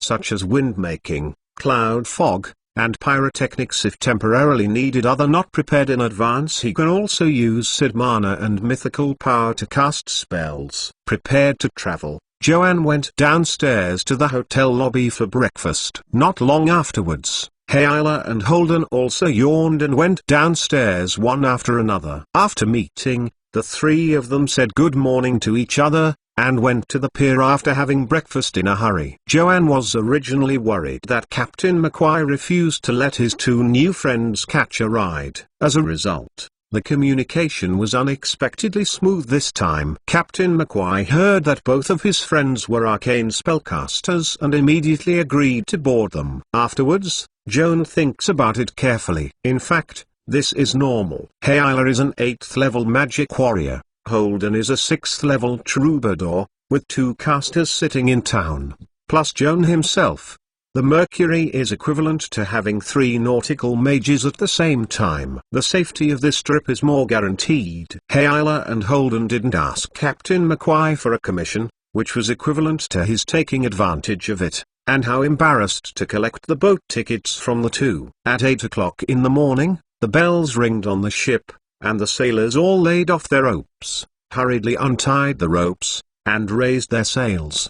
The Mercury 2-masted cargo ship pulled out the anchor and slowly sailed out of the port, carrying 200 tons of concentrated syrup and a total of 91 crew members and passengers headed for a blue, vast sea, and formally embarked on a journey north. When the sailing boat left the port, Joan saw a group of seagulls soaring behind the mast. One of the seagulls was wearing a sailor hat and a blue triangle scarf. It was Kate who greeted Hayla quickly. "Sister Kate, thank you for sending me." The female swordsman stood under the mast and looked up at the sky, waving again and again. Kate swooped down with her wide wings and circled the top of Hayla's head twice, as if to send her a farewell blessing with this small ceremony, and then fluttered into the sky and flew into the depths of the white clouds. When Joan saw Hayla standing on the deck, he bowed his head and sent Kate's figure away. There were tears looming in his eyes, and it was not difficult to guess her mood at this moment. As a friend,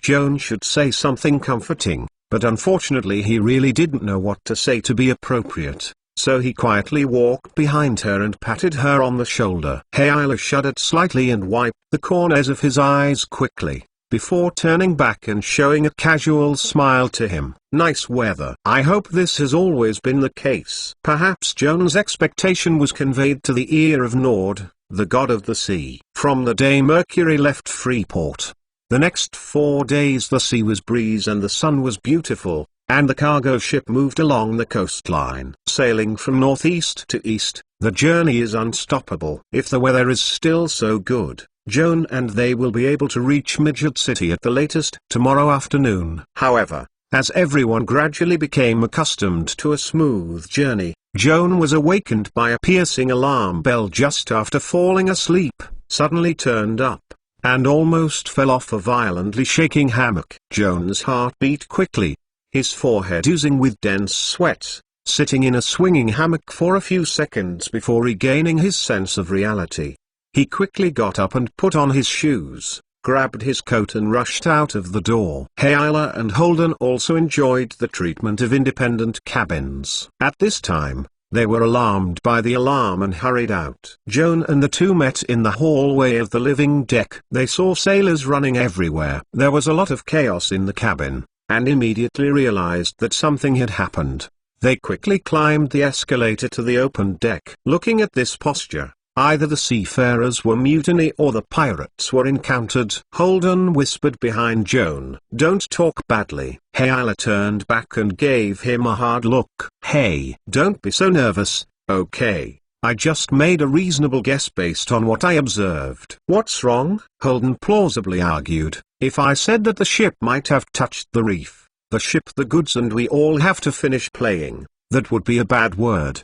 He didn't explain. Fortunately, Hyla listened to his explanation and was almost blown away. If Joan was pulling, he would have to rush to beat him. Like Master Mr. Joan, please collect www.mentalnovel.com. Master Mr. Joan's literature update is the fastest. Chapter 629. Pirate Strike. Joan saw Hyla and Holden quarreling again and had to stand up and persuade him. On the one hand, he wants to appease Hyla and get rid of his breath. He must turn around and explain to the wronged Holden, "I heard that your hometown of Canaan is an inland desert country that lacks coastlines and ports. You may not know about our coastal residents, customs and habits. On the ship, it is best not to say unpleasant words such as turn, sink, leak. Otherwise it is easy to make people think of the corresponding disaster. If this is a custom, then I can only think that the customs here are too superstitious. In fact, whether I say or not say those taboo words, it will not have any impact on the actual situation." Holden lowered refuted. In fact, Joanne also admitted that what he said made sense, but he didn't want to be more serious with him on this issue. For those who seek life at sea, life and death are often beyond their control. It depends on unpredictable factors such as the weather. In the face of moody nature, what can people do in addition to praying for grace and avoiding taboos? Even if this is a kind of superstition, at least it can bring some spiritual comfort to people. Hyla was not as good-tempered as Joan. Hearing Holden's sharp criticism of the customs of her hometown, the anger that had just been suppressed rose again and turned to sneer at Holden. "In fact, we have a more brutal customs here. Joan is not embarrassed to tell you." "What custom?" Holden asked curiously. "If there is an accident during the voyage, and there is a guy on the ship who always speaks badly,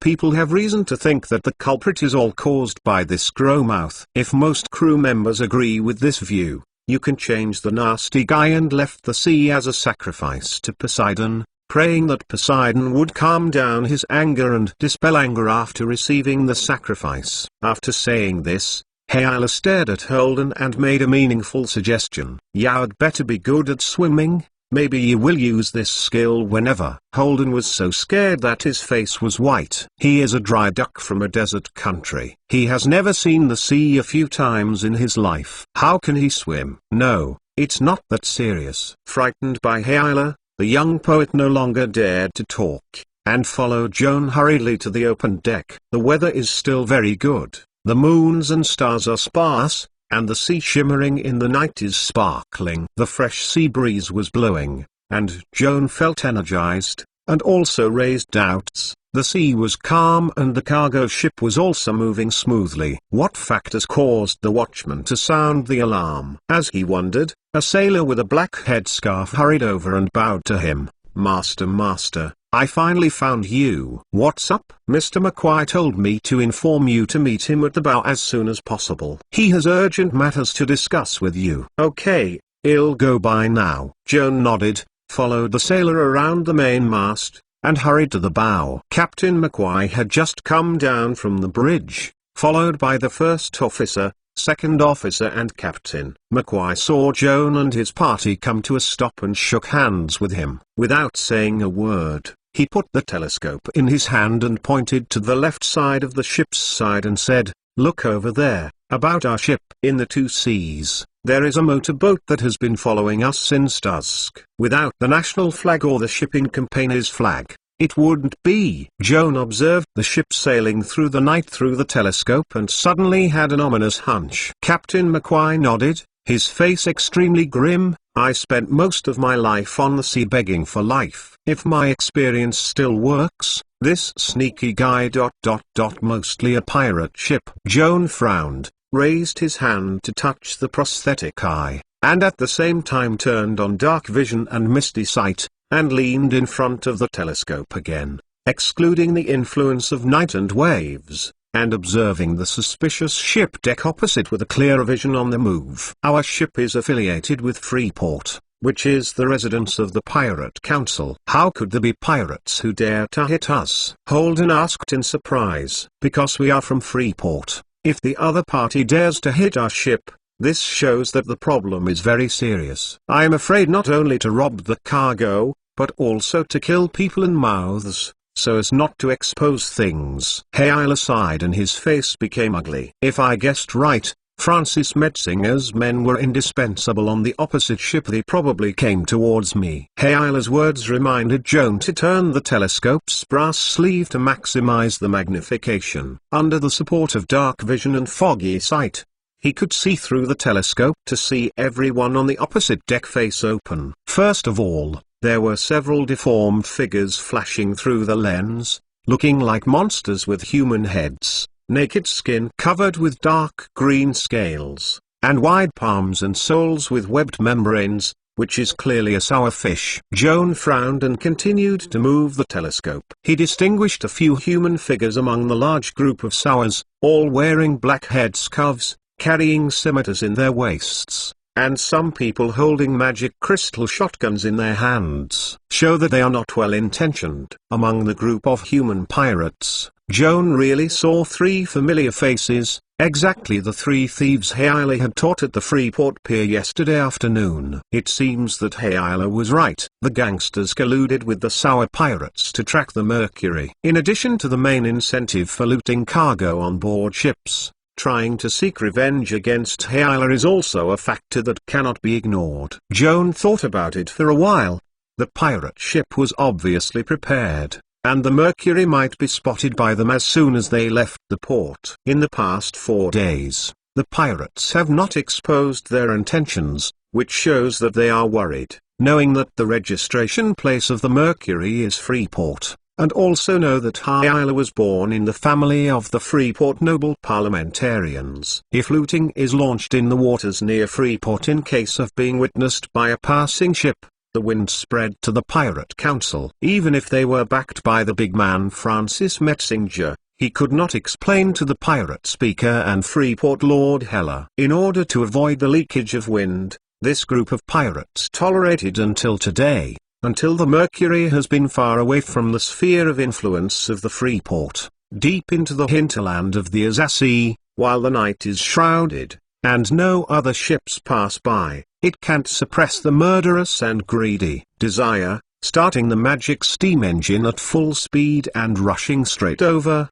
The intention to launch the plunder has been exposed. Like Master Mr. Joan, please collect www.mentalnovel.com. Master Mr. Joan's literature update is the fastest. Chapter 630 Artificial Wind. Joan also noticed that the leader of the group of pirates on the deck was a sour fisherman with a double sword on his waist. This gangster is naked like other people, except that he wears a very impressive black woolen hat, and looks like a pirate captain. Joan handed the telescope to Hale next to him, and whispered to her, "On the opposite deck, is that guy wearing a triangle hat, Francis Metzinger?" Hale looked at the figure on the deck of the pirate ship through a telescope, and then shook his head gently. "Messenger is a human. As for the Sawigin on the opposite ship, I look familiar. It seems to be a pirate leader under Messenger. That is to say, the pirate ship opposite may not come from Messenger's own advice to rob our Mercury." This question, I have a hard time answering it. Hale's face was somber. From the point of view of Messinger's consistent style,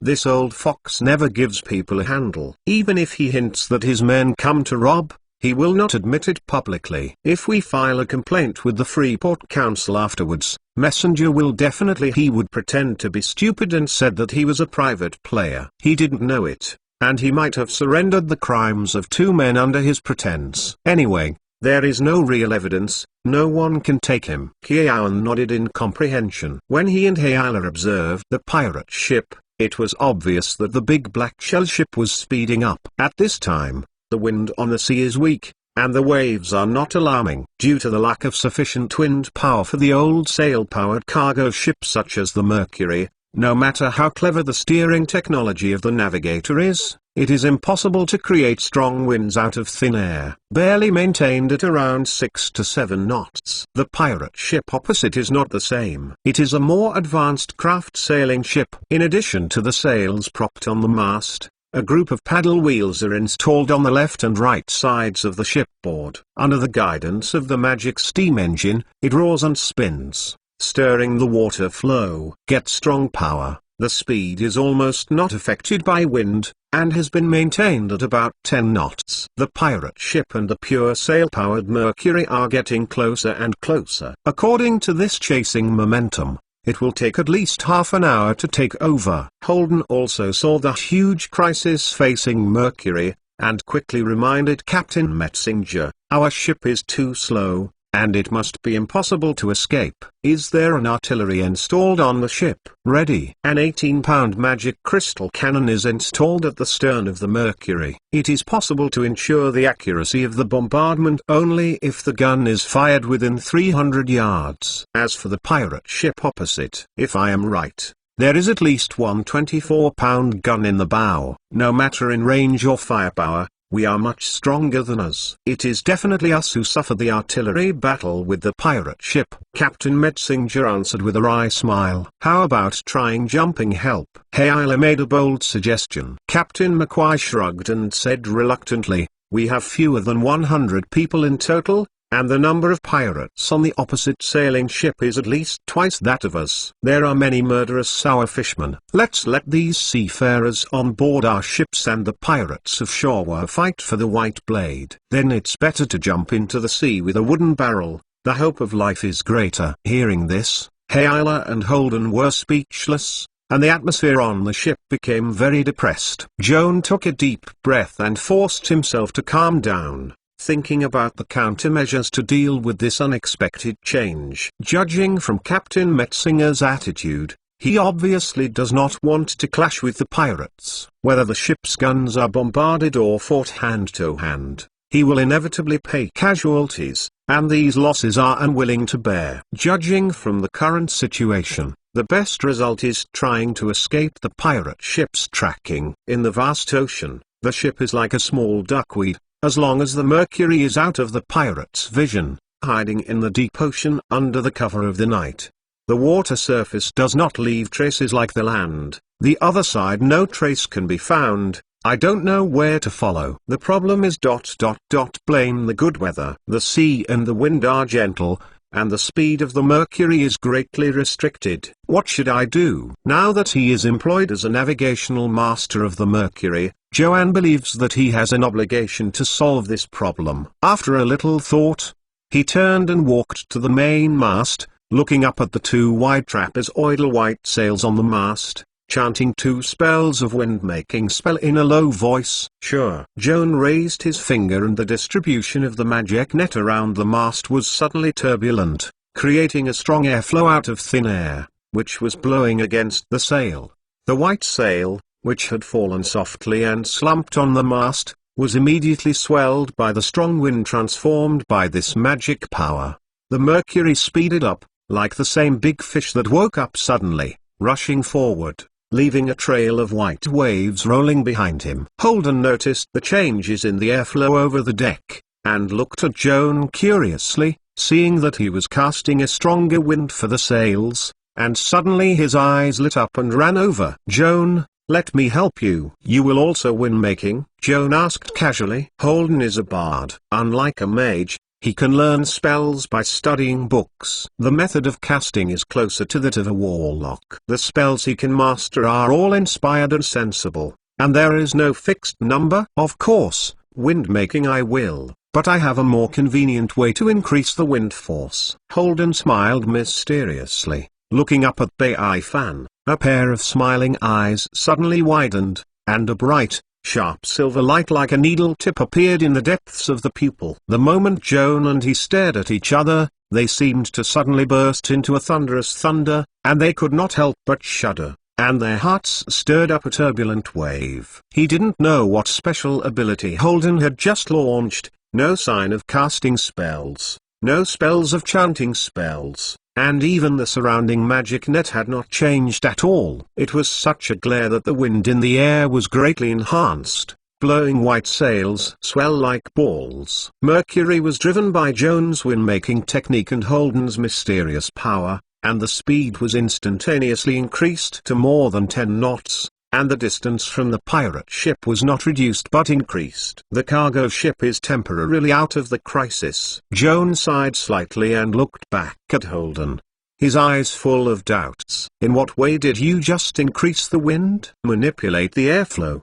Holden replied proudly, manipulating the airflow. Joan frowned and thought, I didn't notice the change of the magic web just now. It can be seen that this ability is not magic. So what is it? A psychic power can also be called power for short. Holden whispered the answer. Like Master Mr. Joan, please collect www.mentalnovel.com. Master Mr. Joan's literature update is the fastest. Chapter 631 Psionic power. Like magic, psychic abilities are divided into different levels and different factions. The manipulation of airflow I just cast is a second-level ability belonging to the psychic transformation system. Its function is similar to wind-making. The difference is that the casting of the spiritual power does not require the extraction of magic power from the magic net. It is actually an internal energy, which originates from our own life and soul. Holden explained further. It turns out that this is the soul power. Joan suddenly realized he has seen an introduction about psychic abilities in the book. As Holden said, this mysterious power does not depend on the external magic net, it is purely the life energy excavated by the significant from his own body, which can not only simulate most magic functions, but also its own uniqueness. For example, in a magic-free world without a magic web, or in an anti-magic field where the magic web is blocked, no spells can be cast, only the mental powers are not affected. In addition, the spiritual power uses the life and soul of the manifestor as the source of energy, which means that the manifestation does not require the use of foreign objects such as casting materials as a medium, nor does it need to chant mantras and gestures to coordinate the magic net. So Holden just guided the psychic power through a few seconds of meditation, radiated through his eyes, and transformed it into a strong airflow that propelled the sail. Although psychic powers are more convenient than magic, this power will also place a great burden on the manifestor's own body and spirit. After all, psychic energy is the vitality of the manifestor, and each manifestation is equivalent to burning one's own life. And overdrawing vitality is like suicide. In order to avoid irreversible damage to one's own health, manifestors can only use a small part of vitality for manifestation every day, also known as spiritual energy. After exhausting the psionic energy share of the day, the manifestor will feel exhausted physically and mentally, and even unable to concentrate anymore. He must get enough rest to recover his health and replenish psionic energy. The higher the level of the manifestor, the more psionic shares available to use, and the more powerful psionic powers that can be mastered. In this regard, it is no different from the caster. Holden, do you also have psionic occupations, such as psychic warrior or psychic warrior? Joan asked curiously. Mind warlock and mind warrior are the two most common psionic occupations. If the spellcasting occupation is used as an analogy, the former is equivalent to the wizard and the latter is equivalent to the paladin. Of course, what Joanne said is common is only relative to other less popular psionic occupations. In fact, psychic warrior and psychic warrior are also very rare extraordinary professions. Except for the Canaan region of the Old World, it seems that only the dark area located deep in the earth occasionally has strange monsters that are good at psychic powers. And the most famous one is the devil. I'm not a psionic warlock nor a psionic warrior. Holden shrugged. I haven't specifically practiced psionic powers. This power is born. You know, there are many ancient nobles in our kingdom of Canaan family. For thousands of years, has maintained the spiritual lineage derived from the ancestors. My spiritual power manipulation of airflow comes from family inheritance. In fact, I will only have such a power. Joan nodded, feeling quite sorry. He is very interested in psychic abilities and wanted to ask Holden for more knowledge about this field. Since the other party's psychic abilities are derived from heredity, even if Holden is willing to teach him, there is no way to teach. Depressing the chaotic thoughts, Joan looked up at the sail again. He and Holden joined forces to create wind, and the effect looks pretty good. However, as time went by, the wind-making technique and manipulation of airflow gradually exhausted the energy, and the wind force also weakened. Holden also has spare spiritual power for restarting manipulation of airflow, and Joan also has some spell slots for continuation of wind-making. However, this is not a long-term plan. When they exhaust their psionic and magical powers, the navigation speed of Mercury will return to normal. After all, they will still be caught up by the pirate ship that is hotly pursued. Now their efforts are nothing more than at the point of postponing the disaster. Joan realized the seriousness of the situation and closed his eyebrows and used his brain. Under normal circumstances, the spell effect of Windmaker can only be maintained for 1 minute. Such a short time is not enough to get Mercury out of danger. But he has a way to extend the spell's effective time by an order of magnitude as long as it costs 3 mythical powers. Adding the super magic skill higher spell delay to the wind-making technique will allow the strong wind created by the magic to blow against the sails of the Mercury all day and completely throw off the pirate ship. The sudden roar of the waves coming from the ear, and the tremor that followed the soles of his feet, interrupted Joan's thoughts and fell on the deck involuntarily. What happened? On the deck that was still calm just now, there was a riot in the wild. There were tumbling barrels and figures everywhere, and there was exclamation in his ears. Joan hurriedly grabbed a cable to avoid being thrown out of the ship's side by the violently turbulent deck. He restrained palpitations and dizziness and looked around. The sea was still calm, and only the area near the left side of the Mercury set off a storm. The sea wave, like a heavy hammer, constantly hits the outer shell of the Mercury, causing the hull to sway at a large angle, as if it might roll over in the sea at any time.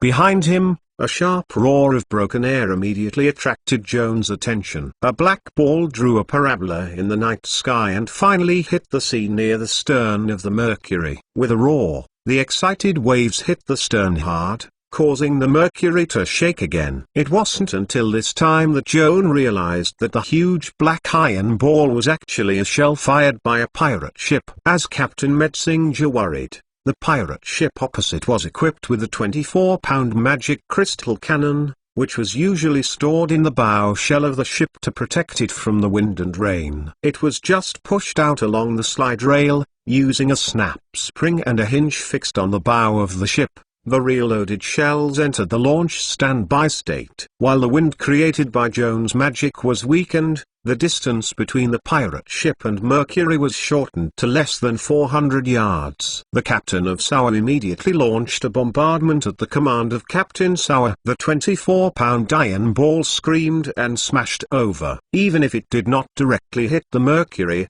the waves slammed on the nearby sea surface also posed a serious threat to the cargo ship, and also caused a strong psychological deterrent to the crew. Some young sailors, who lacked experience in naval warfare, were terrified when they heard the sound of gunfire, and they lay on their heads on the deck with their faces in horror and at a loss. If you like Master Joan, please collect it. www.mentalnovel.com. Master Joan's literature update is the fastest. Chapter 632. Fed up. The jolts on the deck were so severe that Joan and Holden had to grip the cables to avoid falling. In such a bad situation, it is impossible for the two to maintain spellcasting and apparent focus. Both wind-making and manipulating airflow are unsustainable. The white sail that was originally blown by the wind slowly fell down. Mercury, the speed of sailing plummeted, and the pirate ship took the opportunity to approach. Captain McQuay was probably the only man on the deck who could barely keep calm. He pulled his throat, and the screaming, whispering sailor calmed down, quickly ran to the stern shell and urged the gunner to fire back. After a period of preparation, the cannon of the Mercury finally gave an angry roar and blasted the 18-pound iron ball towards the pirate ship that was hotly pursued. Unfortunately, the shaking hull affected the accuracy of the bombardment. The iron ball flew hundreds of yards in the air, crossed the deck of the pirate ship, and fell on the distant sea surface. It stirred up a wave that only caused a slight impact on the pirate ship, and soon returned to stability. The gunner on the opposite pirate ship was obviously more experienced in artillery battles. Within 2 minutes, he readjusted the shooting elements and opened fire on Mercury again. This time, the pirate ship shelled not the common solid shot, but 2 small shots welded to a thick and long iron chain. This strangely shaped cannonball is called a chain bullet. After it was launched, 2 shots dragged the iron chain to hover in the air. From a distance, it looked like a huge black flying disc, whistling and sweeping over. One of the shots happened to be caught by the sails of Mercury, and the iron chain and the other shot were also rolled over. If an ordinary solid shell hits the sail, at most a hole in the basin is large, which actually has little effect on the sail with a large size, and it is easy to repair afterwards, but the chain bomb is different. The reason why this thing is designed as a chain structure is to destroy the mast and sail. 2 shots plus an iron chain were twisted together with the sail, and the canvas was torn apart into a huge gap in an instant, and the sail was tightly entangled with the rope, making the whole sail broken and unbearable. Then provide the motive force for the hull. Losing the main mast sail, the speed of the Mercury dropped to less than 5 knots, the desperate creep on the sea, the artillery roaring behind him. The pirate ship was getting closer and closer, and Joan could see the waving of the gun on the opposite deck with his naked eyes. The shouting pirate saw the greedy and cruel faces, and suddenly an unstoppable anger burst into his heart. In daily life, Joan is a person who keeps his peace. Sometimes in order to avoid trouble, he would rather be aggrieved. For example, the messenger bandit robbed him of his money in Freeport. He didn't want to cause trouble. After retrieving his wallet, he didn't pursue the 3 thieves. So far, Joan is still trying to be patient. The first thing he thought of was not how to fight back the pirates, but how to help Mercury escape the pirate ship's pursuit. Know that you have a tycoon class like Francis Metzinger behind you. I can't afford the characters backing up. Can I always hide? However, it still does not work. Seeing that the pirates could not completely capture the Mercury, they simply fired shells and made it clear that the cargo ship was to be sunk. As for the 91 innocent lives on the ship, they were basically like a mustard. In the current situation, Joan has been forced to retreat and avoid the situation. He is afraid of trouble, but he is not a cowardly person. He has his own tolerance. Bottom line. Perhaps he is affected by the strange pedigree. If anyone really pushes him beyond his tolerance. Bottom line, the young and handsome young mages will be forced to liberate the ferocity in their bones and become more cruel and cruel than the enemy. You asked for it. Joan gritted his teeth, killing in his eyes. While the next wave of shelling has not yet arrived, he quickly cast a spellcasting gesture, blessing himself with mythical shield, mythical mage armor, anti-enemy enchantment, transfiguration and invisibility. The thin figure disappeared from the deck. Under the cover of stealth, Joan changed into the Ailman form of Jordanheim, fluttered into the air, and quietly came over the pirate ship, overlooking the movement on the deck.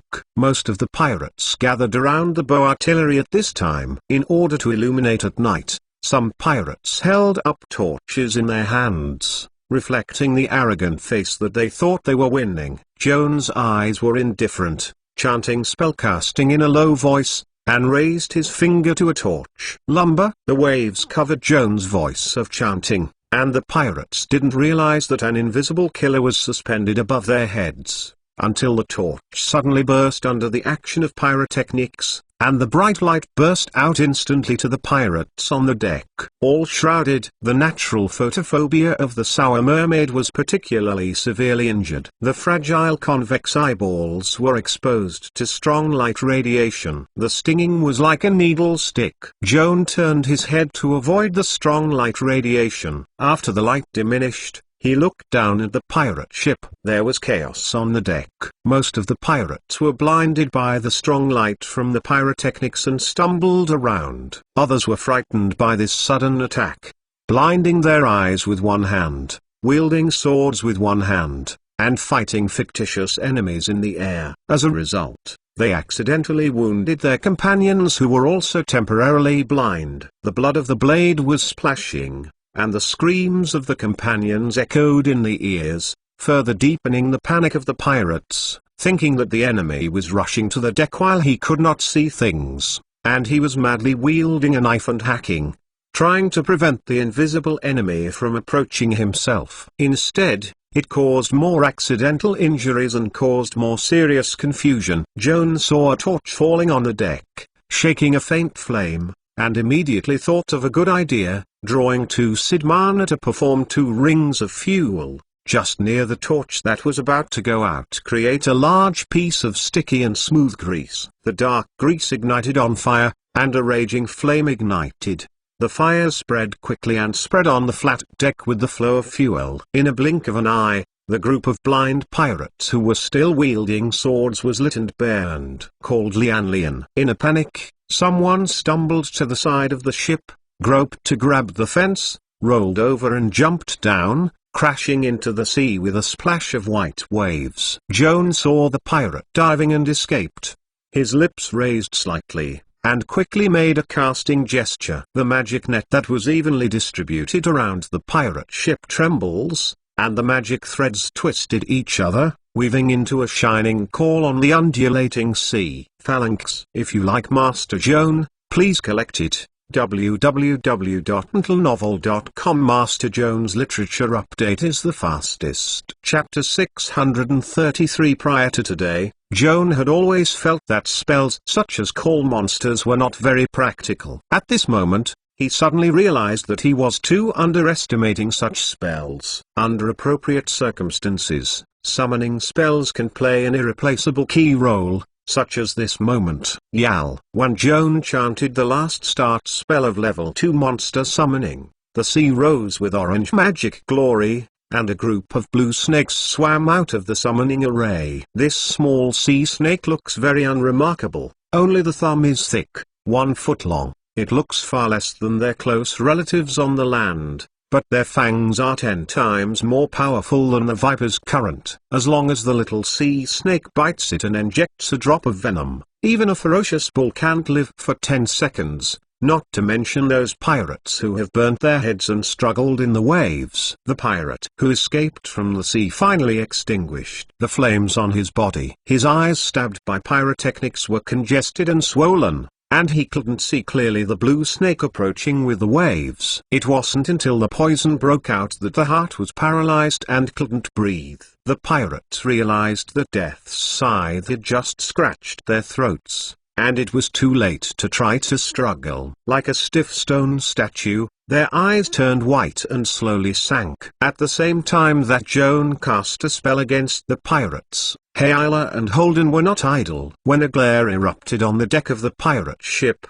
Hayla first saw that it was a special effect of pyrotechnics and immediately turned to ask Captain McQuay, "Where is Joan?" Captain McQuay looked blankly, and the sailor mage was no longer on the deck. "Look over there." Holden pointed over the pirate ship.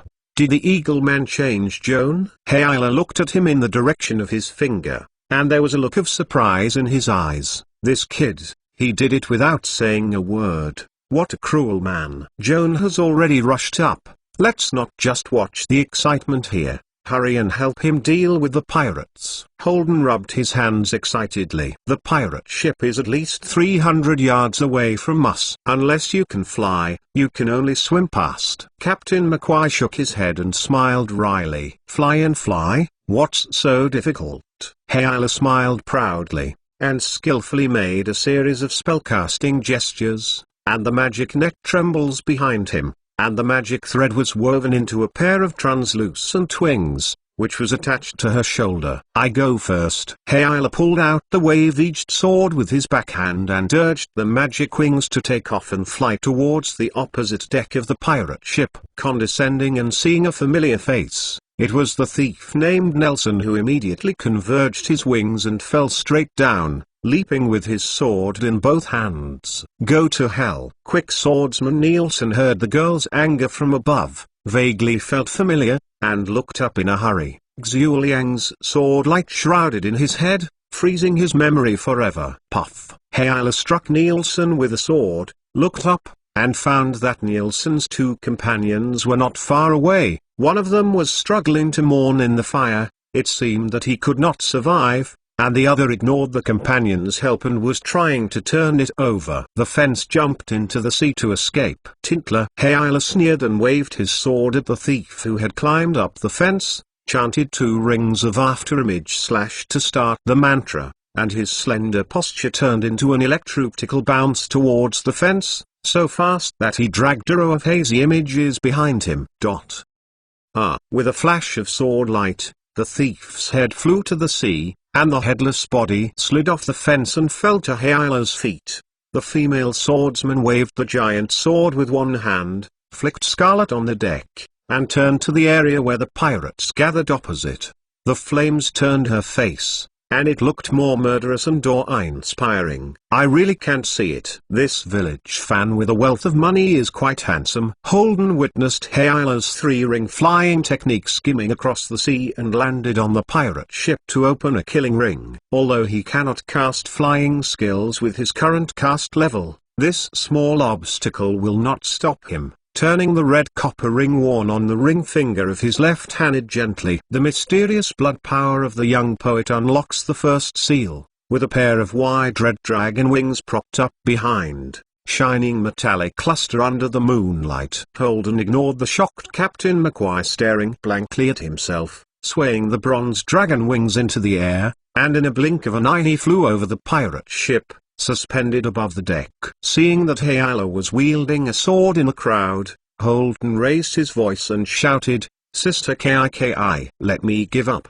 Don't hinder me from casting a spell." Hayala waved his sword to force the pirate to siege himself, and took the time to raise his left hand. "Sister Kiki, I advise you to hold your belt tightly and don't blame me for not giving me a reminder in case there is a spit." Holden saw Hayala ignore the repeated warnings, shrugged helplessly, chanted the spell in the tone of the opera, raised his finger to the group of gangsters who were besieging Hayala, or Siri. Hearing a familiar chant from his ear, Hayala immediately realized that the situation was not good and hurriedly grasped his belt. Sure enough, Holden just cast an enhanced version of his signature spell Pants 2 rings of group Pants. In addition to Hayala's precautions, he grasped his waist in time against the invisible magic hand that was extremely vulgar and sloppy, trying to pull off her pants. The pirates around were unaware of Holden's sinister intentions. Ankles, bare-naked body, blown by the sea breeze, couldn't help shivering, and got goosebumps. "Smelly rogue. I don't have time to take care of you now. I will write down this account first. You will wait for me." Hayala gritted his teeth, flushed his pretty face, grasped his waistband with his left hand, and wielded the sword with his right hand. He set off a storm of sword gas on the ground, and cut down the group of naked and overwhelmed pirates around him. The pirate, a little further away from her, escaped the giant sword and witnessed the tragic flesh and blood of his companion. All frightened, and no matter how good he was, he turned his head and escaped with the survival instinct. However, the trousers that caught their feet became a stumbling block that prevented them from escaping at this critical moment. Before they lifted the cumbersome trousers, their feet were shackled and could not run at full speed. Some pirates eager to escape were stumbled by their pants, fell heavily on the deck, and fell to Venus, finally struggling to sit up, and then pursued by Hayala, who was chased by him, fell in the pool of blood. "Can no longer get up." Like Master Mr. Joan, please collect www.mentalnovel.com Master Mr. Jones Literature Update is the fastest. Chapter 634 Hammerclaw, the captain of the Shawayuran pirate, who could not pick it up when he dropped his hat on the ground, squinted, his eyes swollen with firework, and panicked when he realized that there were few people left on the deck, and the murderous girl in black was approaching herself with a giant sword. He could not help but shuddered, turned his head and rushed to the side of the ship, trying to jump over the fence to escape. Joan saw it in the air, grabbed the pirate leader before he jumped into the ship to complete the spell preparation, and pointed to a bundle of cables on the rail of the ship. Yalla. Under the influence of magic power, the cable seemed to be injected into life, squirming like a python, binding the legs of the pirate leader who was climbing the fence and dragging it back to the deck. The pirate leader was screaming and struggling desperately, but he was entangled with the activation rope and could not move his legs. Seeing that the python-like rope wrapped around his upper body, the pirate leader took advantage of his arms to move, hurriedly took off the colorful conch hanging around his waist, and leaned into his lips to blow hard. A deep trumpet sound echoed over the deck, and the moment the conch was blasted radiated magic aura, which was particularly conspicuous in the night. After a little observation, Joan recognized that the conch had some kind of spell magic, and the pirate leader seemed to try to call the allies to help by blowing the conch. As if responding to the call of the conch, a dull roar came from the living deck of the pirate ship, the closed door suddenly burst, broken wood chips splashed around, and a huge monster crawled out of the cabin, immediately causing Joan's note. This monster looks like a lobster, like a bull, covered in lilac link-shaped carapace, like wearing a thick and hard armor, with a pair of huge claws on the forelimbs, and the sharp blades under the fire, sparkling with light. Also shining, there is a pair of stalks raised on the head of this lobster monster. The huge eyeballs growing on the ends of the stalks are dark blue, and the bones are turning, seemingly observing the surrounding conditions. Hammerclaw, come and save me. The sour pirate has been tied firmly from the head to the foot by the activity rope, leaving only a mouth that can move around, eagerly calling for help from the lobster monster. The crustacean monster named Hammerclaw heard his call and dragged the heavy body over. Indifferent eyes passed the anticipating face of the Shawa pirate, and instead fell on the magical conch in his hand, a strange sound deep in the throat that did not know whether it was a grin or a roar, and suddenly raised a giant claw, holding the sand head of Chinese pirate. Oh, no. I'm your master, you can't. Click.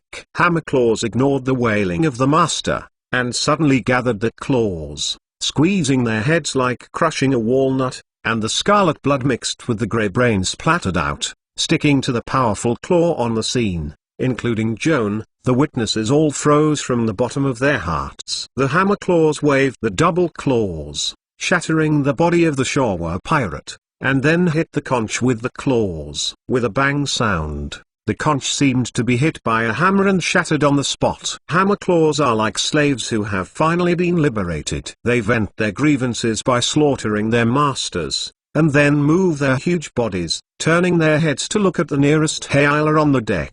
A pair of blue eyeballs protruding from the top of the eye stem tremble slightly, locking Hayla as the next prey, waving a giant claw and fluttering up. Stupid big lobster, you are looking for death. Hayla sneered with a wave-edged sword and strode toward the Hammerclaws. King, king, king. A series of intensive gold iron symphony echoed above the deck, and the giant sword slammed the giant claws frequently, bursting out a dazzling Mars. Hayla threw out 3 swords in one breath, all blocked by Hammerclaws with claws, and the blade could not cut the monster's hard carapace, leaving only 3 shallow scratches. Hayla folded a series of flips backwards, avoiding giant claw swings, frowning slightly, realizing that it was difficult to kill this hard-shelled monster with brute force, and after a short thought, he got an idea and waved his sword again. Go up. After the confrontation just now,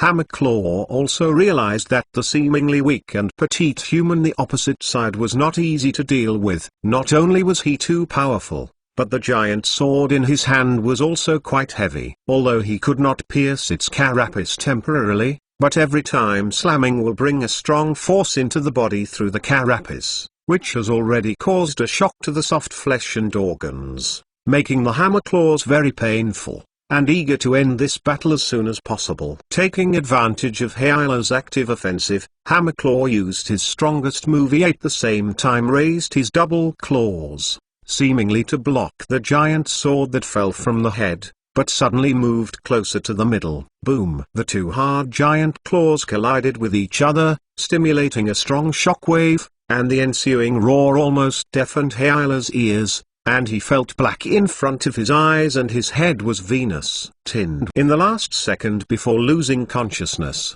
Hyala propped up a spellcasting spell, using the magic skill Magic Warrior of the extraordinary profession of Magic Warrior to transmit a ring of arcane electric claw with a weapon in his hand. The sword burst into a crackling electric arc while hacking the hammer and claws. The shell of the hammer claw is as thick as an iron armor, but it can resist the hacking of the sword, but it cannot stop the current. Hyala's own situation was not so good. It was unexpected that the shockwave released by the hammer claws flew off the deck, and even the man fell with the sword to the sea, and he was swallowed by the waves. The cold water submerged his face, and Hyala, who was so stunned by the sound waves, finally woke up and hurriedly waved his hands and feet to avoid drowning. Her swimming skills are very good, but she also holds a giant sword weighing 100 pounds in her hand, and her desperate strokes can only keep her upper body surfaced, but she has no time to distract her from the sea. Hyala was still struggling hard in the sea. Hammerclaws had gotten rid of the paralysis caused by the electric shock. He waved the claws and smashed the fence, jumping off the side of the ship. With a thud, the hammerclaw fell on the sea not far from Hyala, and the wagging tail quickly swam towards her, holding up a pair of huge, sharp claws, and the eyes were murderous. Joan and Holden, who were flying in midair, were aware of the danger of Hyala at this time, and they both rescued the first time, but the rescue methods adopted by the two were different. Joan's first thought was to prevent Hammerclaw from chasing and killing Hyala,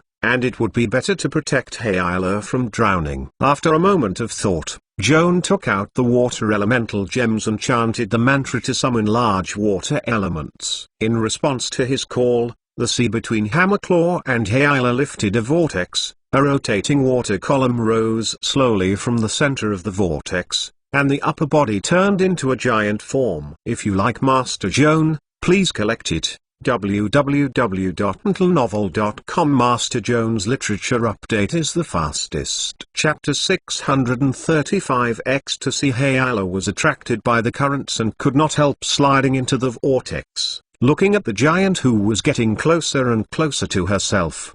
The blue giant made of sea water. A trace of uneasiness appeared in the eyes of the female swordsman. Fortunately, the large water element didn't attack her. Under Joan's spiritual remote control, he protruded a pair of sturdy long arms and picked up the fallen female swordsman with a gentle motion. Hyala breathed a sigh of relief, sitting sideways on the broad shoulders of the large water element, flicking the wet ponytails, inserting the giant sword into the back of the scabbard, freeing his hands to cast the casting gesture, and again blessing himself with the third ring of flying. At the same time, Holden stretched out the red copper dragon wings and glided against the sea at low altitude, flying until the top of the hammerclaws was suspended in the air, singing a carol loudly. The young poet's singing voice is both clear and thick, showing excellent talent and skilled singing skills. However, he sang in Cantonese, and even Joan,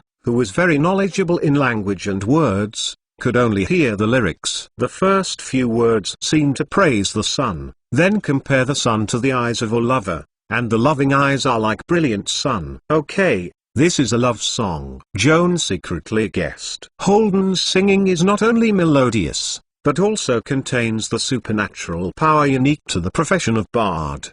The magic net thread distributed within 100 feet around him resonated with the singing melody. If the willpower in this range is not strong enough, it will be captured by Holden's magical voice and fascinated by it. Putting aside all thoughts, just standing beside him, listening to this wonderful song. Holden sings this fantasy mainly for hammer claws. Joan and Hyla are far away. They are slightly affected by the singing and they can hold it. As for the hammer claw, Joan couldn't tell whether it was male or female. In the face of infectious art performances, gender was not important, not even biological categories. This song can transcend the boundaries of physiology and even thought, awaken the emotions common to all intelligent life, and deeply touch the soul of the hammer claw, so that this bloodthirsty monster temporarily forgets the idea of chasing Hyla, floating on the sea. Staring blankly at the sky, the young poet listened intoxicated. In general,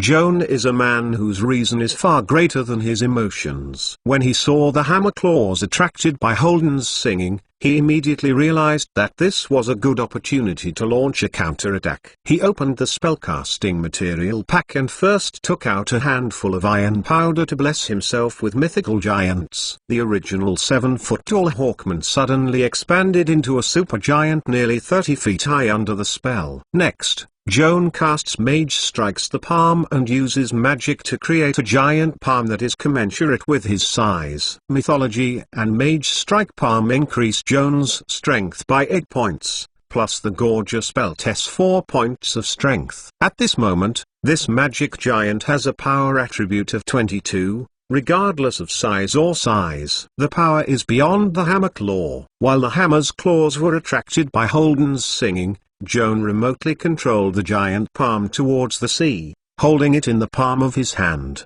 clenching force. The mage strikes the palm, which is strengthened by the mythology, has a grip strength of up to 8,800 pounds per square foot, which is comparable to the bite force of the adult Dreadclaw. Although the carapace of the hammer claw is thick and hard, it can't bear the kneading of the giant palm. The carapace quickly cracks, screaming under the stimulation of severe pain, and desperately twisting the body, but can't get rid of the giant palm control. Joan was expressionless, and the giant remote control grabbed the hammer claws and slammed into the deck of the pirate ship. Boom! With a loud noise, the pirate ship seemed to have been kicked by someone and shook it violently. The hard teak deck shattered on the spot. The hammer claws were deep in it. The carapace on the surface collapsed. The cracks poured out light blue blood plasma, and the claws were still twitching and shaking, and a weak groan in the mouth. Joan's remote control giant palm clenched into a fist, and fell into the air. Boom, boom, boom. Joan slammed his 3 punches in one breath until he hammered the claws into a pile of flesh before stopping. Instead, he turned the remote giant palm into the sea and washed away the blood from his hands. Afterwards, the remote control giant palm picked up the stunned Hyla from the shoulder of the large water element, held it to himself, and asked her softly whether she was seriously injured. "I'm fine, thanks to you for saving me just now," Hyla thanked with a smile, his eyes full of gratitude. "Holden has also helped a lot." Joan reminded Hyla. I don't know if he didn't comprehend his hints or deliberately act silly. Hyla didn't answer his words and shouted vigorously, "Let's go back quickly to eliminate the remaining pirates on the ship and put out the fire on the deck. Drive to Midgard Harbor, sell it, and sell it for less than 10,000 gold dagger. Are we 2 half points good?" Joan was speechless. I didn't expect that Hyla just got out of danger and got the idea of black and black. This mentality is too aggressive. "Sister Kiki, don't you give me a little money for selling the ship?" Holden flew over and protested with a sad face. "Smelly rogue.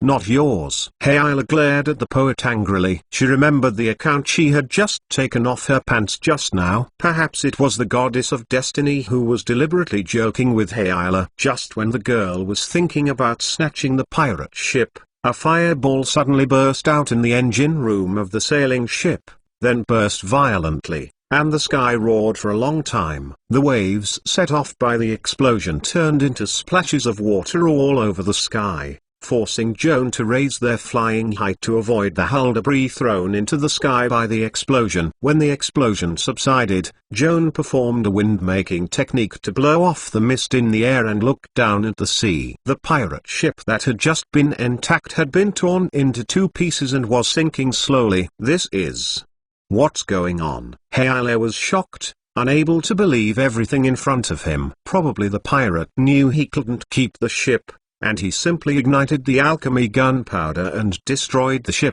Holden speculated. It may also be that the fire caused by the fuel technology spread to the engine room and caused the cylinder to explode. Joan made a more realistic guess based on his observations. Now that the ship has been destroyed, what caused the accident is not worth investigating. Hayala's dumbfounded pirate ship slowly sank to the bottom of the sea, covering his heart, with a sad face, and tears in his eyes seemed to flash. Seeing her painful look, people who don't know the truth may mistakenly think that the ship that just sank was filled with all her belongings. The girl who knows nothing about this wealth fan is just sorry to miss a windfall. Joanne feels that he is enough for money fans. He often racks his brains to make money, and even a copper plate is reluctant to waste. But compared with this Miss Hayala Green who believes in not earning is a loss, he dares to boast. If you like Master Joan, please collect it.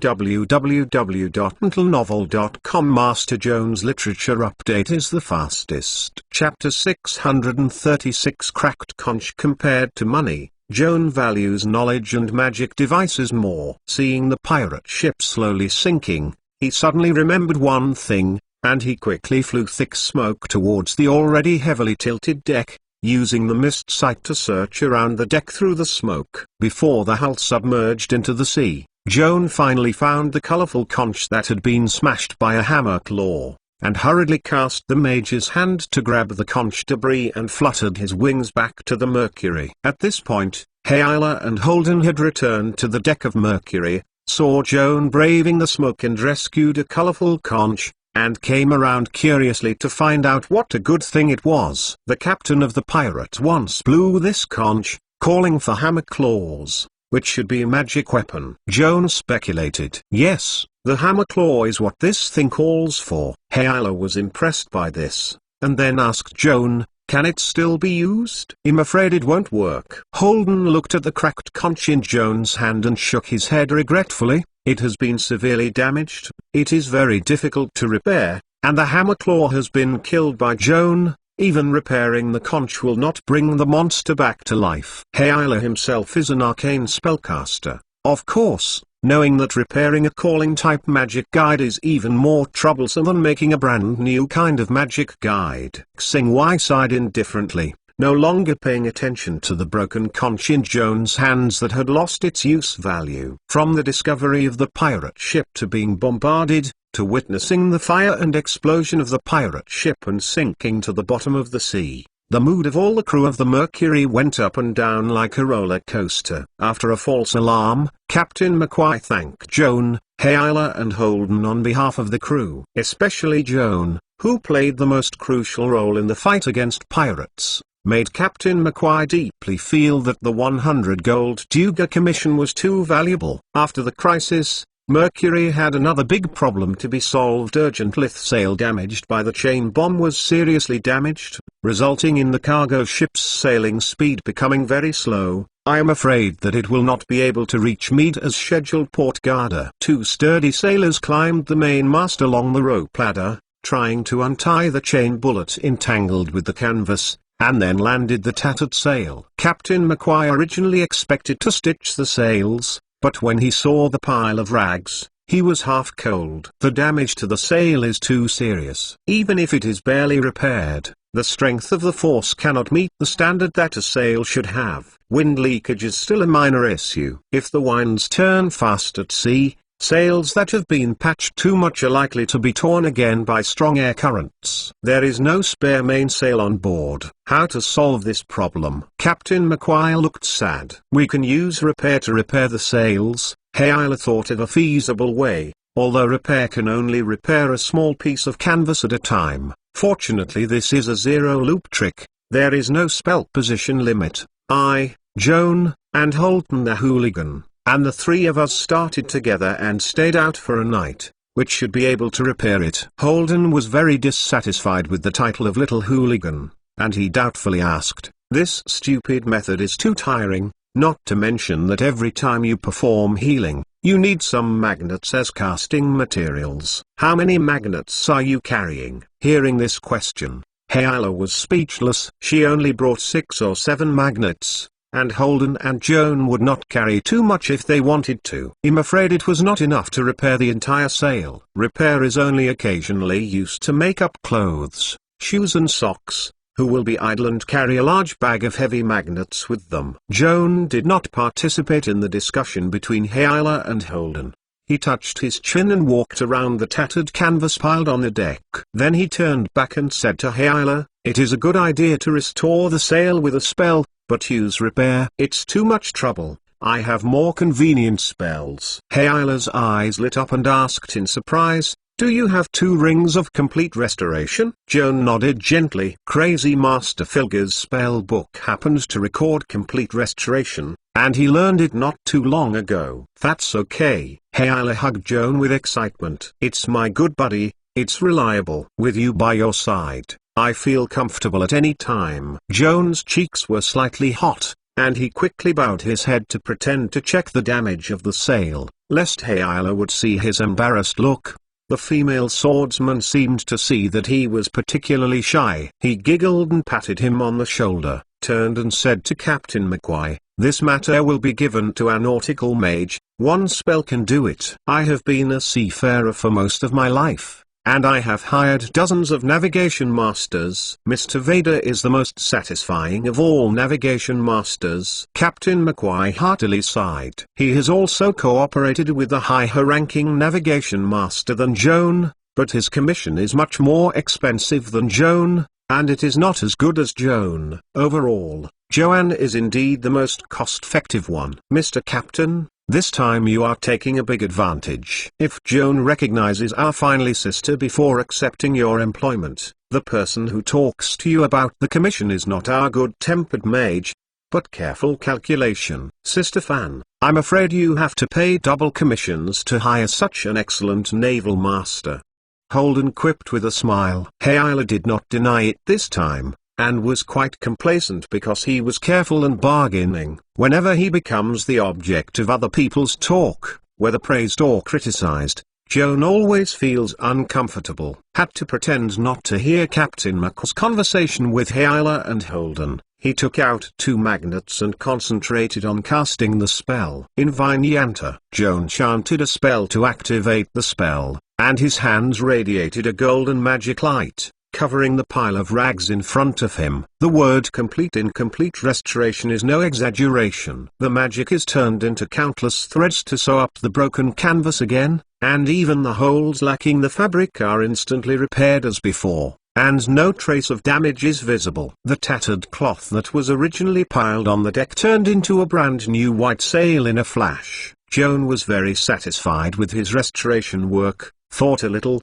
inspired 2 Sidmana, and performed 2 rings of complete restoration again to repair the broken color conch. As the night drew near, the morning sea appeared on the east sea level. The sailors raised the sails repaired by Joan's spell to the mast, and the white sails surging against the wind restored the power of the Mercury to continue sailing. Like Master Mr. Joan, please collect www.mentalnovel.com. Master Mr. Joan's literature update is the fastest. Chapter 637 Lesser World Oath. After a busy night, Joanne felt a little tired, and then retired to Captain McQuay and returned to his cabin to make a recapture. Thanks to the magical effect of the vibration ring, Joan's sleep efficiency is much higher than ordinary people. After only 2 hours of sleep, he sat up from the hammock and stretched out. He felt refreshed and energetic.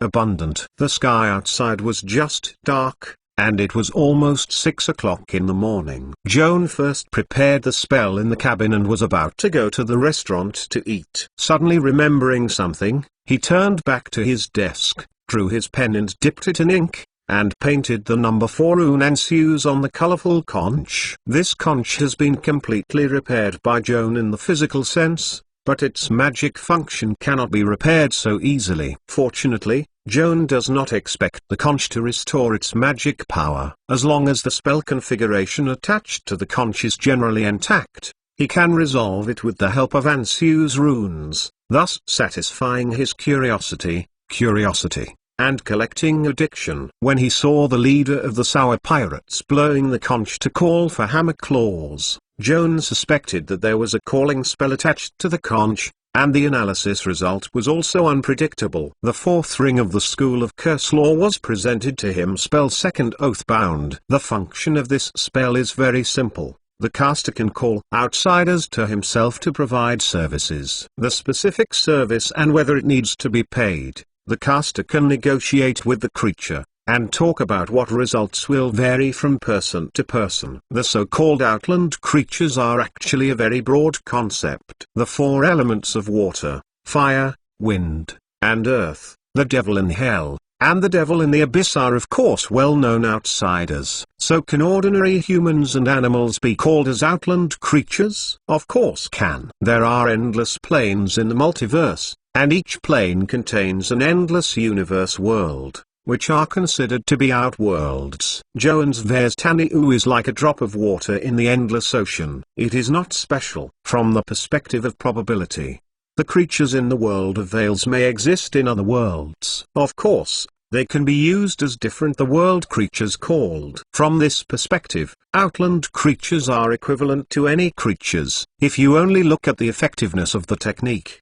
secondary alien bond does not seem to be much different from various monster summoning and natural ally summoning, but people who really understand the principles of magic, such as Joan, but can deeply understand the huge difference between the two. The calling system and calling system belong to two subcategories under the spell school. Although there is only one word difference, they are two completely different concepts. The typical representative of the summoning spells, such as monster summoning, the monster called is actually a projection of magic power, does not have a unique identity and personality, and will not leave a corpse after death. Its existence has a time limit. Once the summoning time expires, or is killed, the summoned creature will automatically decompose into the original magic power of disorder, return to the embrace of the magic net, and cast the next time. The summoned is a new magic creature. The caster has absolute control over the summoned creature,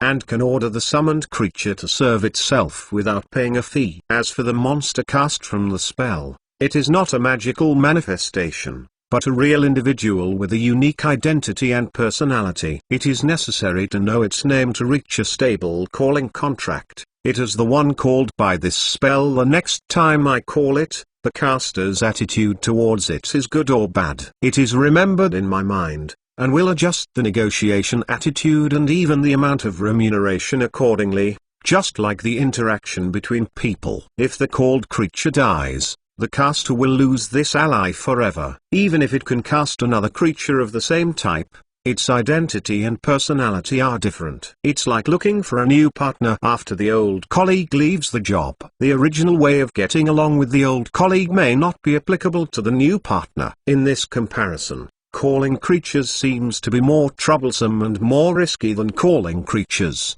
So are spells such as secondary alien bond not very practical? That's not necessarily true. It is indeed very convenient to summon creatures, but the time to serve the caster is very short, but only a few minutes, at most used as a thug. It is difficult to undertake the time-consuming and long-lasting complex work. Although the called creature has a strong temper and often asks for remuneration, there is no time limit. Once the cooperative transaction is negotiated, it will continue to serve the caster until the agreed work is completed. In addition, the summoning spells are very limited. The monsters that can be summoned are written in black and white in the spell configuration. There are very few varieties available to the caster, and their strength can only be said to be unsatisfactory. The calling type spell has a much smaller limit. As long as it does not exceed the magic level of the spell itself, you can call any creature.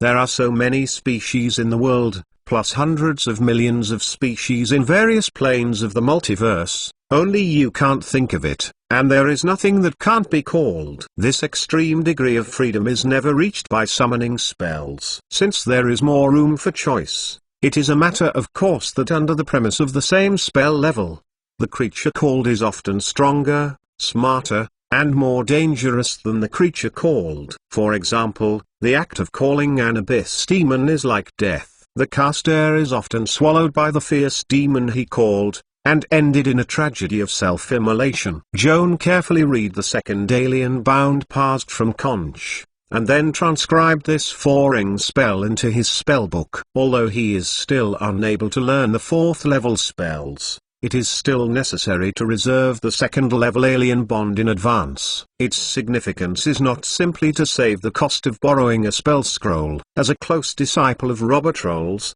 the father of scarecrows, he also holds the magic notes written by Master Cloudmaster Vavrunia. Joan's knowledge of construction is even greater than that. The mage with a higher level than him, but he is still unable to practice the theoretical knowledge he has mastered by himself. The obstacles come from 2 aspects. The first is the lack of money to buy the construction materials, the second is the lack of knowledge reserves, and the spells needed to manufacture the construction have not yet been fully mastered. The most critical and most commonly used is the outside world oath spells. In the case of making golems, first of all, you need to provide a soul for the golem, which usually refers to the essence of the elements enclosed in the golem. Joan does not have a soul-binding bottle like the Rolls mentor. He can only cast a spell to call the elemental creatures to come to his side and persuade the other party to parasitize in the golem body and make it active. In this process, he needs to use the Outworld Oath binding spells. The 4th ring Second World Oath is the lowest level of this type of spell. At most, it summons a large elemental creature to make a relatively simple structure. With the upgrade of the Master's level, Joan will also have the opportunity to learn 6 rings of alien bonds and 8 rings of alien bonds, which can summon higher-level elemental creatures. The constructs made by the elemental creatures will also be more powerful, including various golems and even legendary colossus. Like Master Mr. Joan, please collect www.mentalnovel.com. Master Mr. Joan's literature update is the fastest. Chapter 638. Ship to harbor in the northern part of the New World. 12 rivers originated from the Arctic points spring of the primordiality Hwagma, the largest of which is called the Vima River. This big river first flows through Niflheim. This area is full of mist all year round, so Niflheim is also known as the country of fog. In this basin, the river water seems to be affected by some kind of magic. The color is dark, the cold is bitter. The water temperature is lower than the freezing point, but it does not freeze, and there is often a blue flame floating above the river surface, which is the polar natural phenomenon cold flame. The Vima River passes through Niflheim and continues to meander southwards, along the way through the Mission Canyon and Iron Forest, and then flows through the giant kingdom Jotunheim and continues south into Midgardian area. As the climate warms along the way, the phenomenon of cold flames above the river gradually disappears, and groups of salmon and perch are cruising in the river with the right temperature. After entering Midgard, the Vima River branched off a tributary known as the Honey River and continued to flow south, passing through the Hose Forest, entering the area of Yolfheim and meeting near Prince's Harbour into the sea. The main stream of the Vima River turned to the southeast, traversing the Azap Peninsula, and finally merged into the Azap Bay at the eastern port of the peninsula. Both Azap Peninsula and Azap Bay are named after the indigenous Azap people. Today, the Azap people have been expelled to the western Fangs by immigrants from the Old World. A harbour city was established in the delta near the mouth of the Air River, which is today the capital of Midgard. The capital of Midgard. Midgard is the first colony established by immigrants from the Old World on the New World. On the vast land, mines, manors and villages are dotted, but even a large city such as the colonial capital Midgard City has turned into a barren hill with dense vegetation just a few miles outside the city gate. Every night, beasts and monsters wandering outside the city walls. Few people dare to walk in the wilderness at night. Agriculture and fisheries are well developed in the Midgard area. The vast and fertile Vigrid Great Plains are planted with large and small plantations and pastures. Corn, wheat and potatoes are the main local crops, and the Gulf of Iz is rich in fat salmon and perch. But the real economic pillar of the entire colony, is the modern magic industry represented by magic crystal mining and refining and ocean trade centered on the export of magic crystal. It is no exaggeration to say that the magic crystal is the blood and soul of the Midgard colony. Without the magic crystal, this cold colony cannot attract tens of thousands of immigrants to settle in, and the capital of Midgard cannot be surpassed. The port of Leiden in the south has become the most prosperous and affluent overseas colonial city in the Holy Yashan Empire. In the early morning of January 18, 1621, the fog over the coast had not completely dissipated, and a loud whistle came from the sea level. Several magic crystal steamships returning from a long voyage sailed to the harbour under the guidance of the harbour lighthouse. A little further away, a very obscure old-styled brigantine sailed slowly to the port. On the deck of the Mercury cargo ship, 3 young men stood side by side on the bow of the ship,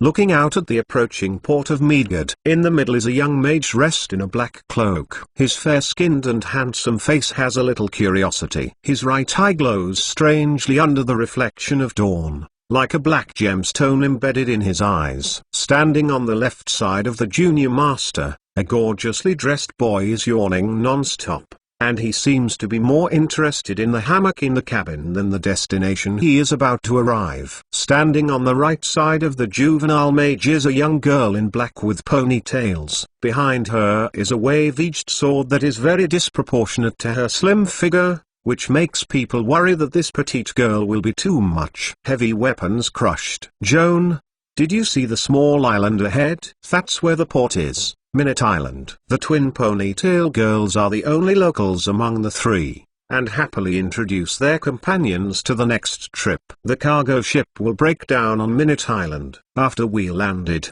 we rented a carriage and headed to Midgard City through the King Bridge. After hearing Heila's introduction, Joan learned that the planning layout of Midgard City was not the same as Leiden Port. Leiden's port and city are connected together and are on the coast. The city and port of Midgard City are separate. The city is located on the coast. The port, warehouse, dock and even the customs building are located in the islands near the coast are connected by a bridge, and there are also barges and ferries providing convenient sea transportation. This island, which serves as a passenger and cargo terminal, is about 20 miles long from north to south and 5 miles wide from east to west. It is like a long and narrow peapod floating in the Gulf of Azov, across the sea from the port of Midgard. Like the Vegrad Plains, this island was also purchased from the Isu indigenous by Peter Minot, the 3rd governor of Midgard, and was named after the surname of the governor. Minute Island. At 5 o'clock in the morning,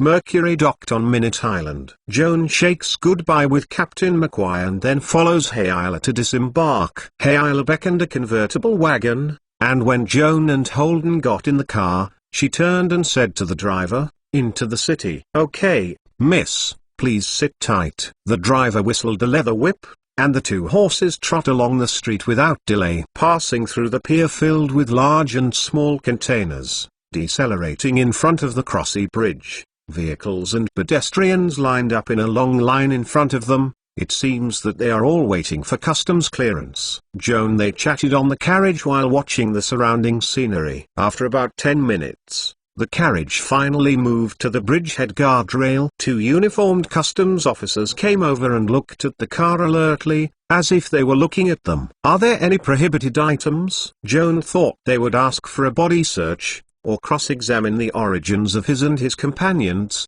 and check his ID. The result was a false alarm, and the 2 police officers waved away without saying anything. The coachman seems to have become accustomed to this kind of walk-through inspection method. He drove up the bridge and drove along the flat and wide road. Holden looked back at the Kyoto sentry post and couldn't help vomiting. This kind of inspection is equal to nothing. "If I were a smuggler, I would never put the goods on the bright side even if I was stupid." Now, Heila blankly glanced at him and said angrily, "Don't think you are clever. People with storage bags are not civilians. Moreover, they can't hold much stuff. The entrainment isn't trained.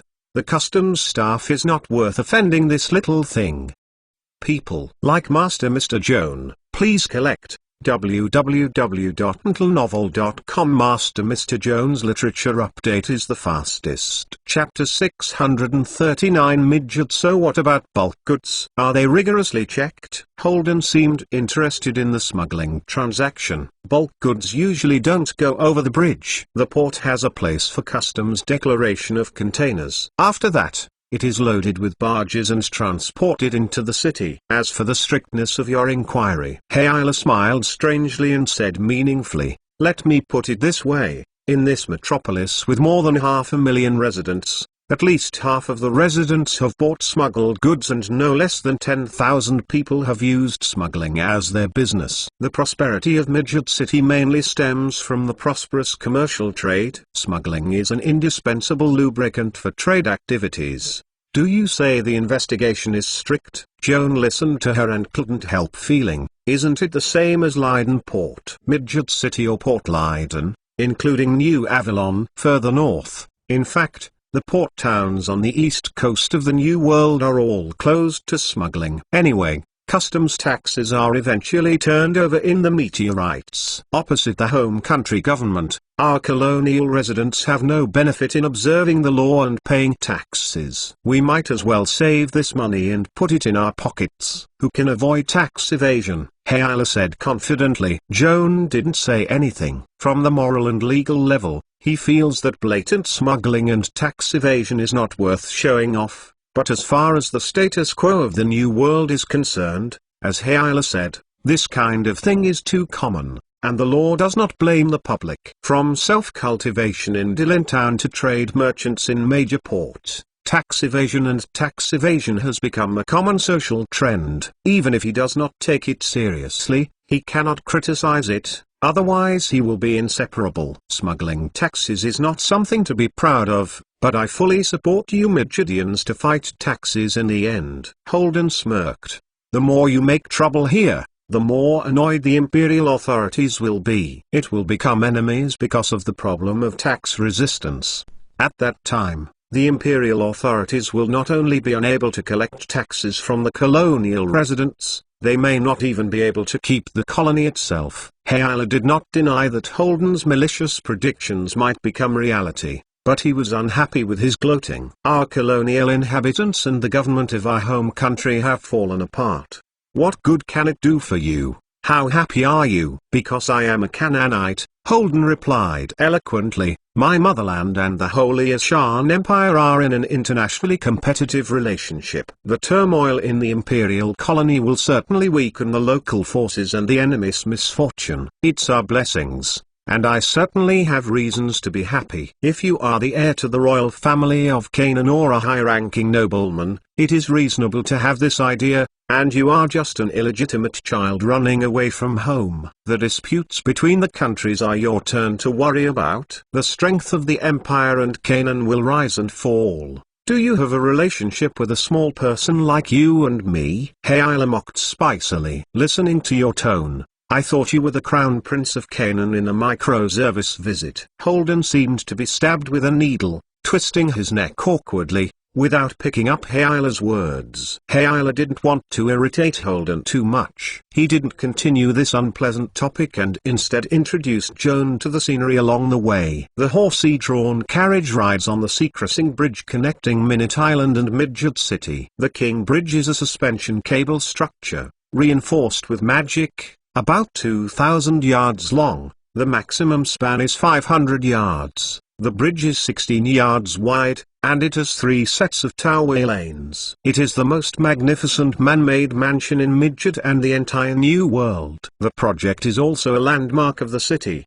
The horsey-drawn carriage crosses the King's Bridge, and the bustling city is in front of it. The entire Midget City can be divided into 6 areas. Connected to the bridge is the dock area, but also the city's commercial center. Along the streets of shops, judging from the bustling streets, most of the business is quite prosperous. Adjacent to the dock area is the military port where the colonial fleet is moored, including the nearby military barracks, collectively referred to as the military zone. In addition to the dock area and military area near the harbor, the city can also be subdivided into administrative areas, upper urban areas, lower urban areas, and college areas. The administrative area is the seat of the City Hall, Governor's Office and Parliament Building in Mage City. The administrative departments at all levels, banks, stock exchanges and the headquarters of major companies are located in this block. Shangqing District is a villa area where the wealthy people settled in the city. The roads are clean, the trees are shaded, the public security is excellent, and the living environment is very comfortable. The three wealthy families in Midget City, the Livell family, the Livingston family, and the Schuyler family all settled in the upper town. Compared to the orderly upper city, Midget's lower city is synonymous with dirty and chaotic. The residents who live here include workers, small vendors, low-level civil servants and poor students such as small citizens, but also have clothes homeless people and beggars. Most of the small citizens in Xiaching live in small apartments furnished for rent, while beggars and homeless people can only live in slums. The thieves ran rampant on the dark and dirty street corner, and weeping everywhere. A large group of hungry wild dogs must be gathered next to the trash can, glaring green eyes, and looking at passing pedestrians with bad intentions. Xiaching District is very chaotic, and it has the highest crime rate in the whole city. You are here for the first time. It is better not to wander around here, lest you be slaughtered as a fatty sheep. When the carriage passed the Xiaching District, Hayla warned Kiao and Holden. Isn't it more chaotic than your hometown of Freeport? Holden asked with a smile. Hayla choked at him with such words, unable to speak for a while. Joan also thinks that Holden is good at everything. The only thing that is not so good is that he has a ridiculous mouth, which pot is always open without mentioning the pot. Explosion. If Holden doesn't get rid of this problem, I'm afraid that sooner or later he will get into trouble because of this stinky mouth. The Academy District where Meadged University is located in the center of the city. It looks like a triangle on the map. It is just surrounded by the Upper City District, the Lower City District, and the Administrative District. It is the elite area of the city. Considering the leading position of Meadged University in the entire New World education community, the young people studying here are also worthy of the elite talents of this city. The carriage stopped in the neighborhood near Meadged University. Hayla paid the fare, and led Joan and Holden to visit the university campus. As a private university, the campus management of Meadged University is stricter than Leiden College. Joan and other outsiders, even with the guarantee of the current student, such as Hayla, actually paid a lip to convince the guards to let them enter the campus. Visit. Like Master Mr. Joan, please collect. www.mentalnovel.com. Master Mr. Joan's literature update is the fastest. Chapter 640 New Life. Hayla worked as a guide for Joan and Holden, leading them around the campus of Meadged University. It is still in the winter holidays, and the campus is quite deserted. Fortunately, there is a small canteen that is normally open to provide daily meals for students who stay in school for winter holidays. Hayla invited Joan and Holden to eat in the school cafeteria. The food is not bad, but the price is much more expensive than Leiden College. This is probably because the agricultural and animal husbandry in the Midget area is not as developed as in the south, and the food price is more expensive. The deadline for this year's graduate registration at the School of Austrian Law at the University of Meadged is March 1st, and now there is more than a month away from the registration day. Out of the preparation for the test, Joan and Holden urgently need to find a comfortable, convenient and affordable A-fare dwelling. After lunch, Hayla took Joan and Holden out of the school, and Zhang Liuo helped them rent a furnished apartment in the neighborhood of the college as a temporary shelter for more than a month before taking the exam. After entering the institute in the future, you can continue to live in an apartment, or you can choose to rent the dormitory provided by the school. The three men inquired in the college district for a circle. After a comprehensive comparison, Hayla finally decided to choose an apartment. The house is located in the block behind the university, which is relatively secluded and suitable for studying attentively. This is a toss-tree wooden building. The exterior looks a bit old, and the internal facilities are passable. What Joan is most satisfied with is the cleanliness. The landlord, Mrs. Hudson, is a widowed old woman. Both daughters are married, Her son is serving in the army. She is the only one left in the family to guard the old house, and she is lonely, so she decided to rent out the second floor. The family is more lively, and I also want to earn some pensions. Mrs. Hudson lives on the first floor and has 2 big dogs and 3 fat cats. The second floor apartment is a 3-bedroom, unhall structure.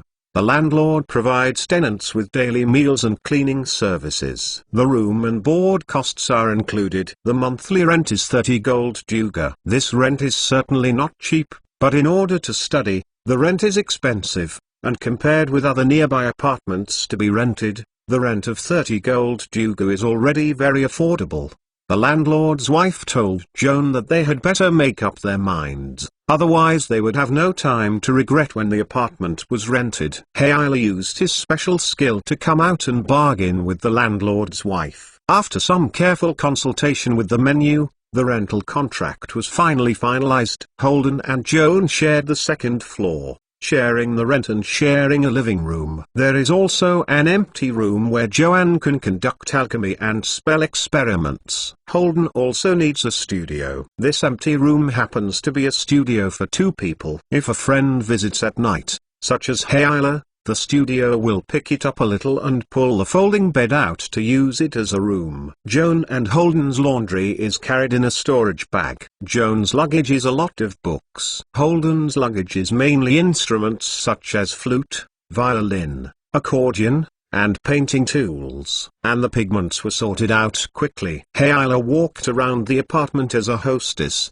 holding a small notebook in her left hand and a pencil in her right hand, writing down all the things she thought were still missing, and then ran downstairs in full swing. 2 large daily necessities for baskets were bought in an hour, from towels, slippers, pajamas to candles and soap. Hayla helped Joan to tidy up the bedroom and living room. In her own words, she arranged the apartment into a warm and cozy nest by herself. Sister Ki-Fan, why don't you help me arrange it too? Holden asked with a grudge. You are too indecent, like a clean student like me, but dare not enter your bedroom. I am afraid you are playing rogue. Hayla said harshly, but in fact, he was not too thin, and the daily necessities purchased for Joan also brought a copy to Holden. After tidying up the room, the night became darker outside the window. A crisp ringtone came from the restaurant downstairs. It was Mrs. Hudson who prepared the dinner and greeted the tenant to dine downstairs. The fireplace was warm and the crunchy almond waffles were put on the table, followed by lettuce salad, creamy mushroom soup and tonight's main dish, chickpea stewed pork legs. Mrs. Hudson's cooking is really good. Several home cooking dishes are delicious. Hayla is particularly satisfied with the waffles topped with maple syrup. A plate of snacks is basically wrapped by her. After eating this sumptuous dinner, Hayla's last doubts dissipated. I grabbed a fat cat dozing by the fireplace, put it on my knees, and fluffed my hair skillfully, and said to Joan and Holden, both of you are from afar. I was still a little worried that you would not eat used to local home cooking,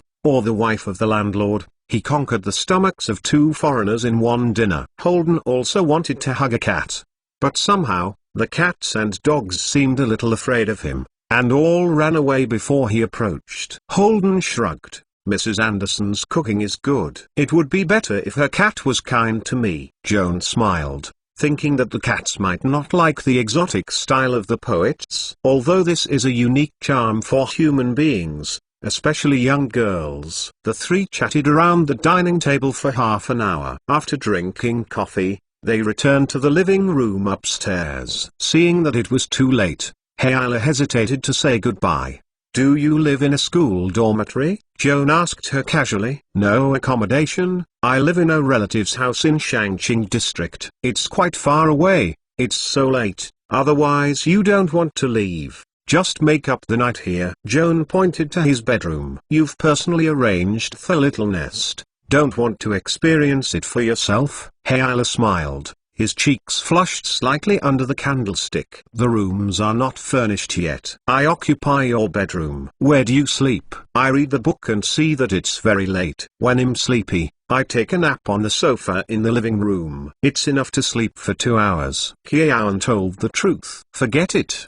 The mage can do other things, and sleep can't just do it casually. Joan got up, pushed open the door of Joan's bedroom, walked to the bed, and suddenly flew to the bed with a diving gesture, tumbling back and forth on the mattress, and buried his face deeply in the soft pillow. The sound lasts for a few seconds. Joan stood at the door, staring blankly at her, wondering what she was doing. While wondering, Joan propped his upper body from the bed and looked back with a smile. Okay, I have already experienced it. Like Master Mr. Joan, please collect www.mentalnovel.com. Master Mr. Joan's literature update is the fastest. Chapter 641 Aphasia. Joan scratched his head inexplicably and asked Joan, so you still have to go? There are still some trivial matters in the family of relatives that I need to help deal with. The next few days may be very busy. I will try to find time to come and visit you. If I can't come, I will see you after the school starts. Joan sat on the edge of the bed,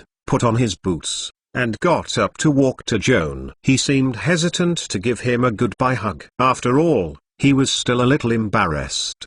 He shook his hand and went downstairs. Joan followed Joan with a candle holder, helped her light up the wooden stairs that were in disrepair, stepped on the creaky wooden stairs, and drove her out of the door all the time. She got on the rental carriage and waved goodbye before returning to the second floor. Holden had just washed his head and walked out of the bathroom with his wet hair, and saw Joan alone in the living room, with an ambiguous smile on his lips. Tonight Sister Lucky is sleeping in your room? There is something wrong with her relative's family and she has to rush back to help. Hey, what's the hurry when you come back? The girl is thin-skinned. Why don't you keep it? Is this necessary? Joan thought he was making a fuss. Holden patted his forehead with a helpless look. Your kid is really simple. Forget it, he'll do nothing more. So I don't want to do bad things with good intentions. Joan didn't quite understand his intentions, and then thought about it. Anyway, this is not a matter of importance, so he was too lazy to think about it.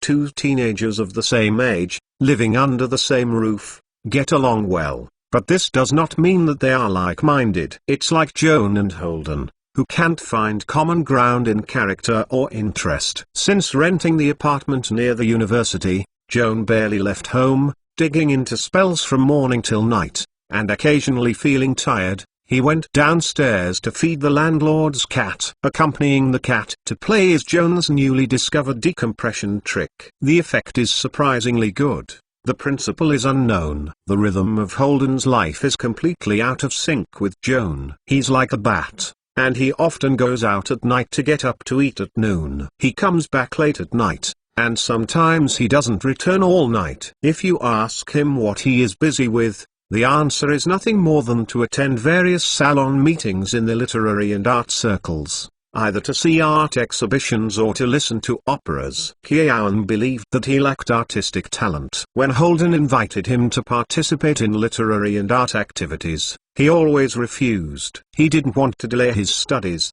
and he really didn't appreciate it. But he fully supports Holden to participate in such activities. After all, the artist needs such an atmosphere and environment to open his horizons, stimulate the spark of inspiration, and create excellent works. In the blink of an eye, Joan had been in Midget City for almost 2 weeks. In these days, he spends most of his energy on one thing: creating a spell as a knock brick for applying to the Austrian Academy of Mage University. As early as in Freeport, Joan started to develop new spells under the suggestion of Joan. The idea was to use a mature spell as a prototype, modify its spell configuration, and derive a spell with completely new functions. In order to achieve this goal, the first thing Joan needs to do is to determine the spell as a prototype, and the follow-up work is nothing more than adding, deleting, and repairing based on the prototype. After laborious selection, Joan finally decided to use blind deafness as a prototype spell. This necromantic school 2-ring spell was copied from the spell book of Mad Master Furge. After the cast is successful, negative energy can be injected into a designated organism within 100 feet away, destroying its physiological function. If the other party, the physique, is not strong enough to resist the erosion of negative energy, and will permanently lose hearing or become blind. Specific sensory damage caused is determined by the caster. Joan had a doubt when he first started learning blind deafness. Since this spell can make the subject lose hearing or eyesight, why not add an option to make the subject dumb at the beginning of the design? Was the inventor of the spell negligent, or thought that vision and hearing are more important than vocal ability? This question puzzled Joan for a long time, until he made a detailed anatomy of the spell configuration of blind deafness, and then he suddenly realized that this problem was more complicated than he thought. The inventor of blind deafness surgery does not want to expand the dumb effect, but simply cannot. People in the world often compare the three common disabilities of blindness,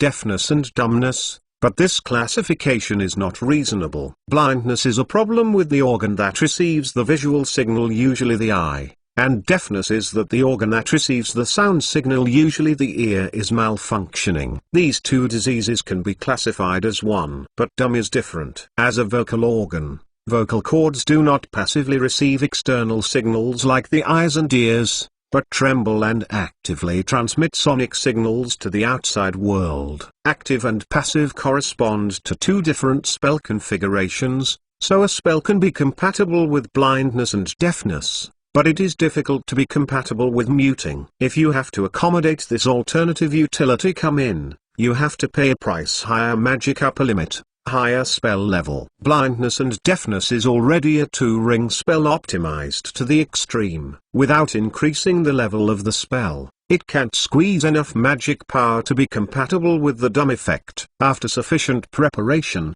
Joan established his own research and development subject, and named this expected new spell aphasia. Its effect is to make the subject lose the ability to speak, and it is reduced to a complete syllable, dumb. Compared with blindness deafness, aphasia seems to be very tasteless. In actual combat, turning a powerful enemy into a blind or deaf person can effectively weaken the fighting power of the other party, but what is the point of turning a person into an unspeakable dumb? It is true that closing a strong warrior's mouth will not prevent him from wielding his sword to kill, but Joan hasn't even considered this kind of character as his imaginary enemy. He painstakingly invented aphasia, mainly used to target the caster. In particular, arcane spellcasters such as Mage and Warlock are generally weaker and less resistant to aphasia. Once hit by this spell, they cannot chant chants unless the opponent is good at spells, a super magic skill like Silent Hair, otherwise it means that the ability to cast spells is completely abolished. If his own research and development plan can be realized, Joan believes that aphasia can play a forbidden magic role in actual combat. This spell will be more practical than blind deafness at the same level. Like Master Mr. Joan, please collect www.mentalnovel.com. Master Mr. Joan's literature update is the fastest. Chapter 642 Experiment Body. However, there is still a problem. Before Joan, did no other mage think of this good idea? In fact, it is not short-sighted, but there is a blind spot here. There is a necromantic spell called Curse, which can also make the subject dumb. And the power of the curse is much more than that. The caster can modify the curse effect by himself, making the person deaf and blind, dumb, or even a certain dysfunction, all within the effectiveness of the spell. The problem is that the spell reduction is a 4th level arcane spell that can only be cast by a wizard of at least 7th level. Mages with the ability to innovate spells are usually no lower than level 7. For them, with more complete and powerful spell reduction, there is no need to invent aphasia. As for those low-level wizards who have not yet been able to learn the 4th ring of Curse, even if they think of Joan's idea, they cannot complete the research and development of this new spell. Powerful people have no motivation, and motivated people lack abilities. As a result, aphasia has not been invented until today, until Joan, a talented and capable young man, appears. After clarifying his thoughts, Joan then unloaded the blindness-deafness technique as a prototype reference, selected a useful part of the configuration, and slightly modified and transplanted it into the aphasia configuration. A general framework is then added, deleted, and repaired, and the entire R&D process is like building a house. This work actually started as early as 3 weeks ago. Joan completed the preliminary work on the development of aphasia while traveling on the Mercury, and continued to advance the research and development work after settling in Midget City. I also encountered many obstacles, most of which were not difficult to solve. Only one problem troubled him for a week, and I didn't come up with a proper solution until yesterday evening. This problem has to start with blindness-deafness, the prototype of aphasia. If we use words to briefly summarize the spelling configuration of aphasia, it is to call negative energy on the subject's vocal organs, usually the vocal cords, causing permanent erosion damage, causing the lesions to shrink and lose tremor voice function. It is undoubtedly more difficult to damage the vocal cords inside the human body than to damage the eyes and ears that are half exposed on the body surface. In order to achieve the dumb effect, Joan had to use more negative energy to participate in the attack. Extracting negative energy is like pumping water from a well. If you want to improve pumping efficiency, you must use a pump with more power, which means a higher magic level. Joan didn't want to turn aphasia into a 3-ring spell, which would be too wasteful. Without raising the ring, he could only solve this problem by adjusting the structure of the law tree. The so-called adjustment of the structure of spells, to put it bluntly, is to balance and divide. Calling the negative energy link requires more magic power, and other links will squeeze and make some sacrifices. For example, the casting time is originally set to 3 seconds and extended to 6 seconds. The saved magic power is just used to improve the energy supply efficiency, or the basic range of the spell is cut from 400 feet to 100 feet, and the free magic power is used to strengthen the energy supply. Efficiency also works. If there is no other way to sacrifice casting efficiency and spell range, is there any other way? There is really a way to increase the material of the law. There are many materials that can significantly improve the efficiency of negative energy extraction, and the most commonly used and most cost-effective material is black agate. After repeated calculations, Joan confirmed that when casting a small piece of black agate with a market price of 5 jinduga, it can just make the efficiency of extracting negative energy meet his requirements. This incident caused a great impact to Joan. The process of optimizing the spell configuration is essentially a process of cost transfer. The cost will ultimately be reflected by money. Even if you lack the black agate worth 5 gold coins, even if you are extremely smart, not sure. On the other hand, if you have enough money, you can spend expensive casting materials without hesitation, even if the spell configuration itself is full of loopholes and has not been properly optimized. In most cases, you can still use money to make up for the defects and smash out the same effect as the carefully optimized spell, even stronger than the latter. To put it bluntly, the two have similar spellcasting levels, and whoever has more money is more excellent. This is the power of money, or the power of capital is more accurate. It is precisely because of recognizing this unparalleled power that most of the well-known scholars who have made achievements in the field of Austrian law in the contemporary era are mostly supported by financially rich gold masters. If a person lacks capital and pretends to be high,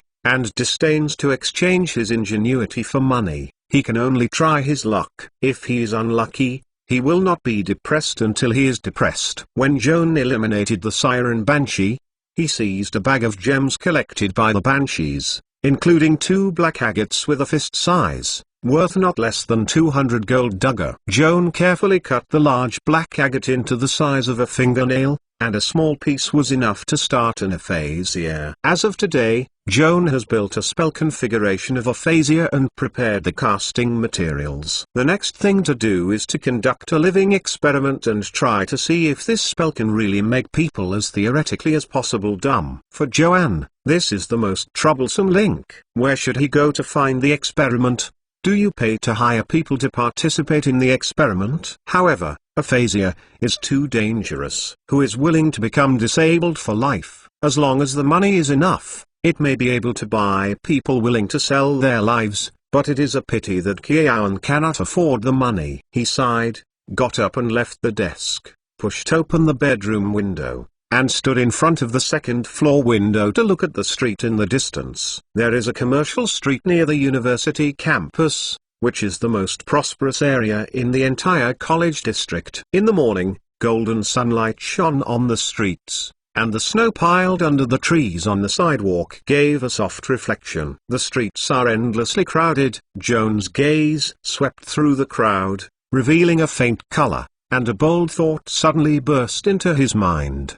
From the windowsill on the second floor where he is located, there is a straight line distance of about 200 yards from the commercial street. The conversation of street pedestrians has been heard here. It is accordingly unheard of, and accordingly, people who are busy shopping are unlikely to hear him at the window. Chant cast spells. The men and women walking on the streets are mostly ordinary citizens who do not have extraordinary abilities in terms of dress. Joan couldn't help but imagine, wouldn't it be interesting to secretly cast aphasia in the window, randomly select a passerby as the casting target, and then follow the dumb ghost invisibly afterwards, and observe his reaction after a sudden disaster? More importantly, he does not need to pay a copper commission for these randomly selected passers-by. If you like Master Joan, please collect it. www.mentalnovel.com. Master Joan's literature update is the fastest. Chapter 643 Academic Ethics. Randomly selected subjects on the street do not need to spend money,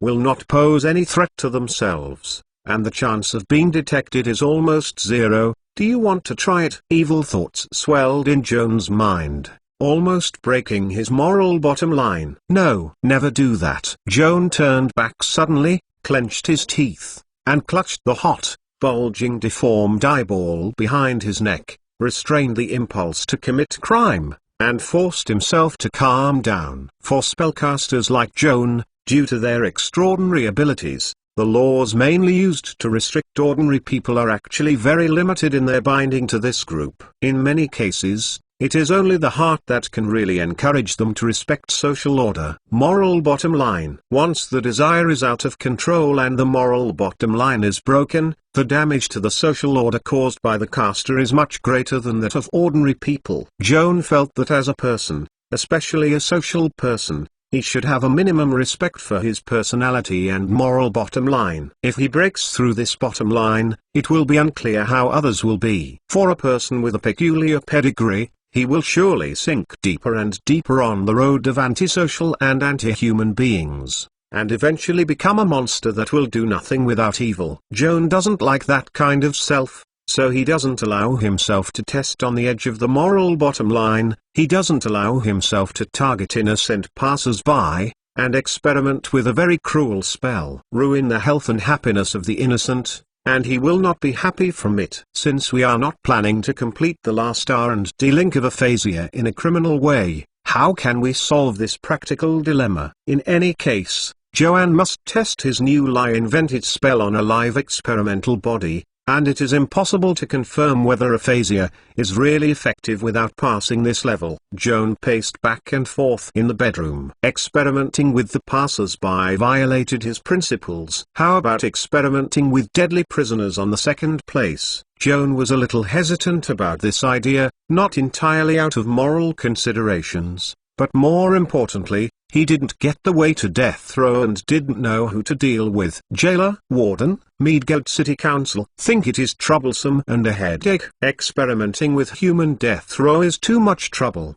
So what about the goblins, orcs, and jackals? The physiological structure of these humanoids is similar to that of human beings, and 9 out of 10 is not a good thing. It does not need guilt to be used for experiments. Of course, these evil creatures are not easy to provoke, and it takes some risk to catch alive, and Joan has just been in Mage Joan City for a few days. It is not clear where the above evil humanoid creatures are in the vicinity. It is necessary to find someone to inquire. Thinking so, Joan went downstairs to the kitchen to find Mrs. Anderson, who was preparing lunch, and wanted to talk to her about this issue. As soon as I reached the stairs, a fat black and white cat ran head very skillfully rubbing on Joan's feet, meowing meekly. Joan picked up the cat and touched it, suddenly triggering inspiration. Aphasia is not limited to only humanoids. As long as it is a creature that sounds through vibration, it can be used as an experimental body, such as chickens, ducks, cats, dogs and other small animals. Since it is inconvenient to experiment with live people, why not go to the market and buy some live chickens and ducks as an experiment body? If it is confirmed that the aphasia is indeed effective in chickens and ducks, it is not too late to consider human experiments in the next step. On the contrary, if the chickens and ducks are still useless, it means that this spell is not perfect enough and it is necessary to go back and revise it. The more Joan thought, the more feasible this method was, so he walked into the kitchen with the cat, explained his plan to Mrs. Anderson, gave her 4 silver dagger, and asked her to piggyback and buy a few small ones when she bought vegetables in the afternoon. The is back. Joan emphasized that buying a rooster is because the rooster is more lively than the hen, and the cry is louder. Mrs. Anderson had lived near the university for half her life. She had rented an apartment to a young Austrian professional before. It had long been found that most of these casters had some quirks, and the requests made by Joan were not strange. 4 little roosters came home and were kept in a cage in the kitchen backyard. Joan thanked the landlord's wife, and then happily ran to the backyard, squatting beside the chicken coop, holding her knees with both hands, and carefully looking at the 4 small cocks. The roosters were pecking corn kernels, and found that Joan came over. He first looked at him cautiously while pecking rice. His eyes widened for a while. The chickens might be too bored to bother him. Joan is not bored. Through careful observation, he confirmed that the 4 little roosters are all healthy, and occasionally groaning when pecking rice, showing that their vocal cords are no problem. In order to ensure that there is no problem, he also performed higher endoscopy to check the physical condition of the roosters with the help of spells. The results confirmed his observations. Joan spread out the notebook he had prepared long ago, put it on his lap, write down the date with a pencil, and then numbered the 4 roosters according to their appearance characteristics, namely, big flower, second flower, little white and little yellow. Next, Joan chose Xiaobai as the first experimental body, took out a small piece of black agate, and tried to cast his own 2-ring aphasia invented on it. Newcomer. Joan chanted an elven mantra representing weakened and crippled, raised his finger to the little white feathered in the cage, and the black agate trembling in his hand, then shattered into dust. Under the guidance of spells and black agate, the magic net around Joan resonated, using countless slender magic threads as a pipe to extract high concentration of negative energy. Following Joan's finger direction, turning into a pail, the light beam hits the chicken coop. The roosters in the cage felt the eerie breath accompanied by the flow of negative energy, and all were so frightened that their wings fluttered. The negative energy flow seems to have grown eyes, bypassing other attacks, automatically tracking the white feather rooster designated by Joan, quickly invading his body, gathering in the throat, and eroding its vocal cords. Little White's throat seemed to be splashed with a bottle of concentrated sulfuric acid, and he was still screaming. After being eroded by aphasia, he immediately lost his vocal ability, twisted his neck in pain, opened and closed his mouth, but even a syllable can't send it out. Seeing the uncomfortable look of the cock, Joan felt strange. In order to study aphasia, this is also impossible. I can only say sorry to Xiaobai in my heart. Inexplicably turned into dumb,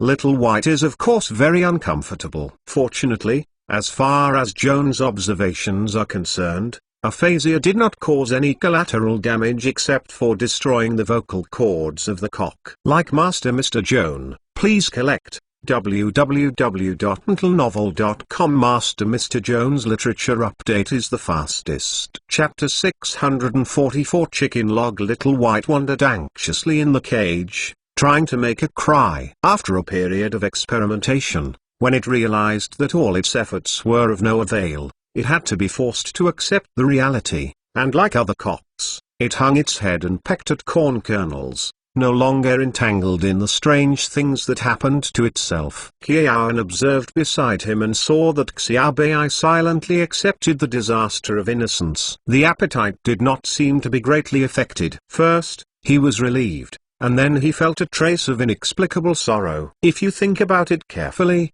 there is no other choice for Little White except to accept it. It's just a chicken, destined to refuse to become a human Deshure experiment. Instead of worrying about the doom that you are unable to get rid of, it is better to eat as much as you like while you are still alive. At least you don't have to be a starving ghost. From this perspective, those who admire there is wine now and get drunk now are actually similar to the Xiaobai mentality, except that the chicken does not understand what is called pessimism, but just instinctively accompanies the encounter. But humans are more developed wisdom, more delicate emotions, experience deeper despair and disillusionment.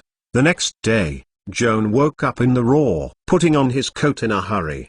He ran downstairs without even rubbing his face, and went to the kitchen backyard to observe his experiment. In the cage made of wooden strips, 3 little roosters stood with their chests high and their heads screamed vividly, like singing in a game. Little White tilted his head, his eyes full of confusion, and tried to sing the song several times, but the result was no sound. Perhaps he didn't want to experience frustration anymore. He simply gave up the innate habit of crowing early in the morning, turned his back to his companions, and pecked at the corn kernels. Joan suspected that Little White was using uncontrolled eating to vent the depression caused by his disability. At least he could forget unpleasant things when eating. In this way, it won't take long before it will eat itself into a big fat chicken, and it will be closer to the day when it is slaughtered and cooked. It's like committing suicide. Joan sighed with emotion, and afterwards he rallied and performed aphasia again. This time, he turned the happiest rooster he just called 2 flowers into a dumb. Although there is some sympathy for these living experimental bodies, Joan has to admit, thanks to the sacrifice of the cocks, the experiment has been going smoothly so far. He was very happy to see the magic he invented had the expected effect on the cocks. The next morning, only 2 chickens were crowing, and both Xiaobai and Erhui lost their voices. Joan went downstairs early to check it and make a record in the experiment log. Afterwards, the caster turned the big flower into a dumb. In the early morning of the 4th day, Joan didn't hear the roar of the rooster when he got up, which surprised him. He quickly put on his clothes and went downstairs to check. Walking into the backyard of the kitchen, a faint chirping of chickens was heard from afar. Even though the whistle was overshadowed by a more violent slap, the cries turned into moans. Joan was more and more surprised, and ran to the chicken coop, squatted down, and couldn't help but startle. The last little rooster in the cage was intact, with bloodstains on its yellow feathers. Whenever it tried to whistle in accordance with its habit to celebrate the dawn of dawn, the other 3 roosters, which had lost their ability to cry, turned their heads and stared at it collectively with a hateful look. Xiao Huang shrank timidly towards the corner of the cage, and just whispered. The feathers on the neck of Xiaobai exploded in an instant, flapping its wings and swooping towards it, pecking wildly on its head and body. When the 4 little roosters were just brought back, they were about the same size. However, after 3 days of feeding, the first Little White who became dumb was almost crazy to eat day and night. His size and weight obviously exceeded that of Little Yellow, and his temperament also became more distorted and violent. It was like a fight. Crazy. The pitiful Xiao Huang was ignorant by its pecked face, neither understanding why Xiaobai bullied himself, nor was he capable of resisting. The other 2 roosters, 2 flowers and big flowers, watched silently beside them. They neither participated in the fight nor did they mean to stop them. They looked like their vocal cords. Joan took a deep breath and suppressed the uneasiness in his heart. He cast the mage's hand and pushed away the Little White who was biting on the back of Little Yellow to prevent it from committing murder. From what he just observed, Xiaobai seems to be jealous that Xiao Huang can still cry out, and then violently vent his jealousy. Although Dao and Erhu did not participate in the fight, they did not see sympathy for the Xiao Huang encounter from their attitudes, and they seemed more gloating. Joan couldn't figure out why these four little who were getting along harmoniously 3 days ago suddenly turned their backs. This is obviously not to compete for territories, food or spouses. It seems that his spell experiment splits the roosters into different groups, which creates contradictions. The more Joanna thinks, the more profound the problem is, and it should probably fall into the category of psychology, sociology, and philosophy. He is just a little mage, and he doesn't know much about knowledge other than arcane knowledge, and this is not the case. His research focus. Joan scratched his head, dispelled his distracted thoughts, took out a small piece of black agate, and cast 2 rings of aphasia to turn Little Yellow into a dumb. The chicken cage fell silent. In this deadly silence, Little Yellow shook his neck in vain, trying to make a sound, but couldn't even make a cry. Little White, Big Flower and 2 Flowers sideways stared at Little Yellow with their heads crooked, and soon lost interest in it, instead burying their heads and eating corn kernels. Early the next morning, Joan woke up in silence. Thinking of the caged chicken I went downstairs to the backyard to check it out. The 4 little roosters are very lively. Xiaobai and Xiaohuang have no enthusiasm for biting yesterday, and they seem to get along very well. When Joan observed Xiaohuang, Xiaohuang also looked back at him unintentionally. Somehow, Joan seemed to see a hint of gratitude in the little rooster's eyes. What does it thank me for? Joan couldn't help wondering. If little Huang is smart enough, he should hate talents who damage his voice. However, Joan couldn't see the hate in his eyes. Maybe he was thanking himself for making it dumb, just like the other 3 cocks, making it no longer stand alone, and no longer be companion in difference and bullying. Joan doesn't think that the chicken's feelings are so rich, and his thinking ability is so developed. The so-called grateful gaze is probably just his own illusion. But somehow, this thought made him shudder and dared to face the 4 silent in the cage alone, and hurriedly left the courtyard like he was running away. If you like Master Joan, please collect it. www.mentalnovel.com. Master Joan's literature update is the fastest. Chapter 645. Reason and Emotion. That evening, Mrs. Anderson chatted again at the dining table, persuading Joan to slaughter the 4 little roosters. After the experiment has been completed, the roosters are fed fat and strong, and cannot lay eggs. What is the use of keeping them? It's better to kill meat. Joan did not agree to kill the chicken yesterday, but today his thoughts have changed and silently nodded, agreeing to give the 4 little roosters to the landlord wife for cooking. Early the next morning, the chicken coop was empty. There are 2 big bowls of delicious stewed chicken soup on Joan and Holden's breakfast table. Mrs. Anderson also said that there were 2 fatter left, which had been marinated with spices and left to roast for them at night. Holden was very satisfied with the arrangement of the landlord's wife, drinking chicken broth and raving about it. Joan did not drink chicken broth, arguing that his stomach was not good for the past 2 days and he could not eat greasy food. From a rational point of view, in fact, Joan does not resent eating experimental animals that have lost their usefulness, especially domestic animals such as chickens and ducks, which were originally raised for human consumption. But not eating is a waste. It's just that human emotion and reason always conflict. He needs some time to adjust his mind and eliminate psychological obstacles until he can face the hot bowl of delicious chicken soup on the table with a calm mind. Putting aside these messy feelings, judging from the experimental results alone, Joan invented the aphasia well, which made him very gratified. These days, the efforts have not been paid in vain. Experiments prove that aphasia is effective for animals like cocks, but it cannot be deduced from this. Aphasia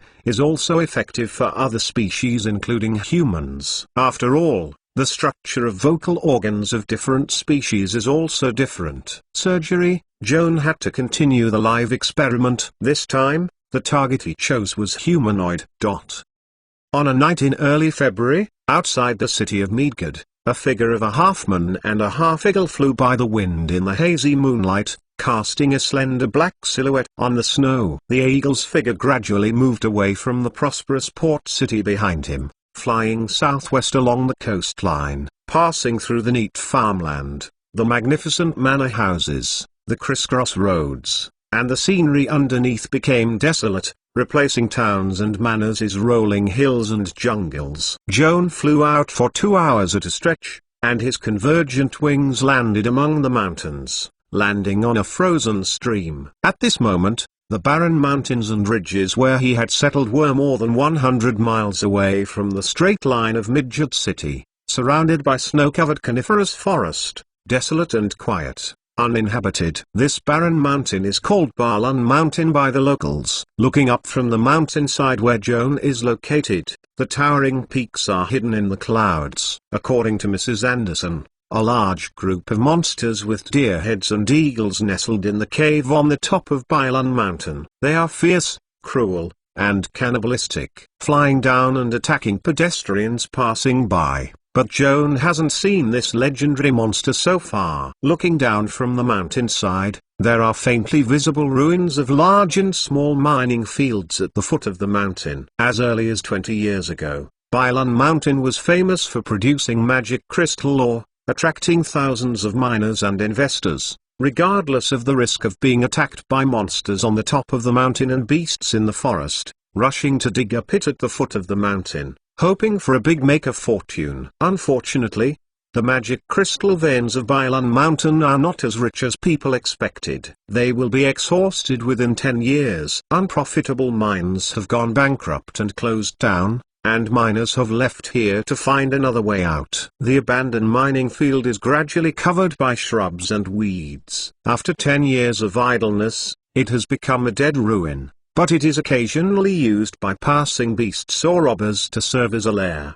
The reason why Joan flew to the Balan Mountain in the middle of the night was to study the new lie invented to ring spell aphasia. In order to find a humanoid experiment, Joan asked the landlord, Mrs. Anderson, what dangerous areas of robber rampage near Mage City, preferably those with frequent goblin or orcs. Mrs. Anderson provided him with 3 alternative locations: the Vima Valley in the western part of the Great Plains of Vigilide, the northern part of Midgard, near the Iron Forest magic crystal mining area ancient Abyss Jinlunga, and it is the Balan Mountain located in the south of Midgard, between the Spa town and Freeport. All 3 places are recognized as hazardous areas by local residents, but the root causes of the hazards vary. Let's take the Vima Valley for example. The reason why Mrs. Anderson thinks this area is dangerous is because it is a site that both the Midgard colonizers and the Azat tribes are trying to compete for, especially attacking the colonists.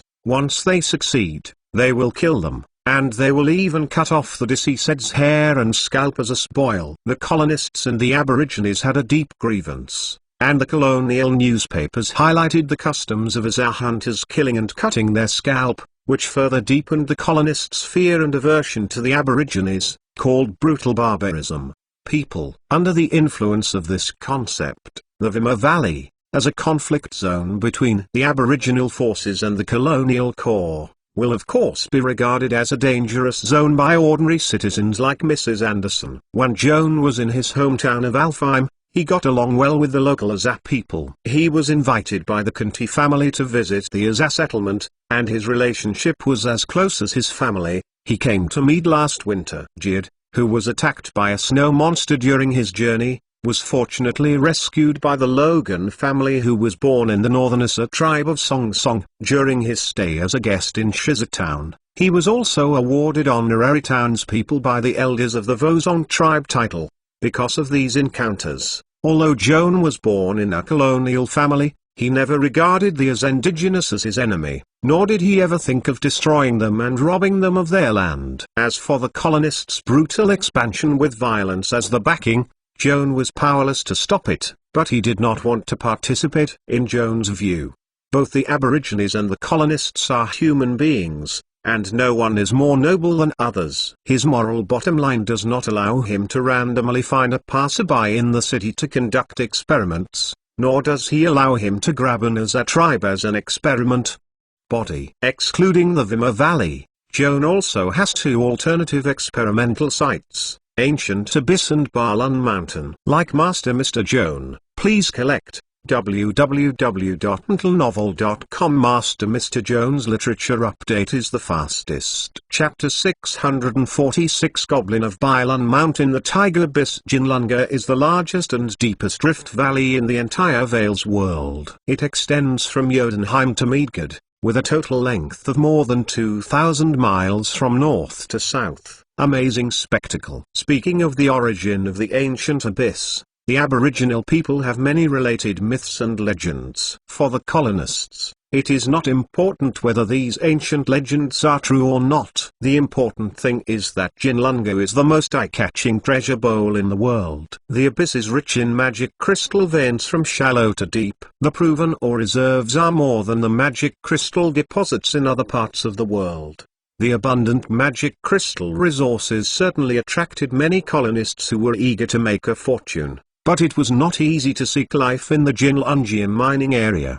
The ancient abyss in the mouth of the colonists is actually just a big rift that can be observed from the surface, and in the depths of the rift, there are countless fissures leading to a deeper dark area. Dark area is a dark world located deep in the earth, consisting of countless huge domes, tunnels, ravines and even a magnificent and mysterious underground city. In this invisible underground world, strange things are rampant and monsters are emerging one after another, which is probably the most dangerous place in the world. Evil monsters from dark areas often attack mines set up in the Rift Valley. Except for the miners who are rich in money, anyone with a normal mind does not want to be close to that kind of ghost place. And of course Joan is no exception. Excluding the overly dangerous ancient abyss, Joan only has the option of Bailan Mountain. From 4 days ago, Joan turned into an eagle man every night and flew to this barren mountain to search for evil humanoid creatures that could be used as experimental subjects. Mrs. Hudson claimed that there were hordes of goblins in this mountain forest.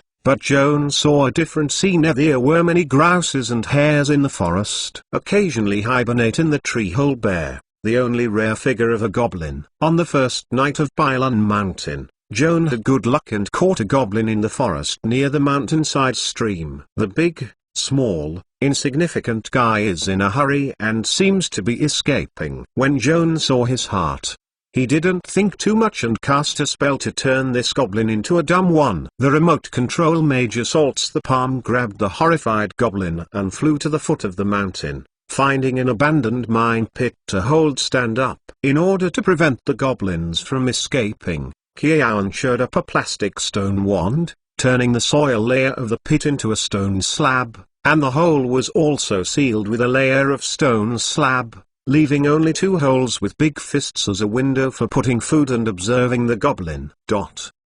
On the second night, Joan flew to the Bailan Mountains to observe the goblin imprisoned in the mine. The insignificant little thing huddled in the pit and dozed off. Joan remotely controlled the mage's hand and twisted its ears and pulled it, waking it from his sleep. When the goblin woke up, his face was panic-stricken, his mouth wide open, and he instinctively wanted to scream. But he couldn't even speak a complete word, but occasionally there was a low, hoarse sound, bursting out of his throat. Joan recorded the details he observed in the experiment log and was satisfied with the roll of aphasia on the goblins. The goblin struggled in vain for a while. Afterwards, he slumped in the corner and was too lazy to move. Judging from his powerless look and the grunts coming from his stomach, he was obviously very hungry. Joan returned to the form of an eagle man and flew into the nearby forest for a circle. When he came back, he carried a grouse with a broken neck in his hand and plugged it through the hole cut in the stone door. When the goblin saw the food, his gloomy eyes brightened immediately, swooped over quickly, grabbed the grouse, and stuffed his mouth without taking care of his hair, biting, blood splashing and creaking. Giao observed quietly, until the goblin swallowed the whole grouse, lying on the ground contentedly, and gradually snoring. He put away the experiment logbook, fluttered his wings and flew into the air, and returned to Midgard City. On the third day of the experiment, Joan descended on Bailan Mountain in the night. This time he was not busy looking at the experimental body first, and circled the forest in a big circle. He wanted to grab a few more goblins to enrich his experimental samples. The result was the same as yesterday and the day before yesterday. It was a waste of effort, and no goblin was found. Joan also regretted it when he was disappointed. He knew that the goblin was so hard to find. He shouldn't have turned the goblin into a dumb first. The correct way is to first interrogate and find out where his clan is hiding. According to Joan's design, aphasia will cause permanent damage once it takes effect, and requires the use of 3 rings of magic to remove disease to restore the subject's vocal cords. As for the antiviral potion created by Joan with Tears of God, he has experimented with roosters, which can only prevent aphasia but cannot be cured. Joan grabbed a snow rabbit and returned to the door of the pit where the goblins were imprisoned. The goblin seemed to hear his footsteps and hurried to the hole. He looked at the snow rabbit in Joan's hands and smiled. Joan saw his pleasing expression, and his mood was quite complicated. Goblin-like creatures have no personal dignity. In order to survive, they can sell everything. As long as Joan brought food to him on time, even if it was dumb and deprived of his freedom, he still licked his face to please the owner. Conversely, this creature with no self-esteem cannot be expected to be grateful. As long as it is given enough benefits or threats, it does not mind betraying its owner. Joan tucked the snow rabbit into the cell and turned his head away, not wanting to see the goblin's evil appearance. The excrement piled up in the cave emits a foul odor and floats through the hole, making him feel sick. The goblin doesn't mind the dirty environment. In fact, its smell is no different from feces. Filling his stomach, the goblin lay dozing on the filthy ground. Joan thought about it for a while and then wrote and painted on the paper, trying to express his demands in a stick figure, and let his prisoner take himself to find other goblins. Joan cast a hand of the mage and slapped the face of the goblin. After waking it up, he showed him stick figures. Joan felt that he had painted very vividly, but after seeing the goblin, he was dazed, and he didn't know whether he really didn't understand his intentions or pretended to be stupid. Joan had no choice but to give up the attempt to lead it to search for other goblins, and flew back to the city in disappointment. Today is the 4th day of the experiment. Joan still doesn't give up. He first landed on the bank of the creek that caught the goblin 3 days ago, and wanted to try his luck again. It turned out that his luck was as bad as ever. The trees on both sides of the stream were searched, and no root goblin hair was found. Joan sighed in disappointment, but soon regained his energy. Last night he carefully considered the problem of communicating with goblins, and felt that there is still the possibility of communication, but there is a need to change the way. Like Master Mr. Joan, please collect www.mentalnovel.com. Master Mr. Joan's literature update is the fastest. Chapter 647 Pelican. Almost all goblins are illiterate and can't be expected to communicate with them, but most goblins can speak a few common languages, and they are proficient in the goblin language of their own race. Joan brought along a book called the Encyclopedia of 10,000 Languages. This dictionary contains common words and daily phrases of all major ethnic groups in the world of Vales, and is equipped with translations in common languages. Joan temporarily learned a few goblin words yesterday, thinking that the pronunciation is fairly standard enough to express his demands. The goblin imprisoned in the mine by him was dumb, but his hearing was not affected. He should understand his intentions. The next question is, how does the other party answer? In fact, this is not difficult to solve. Joan copied a 2-ring prophecy spell called Detect Mind from the Crazy Mage Furge's spellbook. Casting this spell, you can understand what you think and think without the goblin speaking. Joan caught a grouse and flew happily to the place where the goblins were held. However, before he landed, he saw a weird creature flying from the opposite hillside, spreading its wide wings and circling under the night, with a bright light in his eyes, as if searching for prey. Joan couldn't help but slam his wings and landed in the woods. First photographed himself with an invisibility technique, then quietly jumped on a cypress tree covered with snow. Under the cover of the leaves, Observe the Mage mysterious monster. This monster circling in the moonlight looks like a strong stag in the distance. Its forehead propped up a pair of huge and thick horns. The fur on the surface was white. On both sides of the body, a pair of wide steel blue wings spread out, 12 feet long, almost equivalent to 3 times the body length. When the monster flew near the mine ruins, Joan could observe its appearance more clearly with the aid of the dark vision attached to his artificial eyes, and found that his head looked more fierce and evil than the gentle and decent deer wolf. What surprised Joan most was that the silhouette of this monster thrown on the ground is in sharp contrast with its image. From the outline of the shadow, it is more like a shadow cast by a medium-sized adult male human. This is obviously unreasonable. Joan frowned secretly. Normally, the shadow cast by a creature on the ground always maps to its real image. The shadow may be distorted, but it will not be very different from the real image, and there is no slight similarity. However, at this moment, this kind of incredible things happened before him. Out of curiosity, Joan continued to observe the monster hovering at a low altitude. He remembered that the landlord Mrs. Anderson once said that a group of monsters with deer heads and eagles perched on the top of the Bylon mountain, and in the Magic Beast volume of the Monster of Vales, there are also recorded monsters of this appearance. Called it Deer Eagle Beast. Mrs. Anderson followed the as indigenous saying, calling this monster Polydon. While Joan was secretly observing, Polydon had landed in the air, sniffing around like a wolf's nose, following the path Joan had traveled the other day to the cave where the goblin was held. He lowered his head and peered in through the hole in the door. Joan was too far away to see how the goblin in the cave reacted to the uninvited guest who had suddenly come to the door, and he hid in the forest to watch the changes. Pelican had apparently seen a goblin hidden in the cave, and tried to push the door with a horn, trying to push away the layer of stone that blocked its hunting. After 2 attempts, Polydon realized that the stone slab was completely embedded in the hole, and it was impossible to open it easily, so he moved backwards and moved about 50 yards away, and then the 4 hoofs rushed forward. By running up, the inertia brought down hits the slate with a hard and sharp horn. There was a roar at the moment of impact, and Joan's slab shaped with a plastic stone wand was smashed by the strong monster. The cracked stone collapsed and the hole suddenly opened. Pelican twisted his neck proudly, and the probe entered the hole, pulling out the terrified goblin, shaking his head and throwing it on the snow.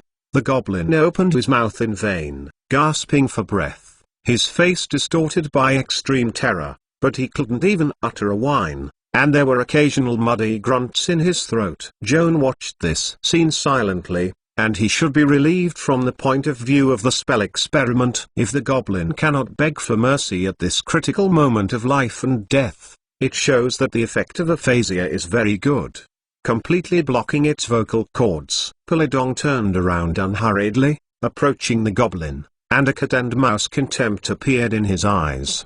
The goblin struggled to get up and turned to run. Polydon glared suddenly. The human-shaped shadow under him stretched forward against the ground, and instantly stretched 100 feet, like a python made up of shadows, catching up with the stumbling goblin, blending with its projection. The projection of the local goblin was completely engulfed by the shadow from Polydon, who suddenly changed into the shape of a goblin, and slammed against the ground. The goblin seemed to be hit by some kind of magic spell, and his legs fell to the ground with a soft slump, curled up in fright. Polydon walked past slowly, hung down the sharp antlers, cut off the goblin's throat first, and then made a stroke on its abdomen, punctured it, and hot blood spewed out, melting the surrounding snow. Pelican sniffed the wolf kiss into the goblin's abdomen, took out the fresh and soft liver and ate it, and then pulled out the heart, carefully contained it in his mouth, and spread his wings to the sky, flying toward the mountain. Watching Polydon's back go away in the night, Joan quietly walked out of the woods. First ran to the corpse of the goblin to observe it, and then turned into the form of an eagle man, supplemented himself with an invisibility technique, and traced the figure of Polydon to the top of the mountain. It was mentioned in the Vare's monster illustration that the heart of the monster-eating humanoid, such as Pledong, seems to eat the human heart to enhance their reproductive ability. Mrs. Anderson also told Joan that Pelion at the top of Bailan Mountain occasionally flew down and attacked the business travelers passing by the foot of the mountain. After the murder, he always had to cut his stomach and swallow it. Since Pledong is so human-loving, he just cut out the heart of the goblin. Why not eat it immediately? It seems quite reluctant. Driven by curiosity, Joan traced Pledong to the top of a mountain covered in thick snow and snow that had reached more than 2,000 yards. Pelican did not notice anyone behind him, spreading his wings in the wind, and circling and landing in a sheltered mountain sag. Joan also flew over, spreading his wings and suspending in the night sky, leaned over and glanced into the mountain depression, and felt a sudden grief. If you like Master Joan, please collect it. www.mentalnovel.com. Master Joan's Literature Update is the fastest. Chapter 648. Group of beasts in this sheltered valley surrounded by peaks. At least 100 heads of Pledon lived. Most of them have orange-wood wings, smaller antlers, and fuller body. The remaining ones are similar to those tracked by Joan, with larger antlers, thin bodies, and steel blue color wings. Judging from the differences in the appearance of the two types of Pledon, Joan speculates that orange-wood wings are female and steel blue wings are male. The Vere's monster book mentions that Pledong is a matriarchal clan, and females have a higher status in the ethnic group than males, which is basically consistent with what Joan observed. The male Pledong, who had returned from the bottom of the mountain, landed on the edge of the mountain, carefully observed the surrounding movements, and held the goblin heart close to a single female Pledong lying under the rock wall. The female pelican sensed its attempt and turned her head to look coldly, her eyes showing majesty and displeasure. The male pelican hurriedly stopped and shook his head at the female beast, showing an intent to please. The female beast was unmoved, staring at it so quietly, her eyes still cold. The male Pledong tentatively approached her 2 steps, spitting out the goblin heart contained in his mouth before the other party was angry, and begged her to enjoy it. The female Pledon's expression softened slightly, and he crawled up lazily, walked to the heart, sniffed his head down, and seemed to be quite satisfied. Then he drew up and chewed. Seeing this scene, the male Peli screamed excitedly. While the female beast devoured her heart, she crept around behind her, sniffed her hips, and made a heavy gasp in her throat. Then she crawled skillfully on the other person's back and made indecent things in a hurry. The female only looked at her heart and chewed it. There was no emotional change on her face, and neither the pleasure of mating nor the pleasure of enjoying food, as if all this was just a routine. Joan watched the mating of the 2 pelican, and he couldn't see it for 2 minutes before he became interested. This valley with a large group of Pelions is too dangerous. In case this group of cannibalistic monsters is disturbed, there is no good fruit for him to eat. Moreover, the focus of the current research is aphasia, and it is not appropriate to distract from other things. While the invisibility has not expired, he turned away from the valley and returned to Midget City overnight. That night, what happened on the top of Bailan Mountain made Joan solve a doubt. No wonder he searched the mountain and forest for 4 days and could not find the second goblin. It turns out that other goblins have already been cut open by the Pledons. Either hide in a secret area such as a cave and take refuge. Considering that there are hundreds of fierce Pledon perched on the top of the mountain, the risk of continuing to conduct live experiments in Bailan Mountain is too great. Moreover, in the previous 4 days of experiments, Joan has accumulated sufficient data to prove that he has developed aphasia is also effective for humanoid creatures such as goblins, even if this stage of the experiment is successfully completed. Next, Joanne had to face the most troublesome link. In the final stage of the living experiment, he had to use humans as the experiment body. With the experience accumulated in the first 2 stages, Joanne now has a near-perfect level of understanding and control of aphasia, and every detail of the spell configuration is clear to the heart. Changing a certain configuration will bring whatever changes have been made. I have simulated countless times in my mind, And now there is only one living experiment. At breakfast today, Joan asked Mrs. Anderson how to obtain a death row as an experimental subject. The old lady was shocked, and prayed to the gods for mercy, forgiving the young impulse and saying what she shouldn't say. When Joan saw her so nervous, he tentatively inquired whether he had committed any taboos. Mrs. Anderson nodded solemnly, admonishing him to dispel the thought as soon as possible. Although the Mage colony was not as popular as the religious trial in the Empire, the judges of the Holy Light Holy See sent heresy to them. The torture rack was executed in public, but the laws of the colonies also explicitly prohibited human experiments even if the prisoners who committed the death penalty were used as the experimental body. Joan can understand the theoretical basis of the colonial authorities' legislation prohibiting human experiments on death row prisoners. This is because death row prisoners have already been tried for crimes committed by them. What penalties they should bear have been written in black and white in the verdict. Prisoners are not slaves to the prison, but also retain the most basic human rights. If the Mage is allowed to spend money to purchase death row prisoners for human experimentation, it is tantamount to tacitly approving the lynching of death row prisoners, and the justice and authority of the law will disappear. However, the legal requirements are not absolute. Mrs. Anderson turned her back, lowering her voice, snickering and telling Joan, "It is illegal to use the death row to do experiments. But I heard that some masters would go to slaves in Fort Daning in the market. Buying slaves as an experiment is not illegal in this way." Joan frowned and couldn't help asking, "The law prohibits human experiments, but according to you, the slave is not a human?" In our Midgard, only the free man is protected by law.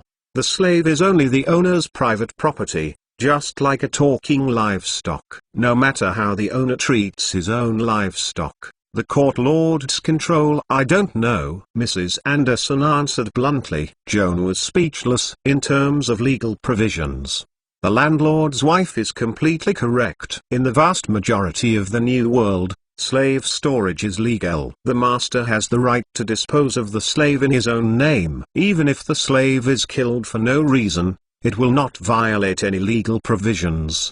The public opinion can attack this person from a moral level. Cruel, but unable to send him to prison. As Mrs. Anderson said, slaves are just speaking domestic animals. Kiaun used to buy a rooster as an experimental body. After the experiment, the chicken was killed and eaten, and it would not violate the law. Therefore, starting from the same logic, it is legal to buy a few slaves for the experiment. However, what is legal does not necessarily make sense. At least in terms of Joan. Because he was born in a farming family in the South, he was self-reliant from an early age. He never used slaves.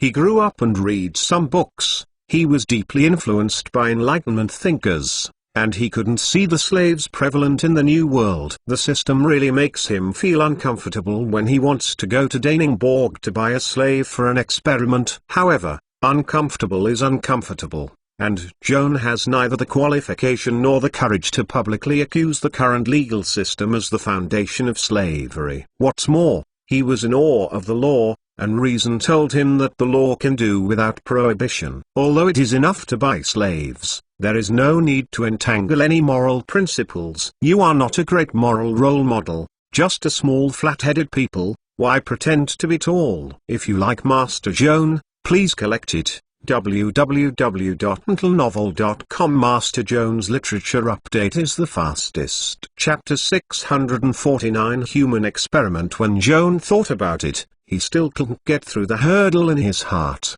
so he could only find a compromise excuse for himself to seek psychological comfort. Slaves are expensive, and I am not rich. Let's save some money. When the money is in hand, it is not too late to consider buying slaves. After absent-minded breakfast, Joan returned to his bedroom and sat in front of the desk, his hands resting his head in contemplation. It's illegal to use death row as an experiment, but you can't bear to buy slaves for experiment. Joan thought about it, but in the end there was no other way but to grit his teeth and decided to experiment with himself. Aphasia is no different than other spells, and the damage to the victim is permanent. Joan is a quiet man, but he doesn't want to be dumb forever. For safety reasons, before experimenting with himself, he made some adjustments to the spell configuration of aphasia to reduce the negative energy output quota to 15 under normal circumstances. In this way, the aphasia is actually reduced to a once-level spell. After the spell is successfully cast,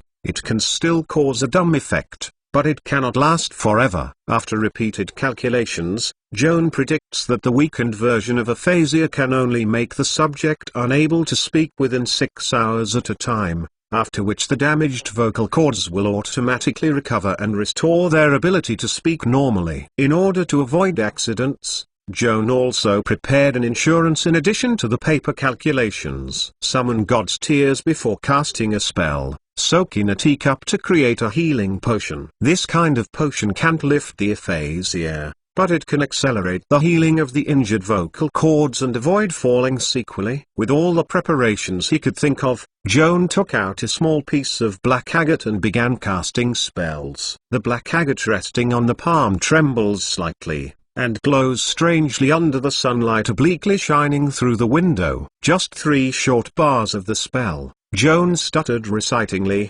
tense with cold sweat. Since he was exposed to arcane art, he has never been so fearful as at this moment. In the end, with the willpower as strong as steel, he forced himself to sing the last start spell of aphasia. Newcomer. This mantra symbolizing weakening and crippling was the last sentence Joan said. Then the black agate in his hand burst into bursts, and the cold negative energy was extracted from the magic net and poured into it mercilessly. His throat. Joan held his breath, set aside all distractions, and concentrated on feeling the throat changes. The first second of negative energy invading his body, he felt his throat burned like a red iron. The sudden pain caused him to open his mouth and shouted, but in vain. Opened his mouth, but only made a sentence of a sound, low voice, reminding him of the goblin that used to be his experiment. After a brief burning pain, followed by cold, the indescribable chill attached to Joan's throat, making his vocal cords stiff, like a piece of rubber paste that had lost its elasticity, and could no longer feel the airflow changes as before. The corresponding tremor. Joan tried to speak, but unexpectedly, he couldn't even pronounce the simplest word. He took a deep breath and then exhaled slowly to confirm that his breathing function was not affected. After taking the teacup and drinking, the swallowing function was normal. Joan spreads out the experiment logbook, writes down the case, and records in detail the physiological and psychological changes before and after he suffered aphasia. After spending more than half an hour writing the experiment log, Joan dropped the quill pen and got up to move. Walking to the mirror, looking at the reflection in the mirror, there was no trauma in the larynx, and there was no abnormal swelling. Joan pressed his throat and opened his mouth to try to make a sound. The airflow in the lung cavity whistled out of the mouth through the trachea, but could not cause the vocal cords to vibrate. Joan couldn't dissect his throat, and he couldn't see the sign of the vocal cords being eroded by negative energy. From the personal feelings, it seemed that there was a piece of tape stuck to the inside of the throat, which was a little uncomfortable, but it does not hinder daily life much. It is probably only a psychological effect. Joan looked at the reflection in the mirror and recalled that when he experimented with roosters and goblins before, he also dissected the body of the experimental body. The vocal cords had been dehydrated and lost elasticity, like a layer of dry dead skin. At this moment, does your own vocal cord also show characteristics? Thinking about it, I have greatly weakened the power of aphasia and reduced it to 1 ring spell. If the theoretical calculation is correct, my vocal cords are only temporarily stiff at the moment, just like a frozen by the low temperature rubber band. With the passage of time, the temperature gradually rises, and the elasticity can be restored after thawing, which should not cause permanent damage. However, in theory, the calculation on paper is one thing, and it is difficult to guarantee that accidents will not occur in actual operation. Joan couldn't help but think about the bad things. What if he was really dumb if he messed up? These pessimistic thoughts swelled uncontrollably in his mind, causing him to panic and unable to calm down for a long time. Joan turned back to his desk and drank the healing potion in his cup at a stretch. Although his throat symptoms did not improve significantly, he received some psychological comfort and his panic gradually subsided. From early morning until noon, Joan shut himself in the bedroom, unconsciously reading a book, but also quietly delving into spells, simply lying on the bed with his eyes closed to refresh himself, counting the time in minutes and seconds. A ringing bell came from the kitchen downstairs, and Mrs. Anderson greeted him downstairs for lunch. Joan made a trick to check the current time. It was found that it was already past 11 o'clock, and it had been 4 hours since he cast a mute, but his throat symptoms did not improve at all, and he couldn't say a word. After drinking a cup of healing potion, it should logically have the effect of speeding up healing. Why hasn't the symptoms of aphasia improved in the past 4 hours? Is my calculation wrong? Too much negative energy output, causing permanent damage to the vocal cords? Joan wanted to panic more and more, until he heard the ringing downstairs again. He barely calmed down. Sitting at the desk, he hurriedly wrote a note, briefly explaining why he was temporarily unable to speak, and took the note down the stairs. Joan walked to the table and handed the note to Mrs. Anderson. Mrs. Anderson narrowed her presbyopia and looked at Joan with embarrassment. "I don't know much literacy. What does it mean?" Joan was shocked. "Thousands of calculations, but I did not expect that the landlord's wife is illiterate. This is embarrassing." Like Master Mr. Joan, please collect www.mentalnovel.com. Master Mr. Joan's literature update is the fastest. Chapter 650. Beautiful boy. Joan stared blankly at Mrs. Anderson, and just wondering how good it was, Holden whistled into the restaurant, sniffed the fragrance from the table, and smiled and said, "I came back really coincidentally, just right. Keep up with the mealtime." "Mr. Holden, it is indeed a coincidence that you came back. Please help me to see. What is this written by Mr. Vader?" Holden glanced at the note handed over from the old woman, and immediately turned to look at Joan. His eyes were full of surprises, and he was shocked by the young master's boldness and paranoia. After a long time, under the repeated urging of Mrs. Anderson, Holden recovered, and told her without changing his face, "Joan accidentally caught a cold while taking a nap.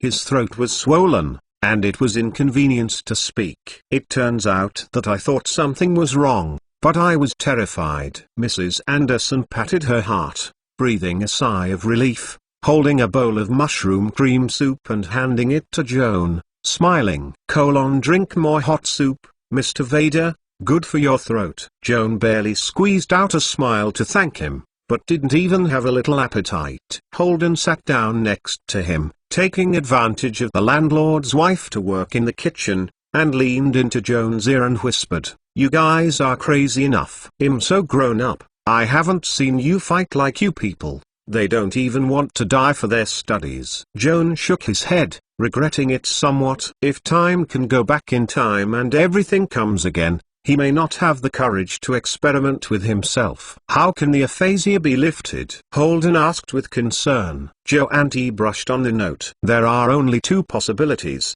If the theoretical calculation is correct, it can be restored by this afternoon at the latest. If unfortunately an accident occurs, resulting in permanent aphasia, only the magical spellcaster can be asked to heal. At least 3 rings of magical skills are required to remove the disease." "Remove disease?" Holden looked at the note and smiled, relieved. "This is simple, I can rest assured." Joan gave him a blank look. "The meaning is self-evident, you are not a magic spellcaster." Bragging. "Hey, although I won't do remove disease, but I know there is a personal meeting. This person has a good relationship with me. If your condition has not improved by this evening, I will ask that person to help you treat it, saying it may also provide some help for your spell research." Joan looked at him in confusion. Even if Holden has a friend who is good at magic in the city, how can the other party help his spell research? Holden smiled mysteriously. "I won't say these things now, I want to give you a surprise. Let's eat first."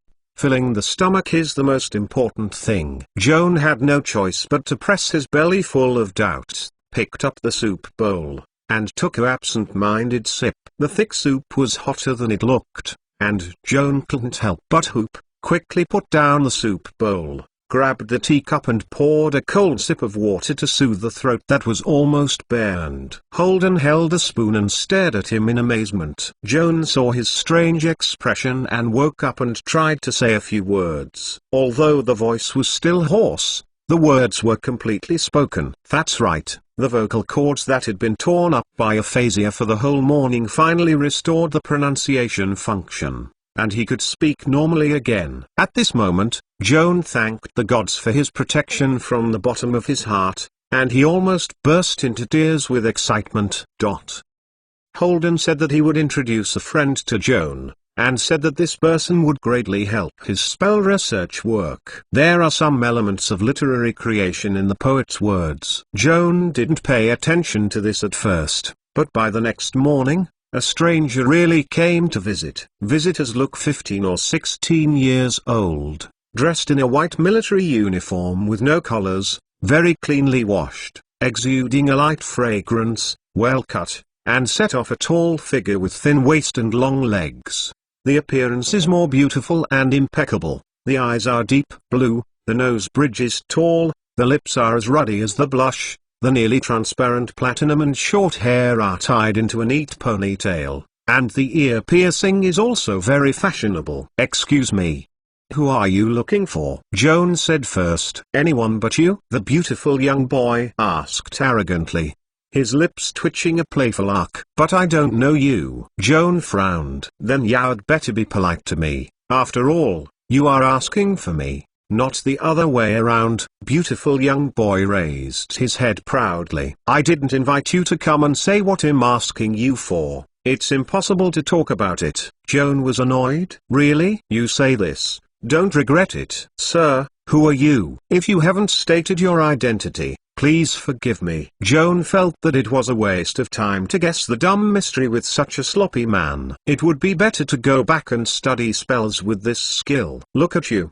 What is impatient? A little patience will not work. Joan couldn't bear it. He stretched out his hand to close the door, but was preemptively held by the beautiful boy and took a big step forward. He put his shoulder on the door of the house. Neither Joan was allowed to close the door nor refused to let go. Joan was taken aback by his aggressive manner, and suddenly realized that although this guy had a handsome face, he might be a bad person, and he didn't even rule out a pervert who would dare to say that he looks good. Can't a good-looking person be perverted? What do you want to do? Joan struggled to free himself from the other's palm and stepped back 2 steps in order to obtain the casting space. This is the house I rented. You can't come in without my invitation. It's too rude. The beautiful boy sneered, ignoring Joan's accusation, holding his head high in double arrogance, carrying his hands on his back, and hurriedly entered the living room without hesitation. The prince is inspecting the house. The room is clean and tidy. It can be seen that you are a clean boy. This is rare and worthy of praise. The beautiful boy nodded and smiled at Joan. Joan was a little bit disgusted with this disrespectful guy and wanted to cast a spell to blast him out. However, he had to admit that this person's smile was very charming and seemed to have a special affinity that prevented him from really ruthlessly flipping his face with each other. So he turned around and decided to go back to his bedroom and lock the door. Don't go away first. I know you are angry with me. I think I am very rude, right? The beautiful boy raised his hand to stop Joan, smiling less arrogant and more sincere. Is this apartment you shared with a friend? Right? Your roommate knows me and he invited me to visit, so it wouldn't be an unauthorized break into a house. Like Master Mr. Joan, please collect www.mentalnovel.com. Master Mr. Joan's literature update is the fastest.